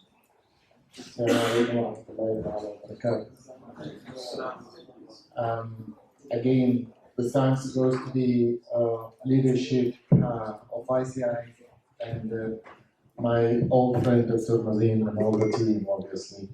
And very grateful to be back to Qatar after one time. We were hoping that there would be a tour to the new stadiums of Qatar. Anyway, maybe that next time, inshallah, being a football fan. Thank you. Yeah, at least we saw it from the plane anyway. We saw one of them. Great. What a great day, a long day, and I'm sure you will have a great session here with Dr. Dalal leading this. I wanted to share some of my research paper, just an outline to give you a flavor of what I'm trying to explore and analyze in this paper. Basically, my focus and emphasis would be on the social maximization, welfare, and linking the social values with the Islamic finance and how we address the inequalities that the COVID-19 epidemic has, or pandemic has exposed us to. And obviously, I wanted to also share some of the objectives and hypotheses of this research paper. Basically, I see the market for this social financing is the OIC marketplace, a market of over 7 trillion GDP dollars, a market of multi-million people, or 1.27 billion worldwide. And obviously, many of the Islamic or halal industry that has been developed, 7 or 9 sectors so far, that has been addressed by Thomson Reuters, and obviously with Standard Dinar reports. So the backbone of the paper is to leverage the digitalization and the technology, obviously, to design and develop products and services that will address the social inequalities or the social infrastructure or the social sector, the priority sectors in our world. Now, of course, no need to go through the definition of the digital economy, how big it is, but the very basic and simple definition is that the technology or the hyper connections bringing people, organizations, and machines, internet or Internet of Things, and the smartphones, and all of these together in providing services, reaching out to bigger markets and clients, is what is defined or collectively defined as a digital economy. In the research paper, we focus on 3 elements which we feel and which I think that it is essential elements to create an enabling environment for digital transformation, starting with digital infrastructure and the digital payment system being a tool that can be used for financing or for payment or for even investment products or services. And needless to say, is the regulatory support and policy support from governments and countries so that the industry can flourish and provide meaningful products and services. These figures is just to show the magnitude and the importance and the size of the halal industry or the global economy.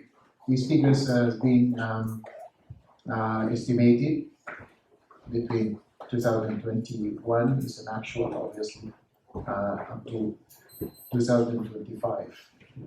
The bottom line is going global in these different sectors is of course would be the key thing for transforming your products and services and the business enterprise. Going online, going into digitalization is can take many forms. Things like big data, cloud computing, IoT, artificial intelligence, machine learning, and God knows what will be the next. So the sectors, as I just mentioned, that has been identified as an Islamic digital services, it is between 7 to 9 known sectors. The halal food, the halal travel, Islamic art and design, Islamic finance obviously is one big component of that, Islamic education, and the modest fashion and the smart mosque, and the Islamic media.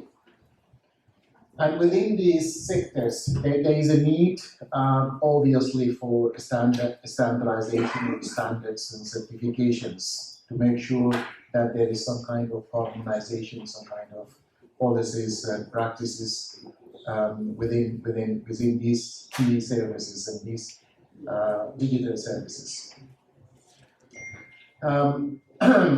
The paper also believe or try to examine how we can use technology in a way that we reach out to rural areas, rural developments, I would say, rural or remote areas through the technologies, through mobile applications, for instance, or through online, wherever it is possible, to provide more services and more of social services.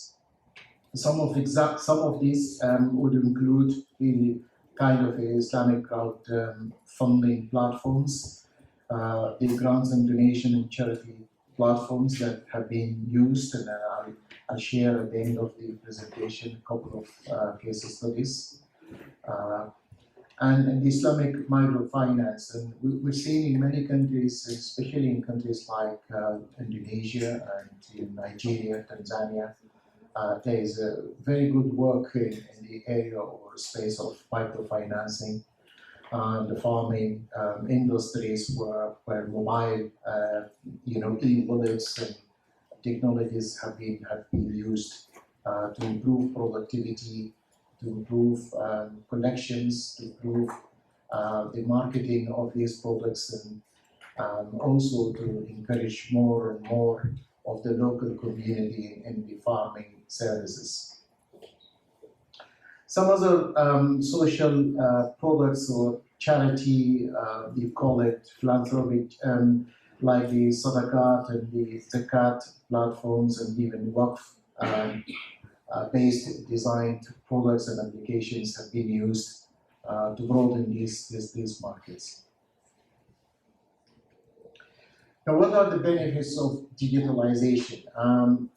In my paper, I also wanted to explore and examine what are the real benefits of using technology as a platform to product services, and how we can include more people in the process and the ecosystem of the social financing markets, if you like. Obviously, this starts with greater innovation opportunity, more likely to have new products and services. As we have seen in the recent COVID-19, there were so many creative products, digitally based products that have eased our life, I would say, and facilitated our life during the corona lockdown. Greater access to skills and technology, savvy people, and obviously creating more jobs and growing markets and services. Needless to say, business efficiency by lowering cost and obviously improving the productivity and hopefully reaching to bigger markets. In terms of economic growth, this would facilitate revenue growth and more sales. Also market share, also access to markets where it was difficult to reach before the use of technology, as we just said, in rural areas or remote areas, for instance, especially in areas of small farmers and small mining growers and other services on countries and economies. And finally, to also increase your market share through a customer base, and obviously through the use of these smartphones. One important thing is that we emphasize on designing the socially linked digital driven products, is to try to link it with both, or streamline it with both the maqasid al-Sharia on one hand, and of course the global social development goals, if you like, or the likes of the ESG. These are good investment and financing practices that every financial and investment institution these days is trying to achieve in a way or another. So it makes sense that we try to map maqasid al-Sharia, which are the fundamentals of our businesses model, if you like, with these, some of the issues, the social issues that have been addressed by the UN 17 SDGs. And in fact, we did a study years ago where we did some benchmarking between the five maqasid Sharia with these 17 goals, and we can see that almost all the 17s are building these five maqasid Sharia, as you can see from that slide. My other important favorite slide is the social matrix, or how we add the social value to digital financial solutions. And the examples, as you can see from this matrix or this table, is that we have clearly identified 3 or 4 main, what I always like to call the priority social sectors, the healthcare and the housing and education, without an order, obviously, but in our given times, obviously, healthcare comes first. I think it's always comes first.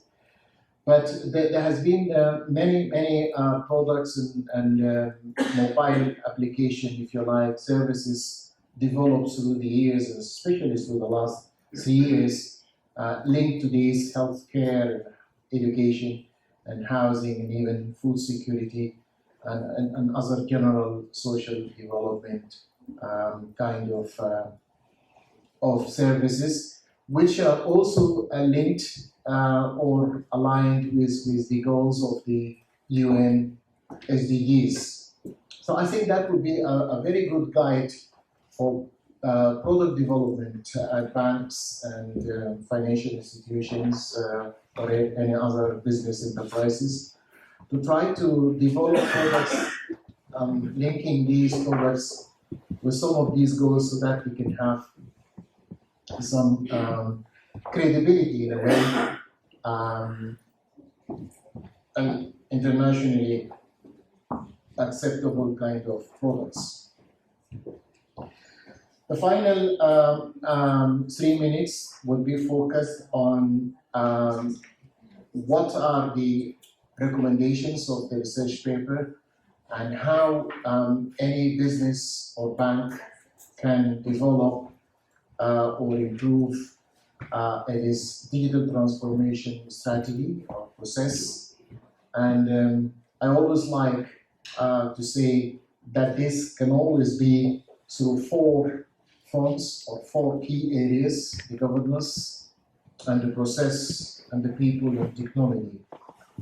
And that will start again with developing the right regulatory and policy support on governance level, and improving digital infrastructure policies and processes within the particular market or country. And needless to say again, is developing the right skills and the right people for carrying and developing and designing these products and services. So human capital stands out as an important part of these 4 areas.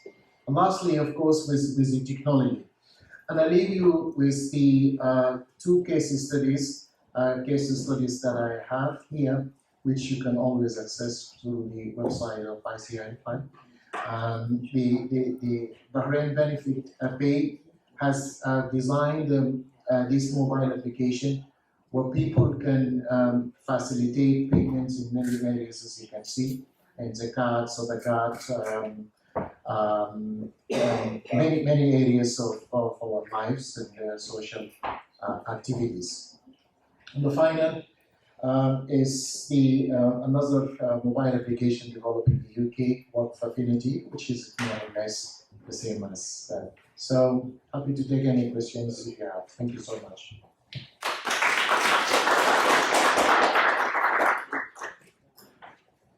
Thank you, Dr. Hatim, for this very insightful presentation. Indeed, there is room for a lot of digital innovations for social finance, and perhaps that is especially in the OIC region, where we see a lot of social issues that require mobilization of finance in a more innovative way. We move now to the next paper, which will be presented by Dr. Rahmatina Kasri, which is entitled Digital Islamic Social Finance in Indonesia, an Intergenerational Analysis.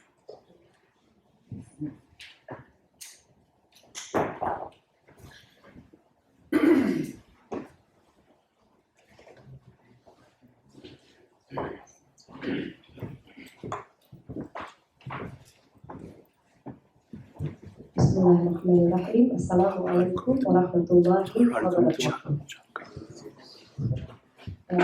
It is a great honor for me to be here today in the 5th International Conference on Islamic Finance organized by Hamad bin Khalifa University.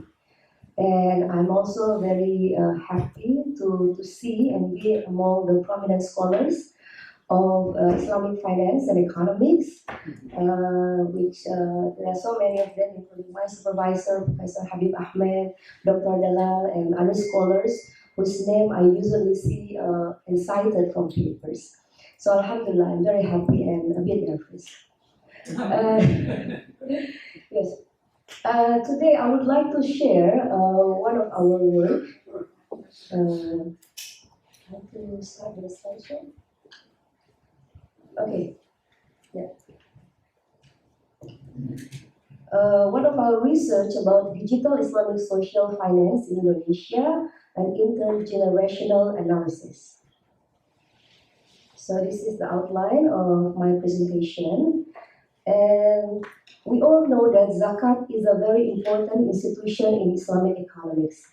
It is not only one of the pillars of Islam, but it is also an Islamic economics institution aimed to ensure social justice and also eradicate poverty and ensure maslah for the ummah. And in Indonesia, although the amount of zakat collected increased gradually, it is very far below its potential, estimated to reach 327.6 trillion rupiah. Indeed, in 2020, the actual zakat collection are estimated to have only reached 3.78% of the potential. So the potential is very high, but the actual collection is very minimal. In the last decade, zakat institutions in Indonesia have adopted digital technology to collect zakat funds to optimize the collection of zakat. However, as of 2020, the online collection only accounted to 6.74% of total zakat collection. So it is still very low and needs to be optimized. One way to optimize online zakat collection is by identifying strategies to capture segments or muzaki that have the potential to increase online zakat collection, such as Generation X, people whose age is between 42 to 57 years, and Generation Y, aged 26 to 41 years. And in Indonesia, these generations are unique. Generation X and Y accounted to close to half of the Indonesian population. Population of Generation X is around 58.65 million person, while the population of Generation Y is accounted to almost 70 million. So half of the population constitute Generation X and Y. These two generations are also unique as they are characterized by the ability to adapt to technological innovations. In 2019 in Indonesia, 63.2% of Gen X connected to internet and accessed it around 1 to 3 hours daily, while 94.4% Generation Y connected to internet and accessed it around 4 to 6 hours daily. So this is the unique characteristic. And interestingly, they also appear to be the most generous generation. A survey conducted by GoPay and Copernic shows that Generation X donates the highest nominal amount compared to other generations in Indonesia, while Gen Y donates with the highest frequency compared to other generations. So they're also the most generous generations in Indonesia. Now, when we look at the existing literature, currently there are several previous studies that discuss the factors that influence the intention to pay zakat. And individual intention to pay online zakat and millennial generation intention to pay online zakat. However, to the best of our knowledge, almost no previous research has specifically analyzed the issue from intergenerational perspective, which might provide important empirical implications, especially in Indonesia, as Gen X and Gen Y are the majority of Indonesian population, the most generous generations, and have the ability to adapt to technological innovation. And this is our background to do this research, to examine the factors that influence the intention of these two generations to pay online zakat in Indonesia. Now, having said that, we try to look at some theoretical foundation related to zakat and online zakat. As you can see in front, and all of us, I think, also know already that zakat is a religious duty for all Muslims who meet the necessary criteria of wealth to help the needy prescribed in the Quran. Meanwhile, online zakat is a process of paying zakat through electronic media, where zakat payers do not need to meet directly with amil zakat in paying their obligation. We also use the so-called the Unified Theory of Acceptance and Use of Technology, or UTAUT. It is a theory that aims to predict individuals' intention to use technology. And according to this theory, there are four main determinants of technology acceptance, namely performance expectancy, effort expectancy, social influence, and facilitating conditions. Performance expectancy, the first determinant, can be interpreted as the level at which a person believes that the use of a system can support individuals in achieving improved performance. Several previous studies have shown that performance expectancy positively affects the intention to use a technology, including Zakat Online. The second factor is effort expectancy, defined as the level of ease associated with using a system or technology. In the context of online zakat, it can be interpreted as the extent to which individuals believe in the ease or difficulties, the opposite of using online zakat services. And several previous studies have also shown that effort expectancy positively affects the intention to use the technology. The third one is social influence. It is the extent to which individuals feel that important people in their lives, their parents, their spouse, their friends, bosses, believe that they should utilize the new system. And several studies have shown that social influence also positively affect the intention to use technology. And the fourth aspect is facilitating condition, defined as the degree to which individuals' beliefs, their organizational and technical infrastructure resources are available to enable or facilitate them to use a system or technology. And similarly, some studies have shown that facilitating condition positively affect the intention to use a technology, including paying zakat online. Now we extend the model by adding several variables found in the literature, including zakat literacy, Islamic religiosity, trust in zakat institutions. Zakat literacy can be defined as a person's ability to understand, calculate, and access information related to zakat. And many studies have suggested that it is positively related to the intention to pay zakat, including online and also through official channels. Islamic religiosity is the level of belief in God accompanied by commitment and compliance to carry out the rules set by God. And it is also positively affecting the intention to use technology. And finally, trust in zakat institution. Trust is an individual's belief that an organization can be fair, reliable, competent, and ethical in all its action. And in an institution, especially a non-profit institution, trust is very important because it can encourage individuals' willingness to channel funds to the institution. Some studies suggested that trust in a service provider institution positively affects individual intention to use the service. And finally, in looking at differences in factors affecting the intention to pay online zakat between generation X and Y, studies suggest that a group of people, differences in the aging process, psychological and social conditions could affect behavior and motivation in using technology, which in turn can lead to differences in factors that influence the intention to adopt technology use between generations. So with this literature, we developed 8 hypotheses that all the variables positively influence generation X and Y's intention to pay online zakat in Indonesia. And this is our research methods. This is a quantitative research and using primary data obtained directly from respondents through online questionnaire. It used propulsive sampling, structural equation modeling, and we managed to get 734 respondents, consisting of 238 Gen X and 496 Gen Y, who have paid online zakat in the last year. And this is the questionnaire.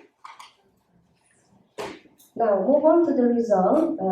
Looking at characteristics of the respondent, based on the aggregate descriptive statistic result, it can be seen that respondents are dominated by those with age between 26-29, female 57%, married 74%, and reside in the greater Jakarta area, the capital of Indonesia. Majority of respondents have completed bachelor degree, works as private employees, and annual average monthly income less than or equal to 5 million rupiah. And we also, of course, look at the characteristic of generation X and Y, as can be seen in front or perhaps clearer in the paper.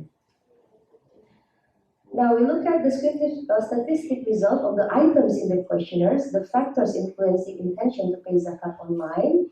It is shown that almost all variables, performance expectancy, effort expectancy, facilitating conditions, zakat literacy, trust in zakat institution, Islamic religiosity and behavioral intention have an average value of more than 4 in the scale of 5. Only social influence that has an average below 4.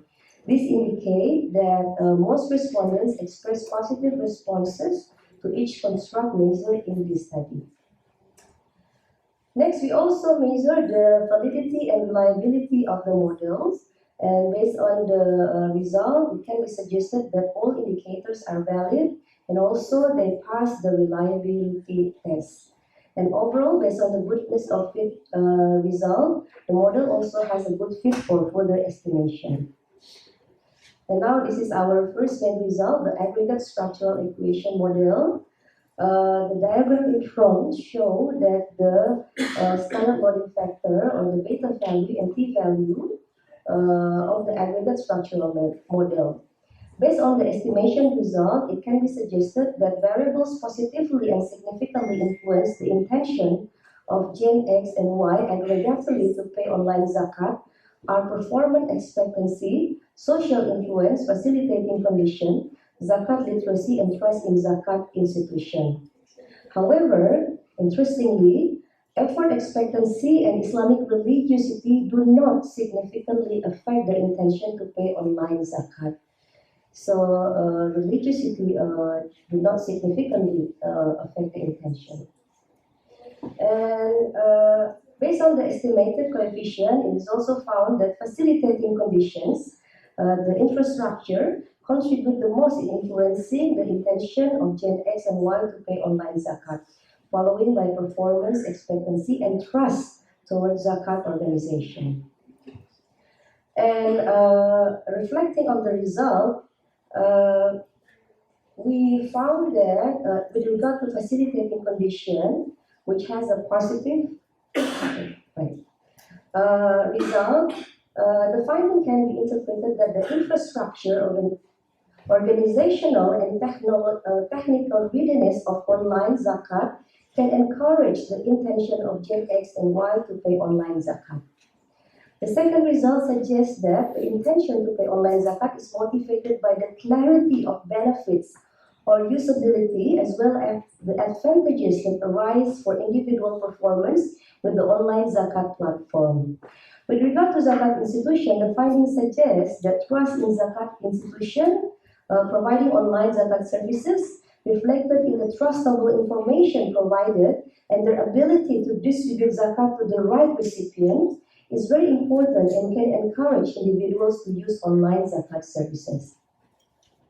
Zakat literacy, good zakat literacy can trigger individuals to channel their zakat to official zakat institution. Social influence, encouragement from family, friends are also important. However, effort expectancy and Islamic religiosity are not significant in this study. So individuals who have high religiosity do not necessarily have a high intention to pay zakat digitally. And then we also look at the estimation result for generation X and Y. And facilitating conditions, performance expectancy, and social influence significantly affect the intention of Gen X to pay online zakat. And this is consistent with the aggregate result. With regard to Gen Y, performance expectancy, social influence, facilitating condition, and trust in zakat institution are found to significantly affect the intention of generation Y to pay online zakat. And this is also consistent with the main result, although there are differences between these two generations. And there is a significant difference of the influence of the trust in zakat institution in between these two generations. And finally, as conclusion and recommendation, the estimation result for the aggregate model suggests that the variables positively and significantly affect the intention of these two generations are all variables in the youth out model plus trust in zakat institution and zakat literacy. However, effort expectancy and Islamic religiosity are found to be insignificant. Then with regard to the multi-group analysis, most of the variables that significantly affect the intention of Gen X, also the same with Gen Y, except for the variable of trust in zakat institution. This implies that the younger generation appears to value the trust factor more than the older generation. And based on the overall finding and analysis, it is suggested that zakat stakeholders, particularly zakat organization, should continue and implement more effective strategies to improve the quality of online zakat infrastructure, the website, the performance, and so on, and then consistently highlight the benefits of using online zakat services, improve trust towards the organization, zakat organization. It should also utilize social media optimally and intensify education about basic zakat education. However, focus on religious communities should not be overemphasized. And with that, I end this presentation. Thank you very much for your attention. I hope you find it beneficial. Thank you. Assalamualaikum warahmatullahi wabarakatuh.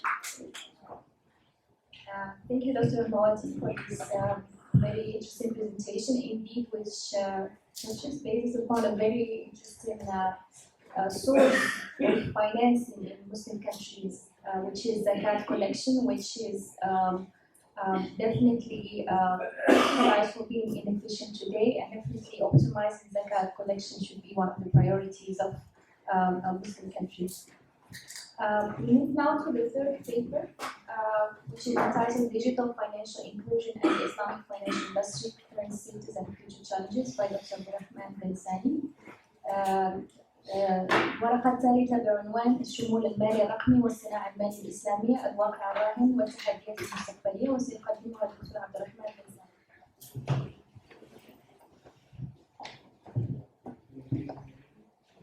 بسم الله الرحمن الرحيم، والصلاة والسلام على سيدنا محمد إمام المرسلين. الحضور الكريم، السلام عليكم ورحمة الله تعالى وبركاته.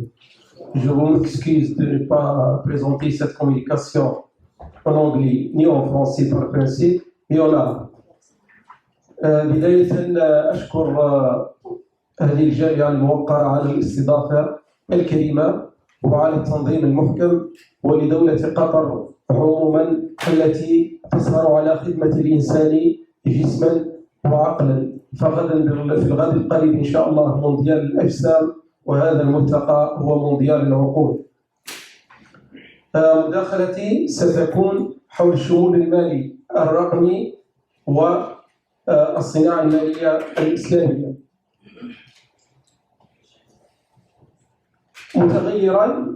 متغيرا صنع وضعا جديدا ورهانا. النشاط الدؤوب للشركات العاملة في مجال التكنولوجيا المالية ووضع كوفيد، هذان المتغيران صنع وضعا جديدا، وهو تعميق استخدام الرقمنة في الاقتصاد عموما وفي العمليات المالية. أما الرهان الذي صنعه فهو أنه وضع المؤسسات العاملة في المجال المالي أمام تحدي مواكبة الوضع الجديد والابتكار للتمكن من البقاء. سؤال البحث هو: كيف يمكن لمؤسسات الصناعة المصرفية الإسلامية أن تستفيد من فرص الشمول المالي الرقمي، وما هي التحديات التي يفرضها على عملها في المستقبل القريب؟ إذن كل أسئلة البحث وأهداف البحث وخطة الباحث حول 4 محاور ألخصها في شريحة واحدة.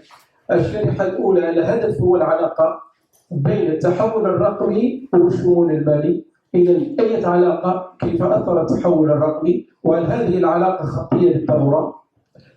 الهدف الثاني من هذه الورقة وهو التشخيص الدياغنوستيك.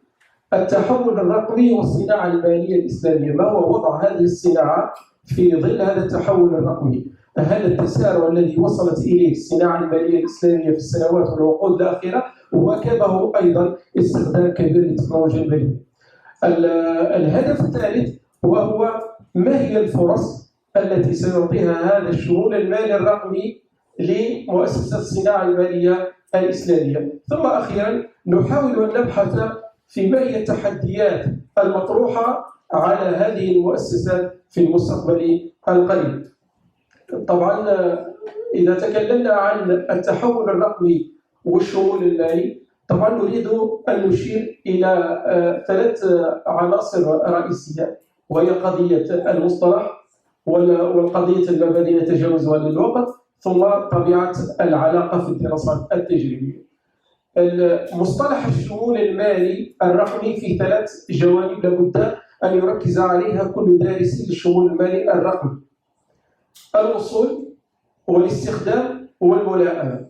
الوصول بمعنى استخدام التكنولوجيا المالية للوصول إلى المستبعدين ماليا، ولكن لا يكفي الوصول، لابد من تمكين الشخص المستهدف من الاستخدام أو استغلال الخدمات المالية. وهنا نجد أن البنك الدولي دائما ما يفرق بين الوصول والاستخدام، لأن عدم الاستخدام لا يعني عدم الوصول. فقد تصل الخدمات المالية الرقمية إلى الفرد ولكنه لا يستخدمها لاعتبارات معينة، إما اعتبارات التكلفة أو اعتبارات ثقافية أو غيرها من الاعتبارات. والجانب الثالث في الشمول المالي الرقمي في الاصطلاح وهو الملائمة. الملائمة من جانبي الطلب وجانب العرض كأي خدمة في الاقتصاد. جانب الطلب تتعلق بالعملاء، لابد أن تكون الخدمة ملبية للاحتياج، والشيء الثاني لابد أن تكون بتكلفة معقولة. هذا بالنسبة للملائمة للزبون. أما الملائمة بالنسبة للمؤسسات فلا بد أن تتميز هذه الخدمات بالمسؤولية وبالاستدامة. هذا يتعلق بالاصطلاح. فيما يتعلق بالعلاقة، العلاقة نوعان بين التحول الرقمي والشمول المالي. La transformation numérique et l'inclusion numérique. تسارع التحول الرقمي هذا في العالم تؤكده لغة الإحصائيات. تلاحظون أن عدد مستخدمي الإنترنت في السنوات الأخيرة ولا سيما بعد أزمة كوفيد نما بشكل رهيب، حوالي زاد ب 10.2%، يعني وهي أكبر زيادة في 10 سنوات.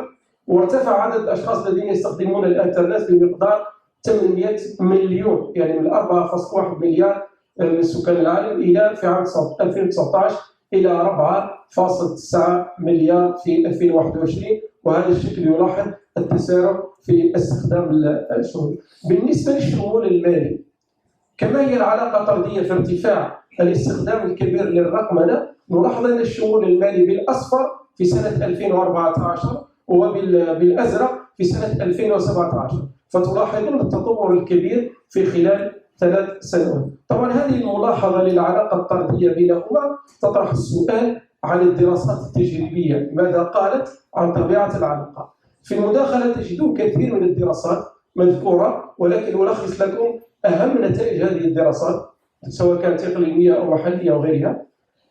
الملاحظة الأولى في نتائج الدراسات أن التمويل الرقمي له آثار إيجابية على الشمول المالي، وهذه يعني مضطردة في الدراسات. بالنسبة للتكلفة، التكلفة أقل في الاستخدام في الشمول المالي الرقمي، سواء بالنسبة للزبون أو بالنسبة للمؤسسات المصرفية. لكن هنا ملاحظة مهمة وهي النتيجة الأخيرة، وهي قضية أن العلاقة الطردية التي تلاحظ بين الشمول المالي، بين التحول الرقمي والشمول المالي ليست دائما خطية.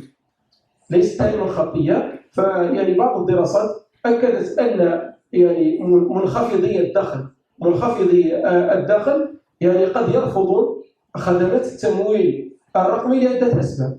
منها أسباب يمكن تتعلق باعتبارات ثقافية لاحتضان التكنولوجيا، أسباب تعود لعقبات التنظيم، أسباب تعود للتكلفة المرتفعة إلى غيرها من الأسباب. طبعا إذا تكلمنا عن وضع المؤسسات المصرفية الإسلامية في وضع التحول الرقمي الجديد نلخصها في جملتين. الجملة الأولى أنه رغم الانتشار الواسع والإقبال على خدمات المصرفية الإسلامية، إلا أن هذا لم يقابله في الحقيقة استخدام كبير وواسع للرقمنة في العمليات. لا زالت الرقمنة بالنسبة للنشاط المصرفي الإسلامي في بدايته. عفوا. إذا نحن في النقطة الثالثة من هذه المداخلة والمحور الثالث ما قبل الأخير، وهو قضية ما هي الفرص التي يوفرها الشمول المالي الرقمي للصناعة المالية الإسلامية. طبعا تلاحظون مجموعة من الفرص ملخصة، وأنا أود أن أقول قبل هذه الفرص المباشرة هناك نقطة مهمة جدا تتعلق بأنه إضافة إلى هذه الست أو الخمس فرص التي أمامكم في الشريحة، هناك نقطة مهمة لابد أن لا نغفلها، وهو قضية البيئة الكلية، بيئة الاقتصاد الكلي التي تعمل فيها هذه المصانع. كما تلاحظون أن البيئة إذا ساءت ويعني أثرت فيها الصدمات الاقتصادية بالضرورة لن تكون ملائمة لأي عمل. الشمول المالي الرقمي كما تؤكده الدراسات تخلق بيئة موالية للعمل المصرفي. أعطيكم مثالا من جانبين. الجانب الأول وهو قضية التقليل من الفقر، والجانب الثاني التقليل من المخاطر. دراسة لثمي صندوق النقد الدولي تقول أنه يعني زيادة الشمول المالي الرقمي في المدفوعات يعزز النمو ب 2.2 نقطة مئوية. ومؤسسة ماكنزي يعني تقدر أن التمويل الرقمي يمكن أن يعزز الناتج المحلي العالمي ب 3.7 تريليون دولار عام 2025. فهذه ملاحظة مهمة. النقطة الثانية في البيئة الكلية التقليل من المخاطر. يعني الدراسات وجدت أن الاقتصاديات التي بدأت الرقمنة قبل أزمة كوفيد-19 كانت في وضع أريحية مقارنة بالتي لم تبدأ. يمكن أن أعطيكم مثالا وتقرؤونه في آخر عدد من مجلة التمويل والتنمية الصادر في سبتمبر 2022 في حوار أجري مع وزيرة الاقتصاد والتحول الرقمي في الطوغو، وتكلمت عن مبادرة مهمة جدا وهي قضية مبادرة نوفيسي، وهي ترجمتها إلى العربية التضامن. هذه المبادرة هي منصة إلكترونية تبنتها حكومة طوغو للتحويل الرقمي للتحويلات النقدية رقمية. والملاحظ أنها مكنت من تحويل يعني مباشرة 10 أيام بعد الأزمة في مارس 2020 تمكنت الطوغو بعد إعلان حالة الطوارئ من تحويل 34 مليون دولار لما يقارب مليون نسمة، وكان الاستفادة فورية في دقيقتين عبر الهاتف النقال. والأغرب في هذه المبادرة أنها قد لا تحتاج إلى الإنترنت وإنما تستخدم شبكات الهاتف المحمول والأقمار الصناعية. فهذا دليل على ما توفره الرقمنة من بيئة مواتية لعمل المصارف الإسلامية. إذا أتينا إلى الفرص هذه نذكر فرصة الأولى توسيع قاعدة العملاء، وهي واضحة من قضية الوصول إلى أكبر مستبعدين ماليا. النقطة الثانية رفع الكفاءة التشغيلية. الكفاءة التشغيلية تظهر من جوانب. الجانب الأول خفض تكلفة المعاملات، أيضا توسيع نطاق الانتشار. يعني يمكن من خلال الشمول المالي الرقمي أن تنتشر مؤسسات الصيرفة الإسلامية دون أن تحتاج إلى فتح فروع جديدة وتوظيف عمال جدد. أيضا سرعة الإنجاز على مدار الوقت. وأخيرا رفع الكفاءة التشغيلية. تعزيز الابتكار. واضح أن الشمول المالي الرقمي أنه كلما زادت الطلبات دفع إلى الابتكار. سنلاحظ لاحقا في هذه المداخلة أن المؤسسات المصرفية الإسلامية تعبر في ذاتها من خلال الاستبيان الاستبيان العالمي للمصرفيين الإسلاميين سنة 2021 عبرت أغلب المصارف اللي كانت 100 مصرف في أكثر من 33 دولة عبرت أنها تتخوف من عدم قدرتها على الوفاء بطلبات المتزايدة من العملاء، طلبات الخدمات الرقمية من العملاء، وهذا تحدي كبير رغم أنه فرصة في الواقع. النقطة الموالية قضية مواجهة التغيرات في عفوا ماذا قلت؟ مواجهة التغيرات في البيئة الكلية، طبعا واضح هذا كما ذكرت في أزمة كوفيد.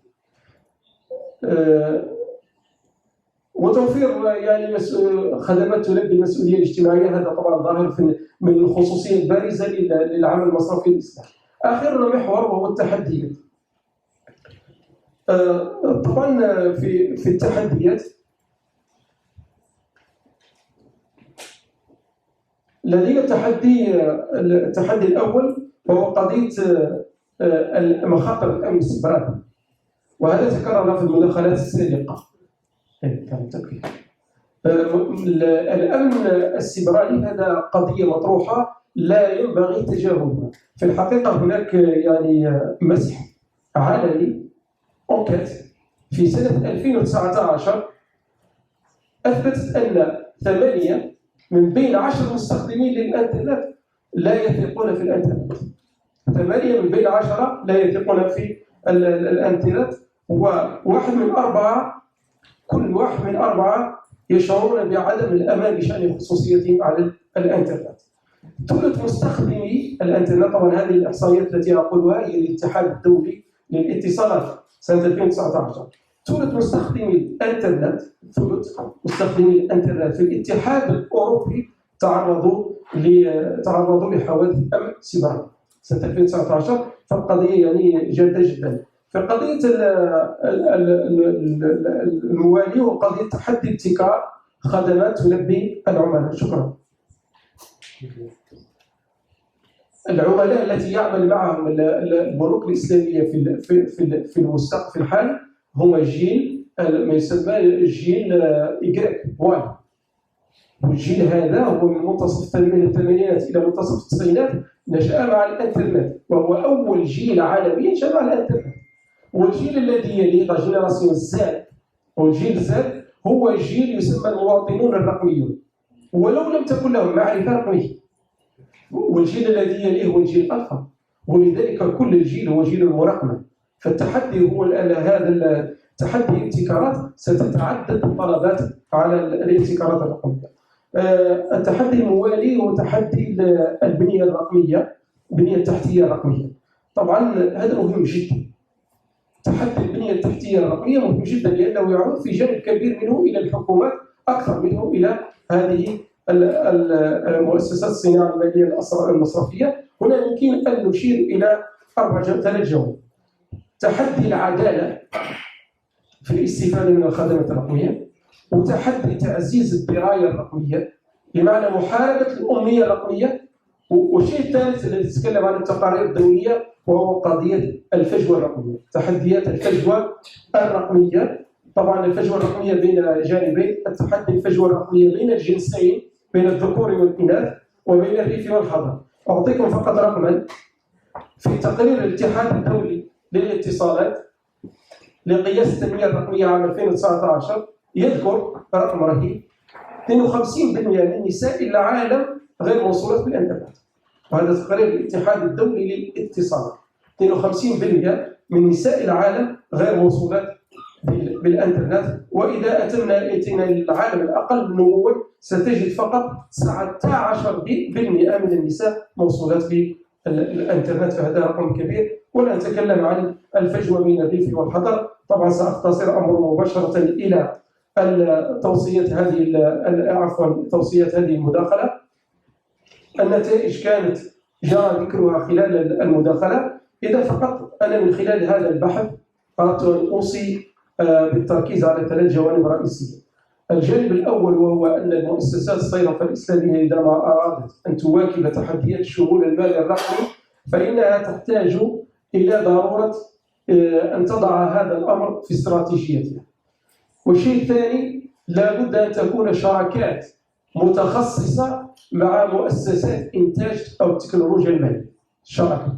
والأمر الأخير أن الحكومات في البلدان التي تنشط في هذه المصارف مطالبة بتوفير البنية التحتية الرقمية اللازمة لعمل هذه المصارف أشكركم على حسن الانتباه وشكرا جزيلا.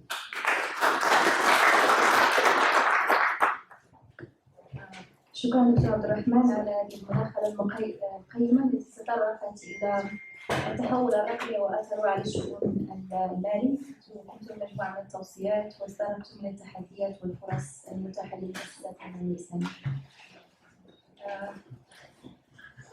We move now to the fourth paper by Dr. Misfolay, which will be on a critical appraisal of sovereign green Islamic bonds, case study in Indonesia.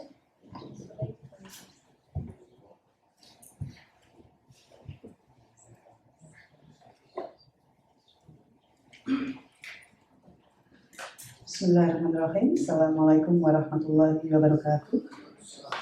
Alhamdulillah rabbil alamin. Asyhadu an la ilaha illallah wa asyhadu anna Muhammadan abduhu wa rasuluh. Allahumma shalli ala sayyidina Muhammad wa ala alihi wa sahbihi ajma'in. Amma ba'du. Thank you very much for the HPK for the invitation. This is very honor for me to come to this valuable conference to meet scholar professor around the globe. Thank you very much. And I'm here to present the work from my team, which is Professor Aditya, a part of the team, and Professor Aditya is in here. And also my colleague, Ibu Dwi Irianti, Hadini Tias, and also Ibu Dian Agustia and Indah Rahmawati. Okay. A critical appraisal of sovereign green Islamic bond, a study in Indonesia. And the background why we do this research is that Indonesia is a tropical and archipelago landscape that make this country as one of the world's richest countries in biodiversity, but also vulnerable to the adverse impact of climate change. Indonesia also has first ranked as the largest international sovereign Islamic bond issuer with a total amount of 18.15 billion US dollar. And since 2018, Indonesia has issued sovereign green Islamic sukuk or green bond in global market with total issuance up to 3.5 billion US dollar. And the motivation of the study is that as a mitigation and adaptation program to against the climate risk as a concern by SDGs. And this can be lesson for the other government to adapt the similar instrument, and hopefully prevailing studies related to green Islamic bond only focus on the potential development and policy aspect. And also this study shall fill the research gap. I will move forward. The sovereign Islamic bond in Indonesia is there are 8 series of sovereign Islamic bond issued by the government. The name is Islamic fixed rate. So many various of the sukuk, sukudi or sukuk retail, and also the Indonesian Hajj Fund and the global Islamic bond, Islamic treasury bills, project-based Islamic bond, saving Islamic bond, and cash wakaf linked Islamic bond. And of the 8 series, 2 of them have been issued in a green format as a global Islamic bond and saving Islamic bond.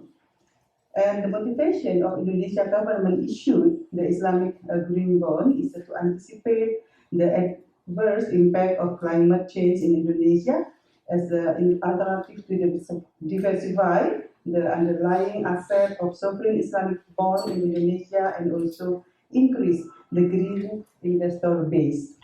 And Indonesian government mission achieved 5 goals of SDGs: affordable and clean energy, decent work and economic growth, industry innovation and infrastructure, and sustainable cities and communities, and climate action. And this is the scheme of the sovereign green Islamic bond. If we can see here, there are 3 kinds at the issuance, and then during the tenure, and also at the maturity. I think it's like another Islamic bond. You can skip. And this is the performance of Islamic green bond. The green Islamic bond is one of the fiscal instruments in Indonesia to support green projects as part of mitigation and adaptation climate change program in order to achieve SDGs. And in the global market from 2018 until 2020, there are various rate of yield, and also the tenor is also varies 5 until 5.5 years.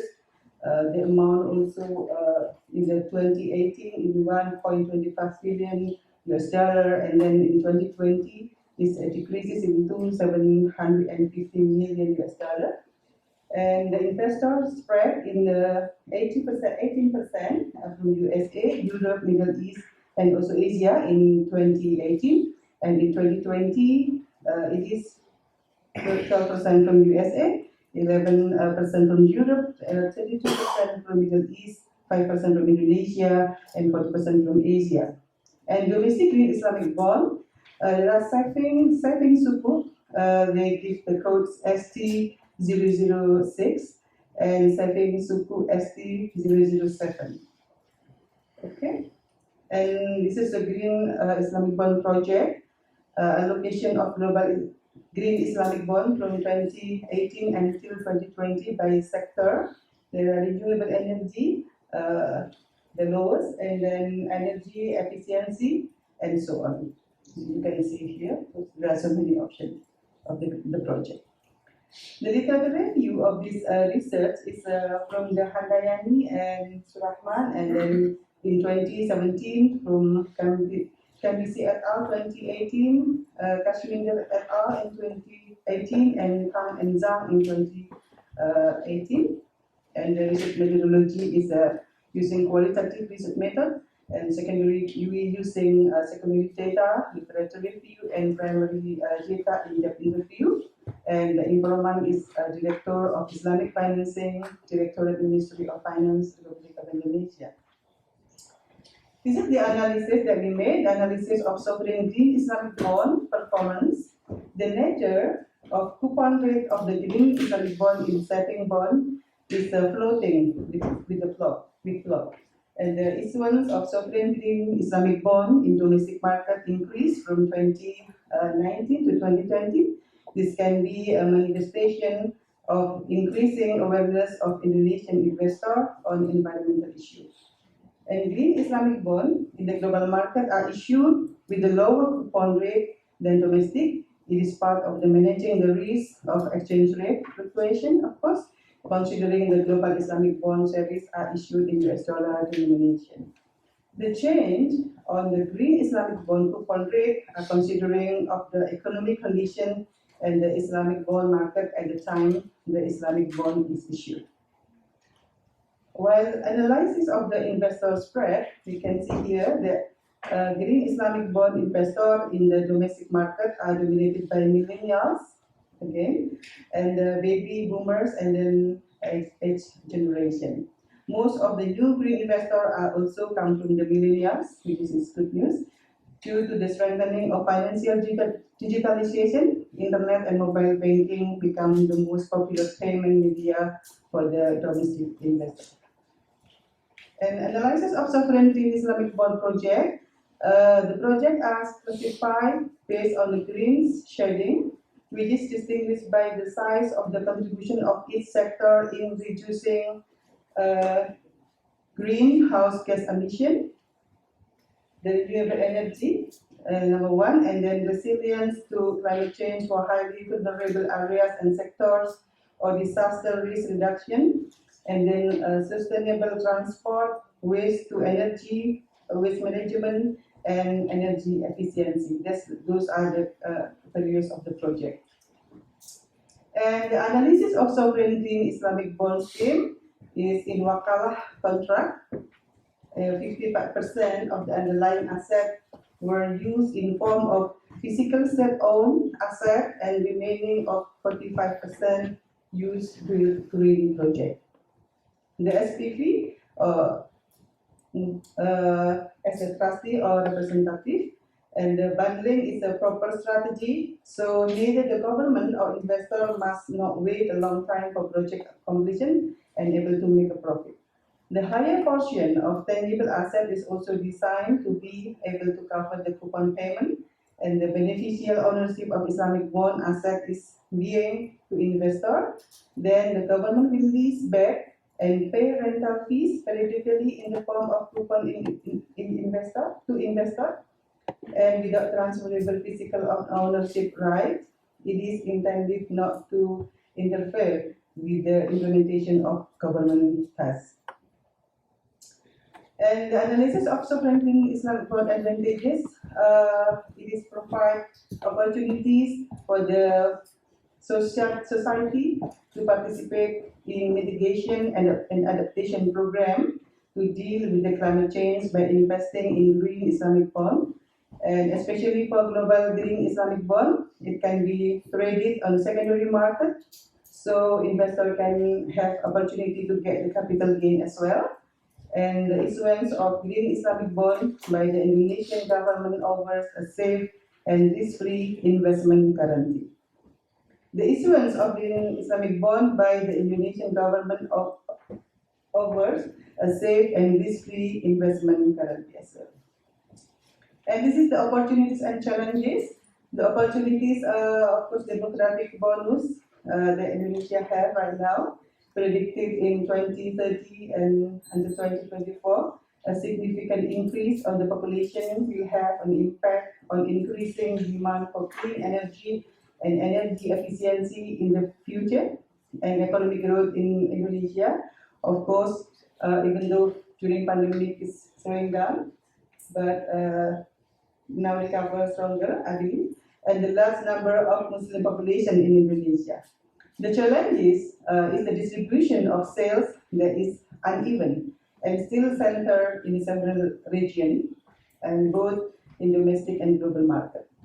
The issuance of sovereign Islamic bond with green format has a potential to expose a higher risk profile because the projects are very costly, and the issuance of global green Islamic bond in foreign currency is also vulnerable to exchange rates fluctuation. This is the recommendation for the government that the economic growth of the issuer country must be consistent and stable to support the performance of sovereign green Islamic bond, and the government must prepare the green financing framework include project sectors that will be financed by green Islamic bond, and a better marketing strategy again is also needed to be able to educate the entire community equally so they can understand the benefit and green Islamic bond investment. I think that's all from my presentation. Thank you very much. Thank you, Dr. Ms. Foley, for respecting the time. I did not remind you. Very interesting presentation, and I think Indonesia succeeded to become a pioneer in sovereign issuance, and we hope to see the same here in the region. So thank you for sharing insights. And last but not least, so we move now to the last paper in this session, which is entitled Big Platform Economy, the next big opportunity for Takaful. A gap area when it comes to research and also innovation, which is Takaful. We look forward to listening to the presentation by Dr. Sharif Miza and Mr. Omar Badr. Okay, Omar first. Yes.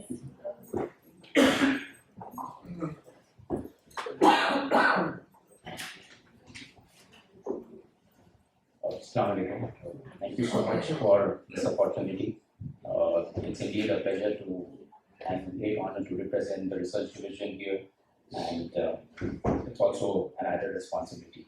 So thank you so much. And to put up what our subject for the presentation here is, our paper is on. Governments across the world are trying to work on social security. And in the past decade, the conversation around providing social security to the population has grown by leaps and bounds. While the conversation has grown, there are adequate challenges which remain, and two of the most prominent ones come from the inability to raise taxes and a large informal economy. Now, when we talk about the large informal economy, predominantly in middle and lower middle income and the lower income categories of countries where the informality of the businesses is very high. When we talk about the inability to raise taxes, the governments have been grappling across to raise taxes in terms of the added advantage that can derive from. And third element that comes across is an aging population. And with an aging population, there is an additional requirement or additional resources that would be required to provide for social security. Now, with these three elements in mind, how do we tackle the informality of the economy? How do we tackle the additional taxes that the governments will have to raise? And the third part of it, which is how do we get more people involved for paying for their own social security? So to present and this particular case, we are looking at a case study of India. There are multiple reasons for that. Prominent among them being India has a large network of cooperatives, so there is an element of sharing, which is very culturally strong. Just to give numbers, there are around 850,000 cooperatives which have a cumulative membership of 290 million. So that's the size of the cooperative economy that we're looking at.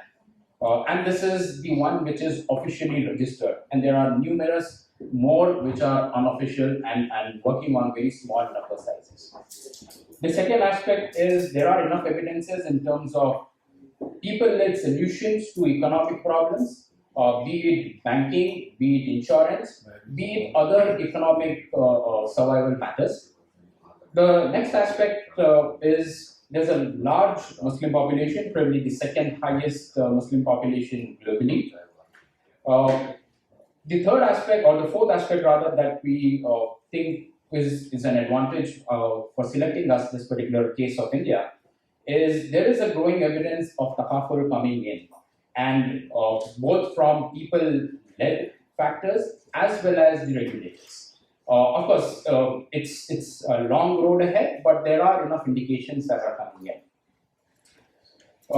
And lastly, but not the least, both the authors come from India. So there's a soft corner for the country. So moving on, just to give a perspective on what Indian economy is all about. So it recently surpassed UK to become the fifth largest economy. But when it comes up to per capita income, it ranks around 142nd. Population is the second largest, and probably by the time we have the next ICIF conference, we may be the largest or the most populated country in the world. But the median age is still below 30. So that gives a good advantage of capability to raise taxes. People would be of a working age for a large chunk of the decades to come along.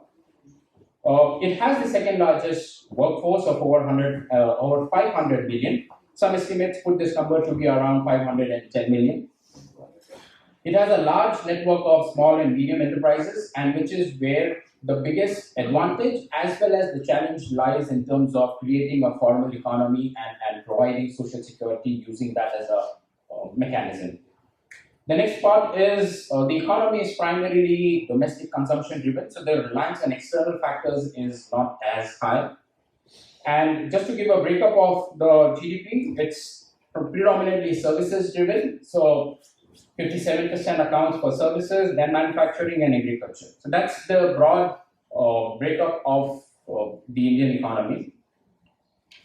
If we look at the workforce numbers, the 500 million that I spoke of is broadly broken up into two separate categories. One is farm workers and the other is the non-farm. And when we look at the farm, it accounts for around 42-43%. So that makes it roughly 210 million people which are directly engaged in the farming sector. And then there is the non-farm economy, which accounts for around 290 million or close to 300 million people. So that's the broad indicators. Now the challenges are on two fronts. One, to provide enough or credible job opportunities or economic opportunities rather to people who are already in the non-farm sector, and the government wants more from the farm economy to move towards non-farm. So which means there is going to be an additional pressure and responsibility on providing for these opportunities as well as the social security. So, and just coming back to this, only 10% of this economy is in the formal workforce. The remaining approximately 90% is in the informal workforce. And that informal also includes people who are part of the formal sector employment but do not have the benefits of social security. Okay, so typically, for example, contract workers who may not have the advantage that a full-time employee may have. Now, just to give a perspective on the gig and the platform economy, here we are very comfortable and well known with Talabat and Snunu and many others. Similarly, globally, we have Uber Eats, and back in India, we have Swiggy and Zomatos and so on and so forth. So there is a large chunk of people who are now getting connected to a particular platform, which is kind of a medium to get them onto a social security wagon. Now, gig worker is defined as a person who performs work or participates in a work arrangement and earns from such activities outside of traditional employer-employee relationship. Most of these people are called as partners and not as employees because they are outside of the social security purview. And the platform work is nothing but a subset of the gig economy where people are looking for work through a particular platform that acts as a medium to connect. Now, if you look at the gig workforce in India, it's largely driven by, on the high skill side, from the IT sector and people in the financial services industry.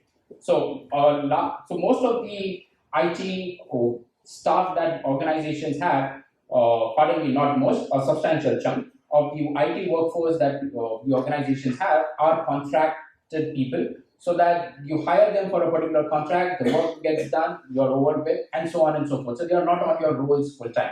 That helps to lessen the HR related issues as well as the outgoing costs. The major chunk that we are primarily talking about falls in the low skill category here, which is further categorized into the ride hailing services, the cleaning and household tasks, as well as the deliveries and so on. So that's the segment that we're looking at. And just to give you a perspective of how large this particular segment is, now these are some of the largest platforms in the country. And for example, Zomato, which you see on top right, top center there, is a company which filed for its public issue late last year. And through its public issue, it said that it had 170,000 delivery partners alone. Swiggy, which is a close competitor to Zomato, released gave out a press release earlier this year saying that on 31st and 1st of the new year period, basically, it had over 300,000 delivery partners out on roads. So that's the kind of economy and the size of people that we are talking about connected through platforms. The ride-hailing services, which is Ola and Uber here, they talk about they have around over 2 million driver partners. Of course, moonlighting as a term that we know is very common here because they may be registered with both the driving companies and so on. So that's the size of the platform economy that we're talking about. Why do we talk about this platform economy? Because as member of our UN and the signatory to the universal health coverage, it's the ultimate aim to provide for complete healthcare coverage to all its population by the end of the SDGs, which is 2030, right? But to look at the current perspective of the India's spends on healthcare and its insurance penetration and density, it's among the lowest globally.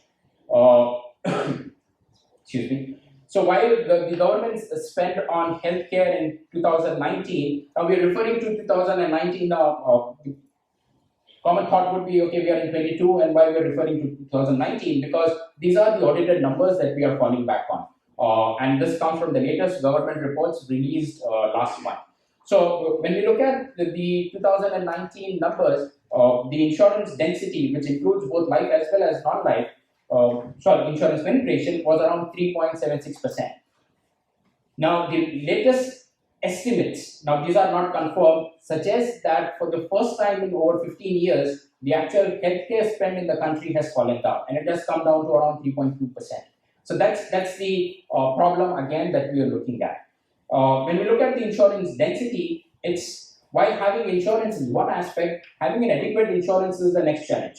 And we are talking about issues on both fronts, both under insurance as well as no insurance. So how does the healthcare gets financed in the country? And if you look at the government expenditure is around 1.28% as of the latest number. And if you see, that number has been hovering around in that particular range itself. Now, while the government intends to raise this to 2.5%, the UN says and the World Bank says an ideal healthcare spend from government should be approximately 6%. Now, let me give it a perspective on how huge that 6% is. If you look at tax to GDP ratio for India last year, before the COVID struck for 19 and 20, was less than 10%. To be precise, 9.88%. Now, this is again a fall that was recorded for the first time in over a decade, where the tax to GDP ratio fell below 10%. Now, if you talk about 1.3% government spending on healthcare, which means approximately 13% of that earning is being spent on healthcare alone. Now, that's a substantial number. Now, if that number has to move to 6%, which means 60% of whatever the government earns is going on there, right? Now, if you look at the problem from the household income parameters, this is from the latest report that has come out from the BCG, which is from an Indian household perspective, majority of the households are in the range of up to 500,000 as an income. Now, that's a substantial number, and going forward, it is only likely to increase. Now, how do we try and address that as a problem? There are adequate government financing schemes which say people below certain income levels are eligible for free healthcare and insurance, but then the moment you cross that threshold, you're not viable, and that number at present is a very low number. So, an average household from, say, an urban area, okay, will never, and that includes even the domestic help who may be working in an average size of a home, will find himself or herself outside the purview of that particular scheme. So, which means, again, we're looking at a problem where people have to finance for themselves. The out-of-pocket expenses on healthcare is around 55%. So, while people in the lower income segment are covered by the government financing, people on the higher income segment have the option to buy private insurance. But we are talking about a challenge which is what we would like to call as the missing middle. People who are in the income range of around 15,000 to 50,000. Why we look at 15,000 is because below that, a lot of government financing and schemes are available to take care of your healthcare. Above up to 50,000, affording an insurance premium is an uphill task. What gives us good hope, and I was talking about that as part of the introduction, is the thrust on providing that additional social security. And the recent code on social security emphasized specifically that gig and platform workers also need to be covered. And how do they need to be covered? Is including from the platforms to which they are associated with. So as aggregators, they are expected to provide around 1 to 2% or up to 5% of their employee expenditure on healthcare for their staff. And the next part is the NITI Aayog, which is the central government's planning body. And it recently came out with a specific report on social security for gig and platform workers. And it said that it came up with an acronym called as RAISE, basically looking at raising the standard of living for a large segment of its population. But we only focus on the A part of it there, which is allow augmentation of social security through innovative financing. And that's where we propose to look at mutual and cooperative insurance. Now, suddenly somebody may feel that, okay, the term cooperative has come into being.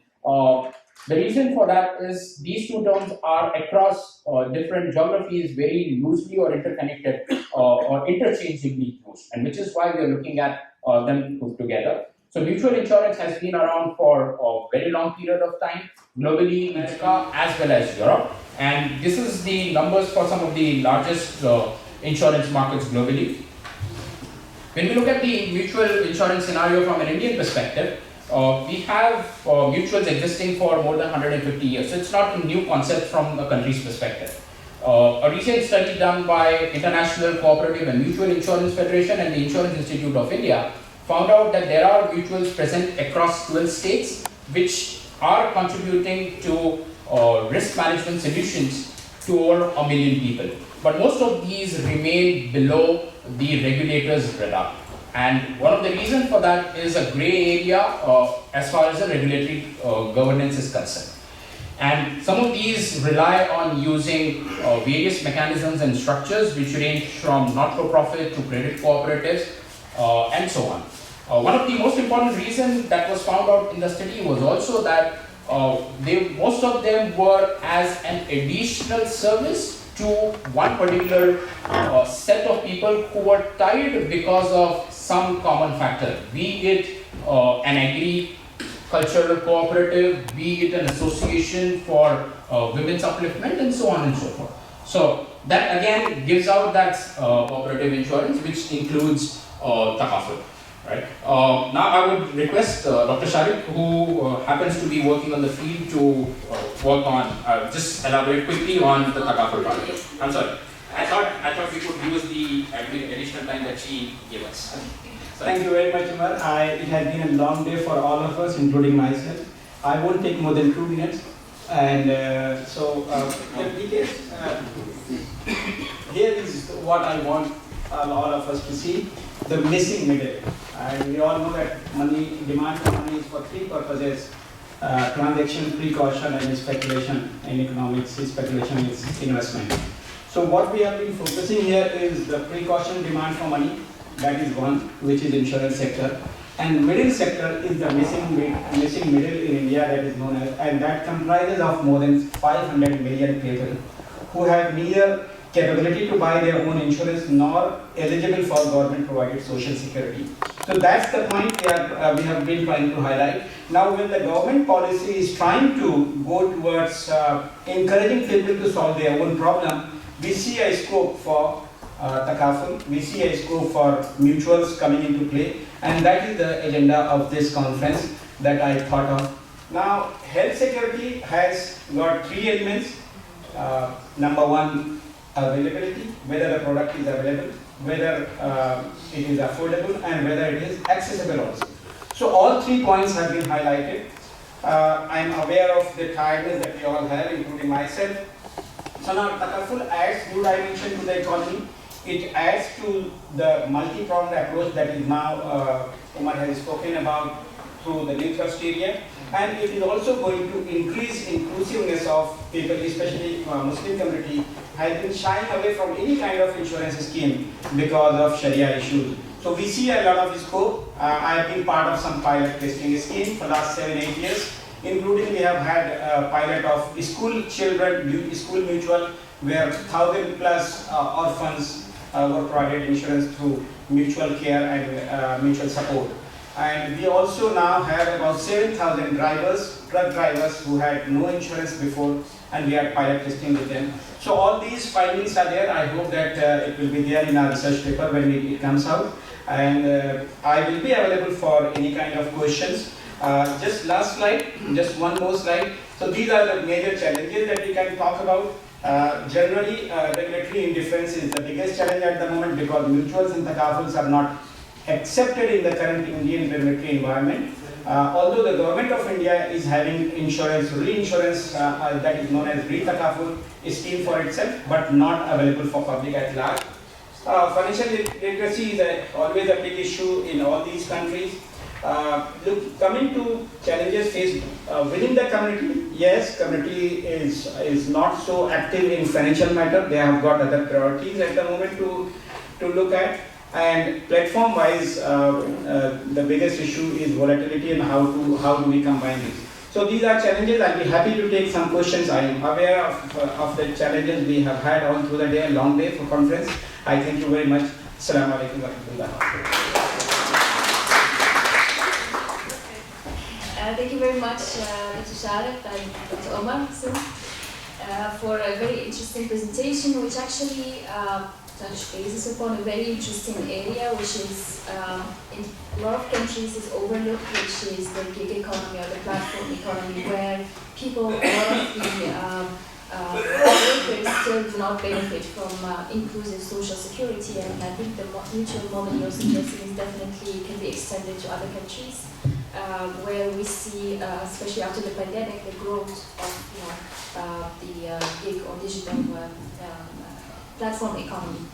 I think with this we have actually explored all the presentations. I think this session is extremely interesting because when we talk about digital transformation or innovation, most of the innovations happen in the banking or the capital markets, and we see extensive focus on that. Even when we look at actually the size of the Islamic financial industry, we still have the banking and the sukuk market capturing more than 80% or even sometimes 90%.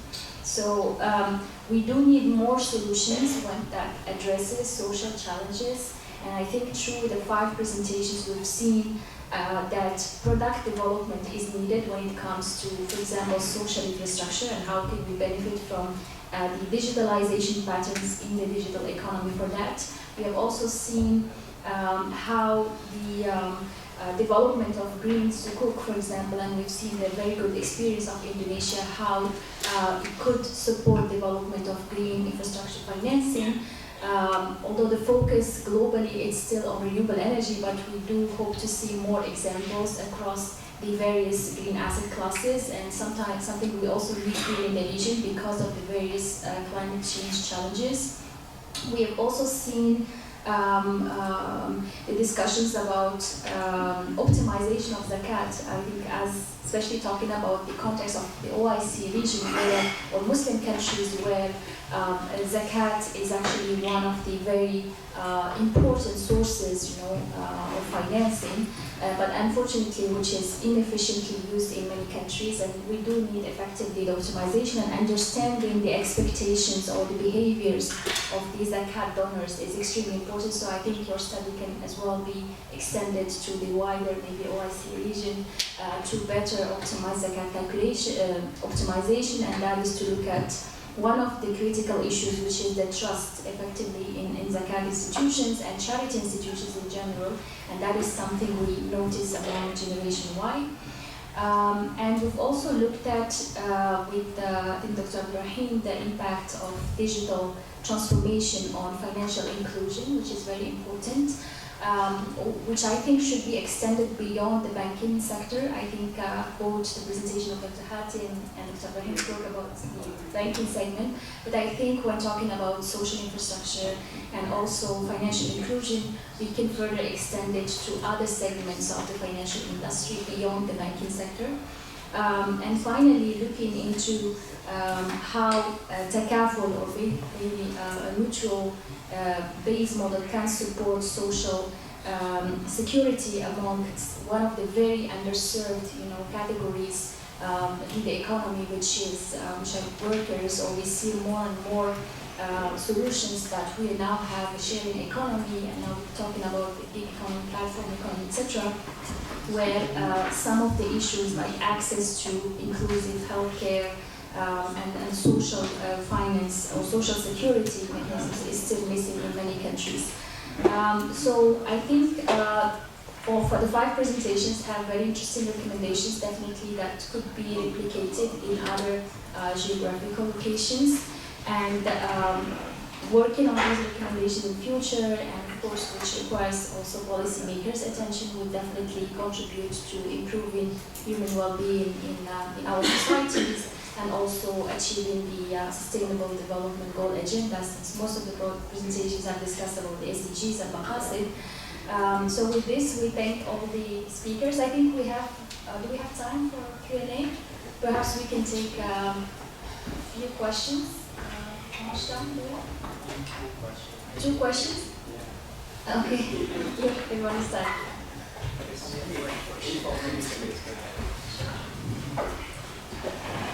السلام عليكم، يعطيكم العافية. ما أدري إذا كنت أقدر أسأل سؤالي باللغة العربية لكن الأفضل حتى يصل بطريقة سلسة. كنت ظهر لي السؤال البحثي أو التساؤل البحثي من خلال رقمنة المشاريع أو سهولة الوصول إلى الدفع الآمن للمشاريع الخيرية أو رقمنتها.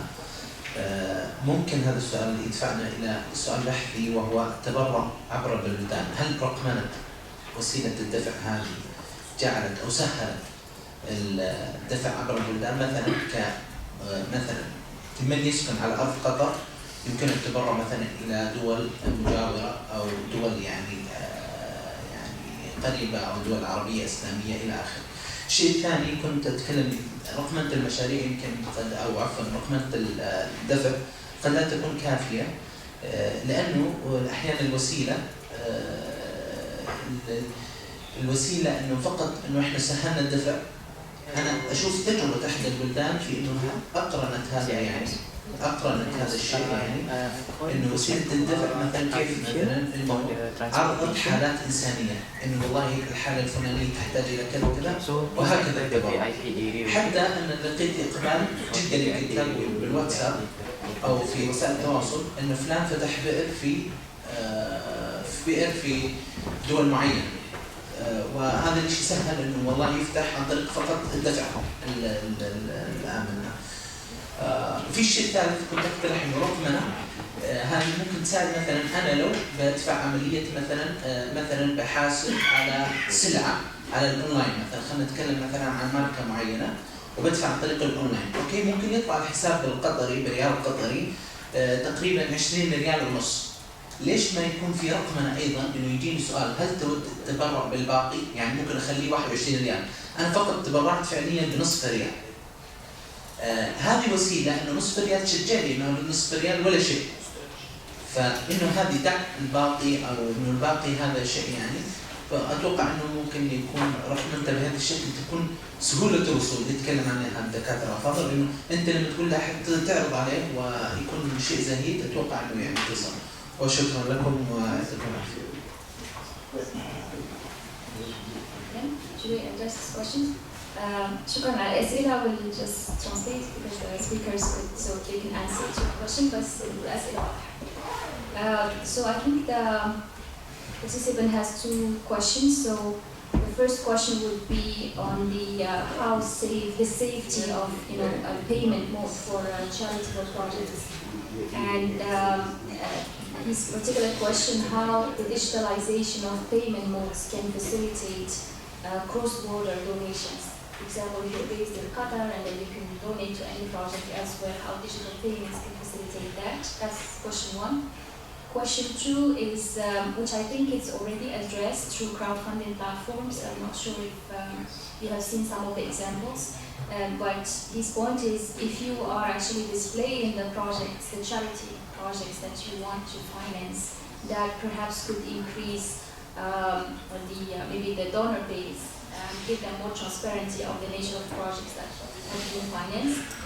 And the third point is, so he's suggesting that perhaps we should use digitalization to integrate maybe the charity component into the price itself. So let's say you pay, for example, for a product online that costs maybe $10, but these $10 to integrate an additional $1 in the form of charity, that would facilitate also maybe expanding or increasing the size of donations in the future. So these are the two questions, and it's open to all the participants who ever wants to. Okay, if I can take this very quickly. We have recently enrolled about 7,000 truck drivers who are on their vehicles, and everything is done through digital. Everything. So they have got their phone, they have got an app for them, and they are paying their contribution through that. They are getting all medical benefits through that. If there is a nearby hospital, they are providing, they are getting receiving services also on that. So everything is through digital means. 1,000 orphans that I spoke about, every one of them is receiving through services through digital model. So each and every penny is through digital mode. Even reimbursement is through digital mode, services is through digital mode, because otherwise the cost of operation goes so high that without using technology you cannot be sustainable, you cannot be viable. Now some of these mutuals that I spoke about have been supported by some of the largest mutuals globally, for example Canadian Mutual, some Australian and US aid agency. All of these have been using digital modes to transfer charitable amount to the segment that they support, and accordingly services are provided to them. So because of time issue, I couldn't go into that detail, but hopefully tomorrow we'll get all these times to talk about, and I'll be very happy to share all the details that you wish to have. Thank you very much. About integrating the charity component in them. Yes, it is. I spoke about that. Some of the donors are actually, one of the donors in India is Alana. They said that about 4 million Indian rupees, they said that we will finance 1,000 orphans and you look after their insurance, you look after their health care, you look after everything. So there are donors. Now these donors are also zakat payer, and these zakat, if you pay through right channel, then it is also calculated as your CSR contribution. So whatever money you are spending, that is also meeting your zakat requirement as well as CSR requirement for tax purposes.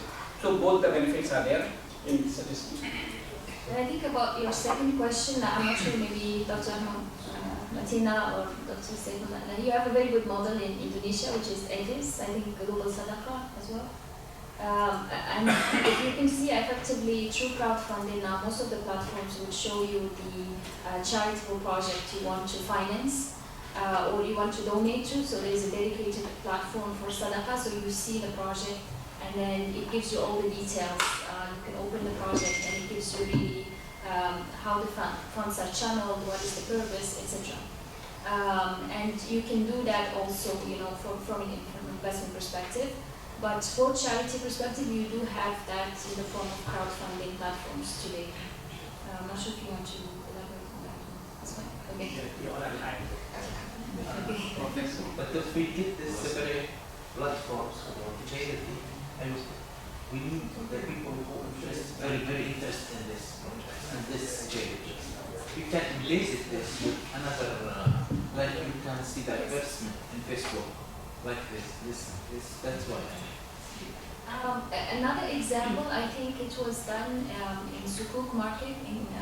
It was done in an innovative way. I think it was only done, to my knowledge, for one transaction where you have a KPI mechanism in Sukuk financing, and you give the opportunity to Sukuk holders actually to let go part of their profits or principal at maturity if certain objectives are financed. And it was done in the context of education as an SRI Sukuk in Malaysia.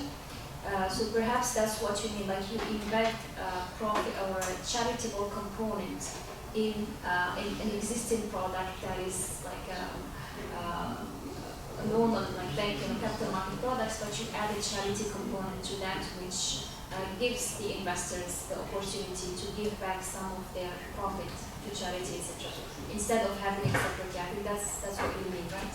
So that incentivizes people to donate more because it is embedded in an existing product.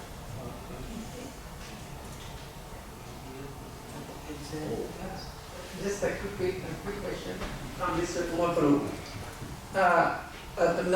First, just a small question is that you said that 10% population, the workforce is from farmer sector and 90%. Right. Is this figure true? Yes. If it is true, that means the volume of the informal economy in India is very, very high. Second is, what is the reason why? Because India has very established financial sector as well. Why the standard finance, the insurance policies are unable to cover the middle, the missing part, and why we need then the couple there, as we know the Islamic finance is not there too much. So there are a couple of So there are maybe a couple of reasons. One is the cost of business operations is very high, and a lot of people would, because they're working on wafer thin margins, so they would prefer to keep businesses informal. Or even if they are having a workforce, they would not want to breach the requirements where the labor laws would come into effect. Okay, so that's one part of it. So why the large informal economy? So they may have the access to banking and formal channels, but from their peer perspective, it will not come into. And second question from the insurance penetration, yes, the penetration is low, but to be also fair to the regulator, it's the youngest regulator in the country, been around for around 23 years. Okay, so it has its own journey in terms of growing. While the banking was and will always be the first mode where you would want to reach out to. So the reason why we're trying to talk about this and cooperative and mutual, because the banking in India has actually grown using the cooperative movement. So banks have started small and have grown and become big. So maybe the insurance can follow that lead. So that's it. If you have to add. 30 seconds actually. So number one, sir, it's not true that Islamic finance is not there in India. Yes, officially it is not recognized, but Malaysian takaful companies are ceding their business to Indian re-takaful companies, right? And the figure is more than 5 billion Indian rupees. So that is the figure. So central government of India is into reinsurance, re-takaful business, and the model we have created. The state government is having non-banking finance companies.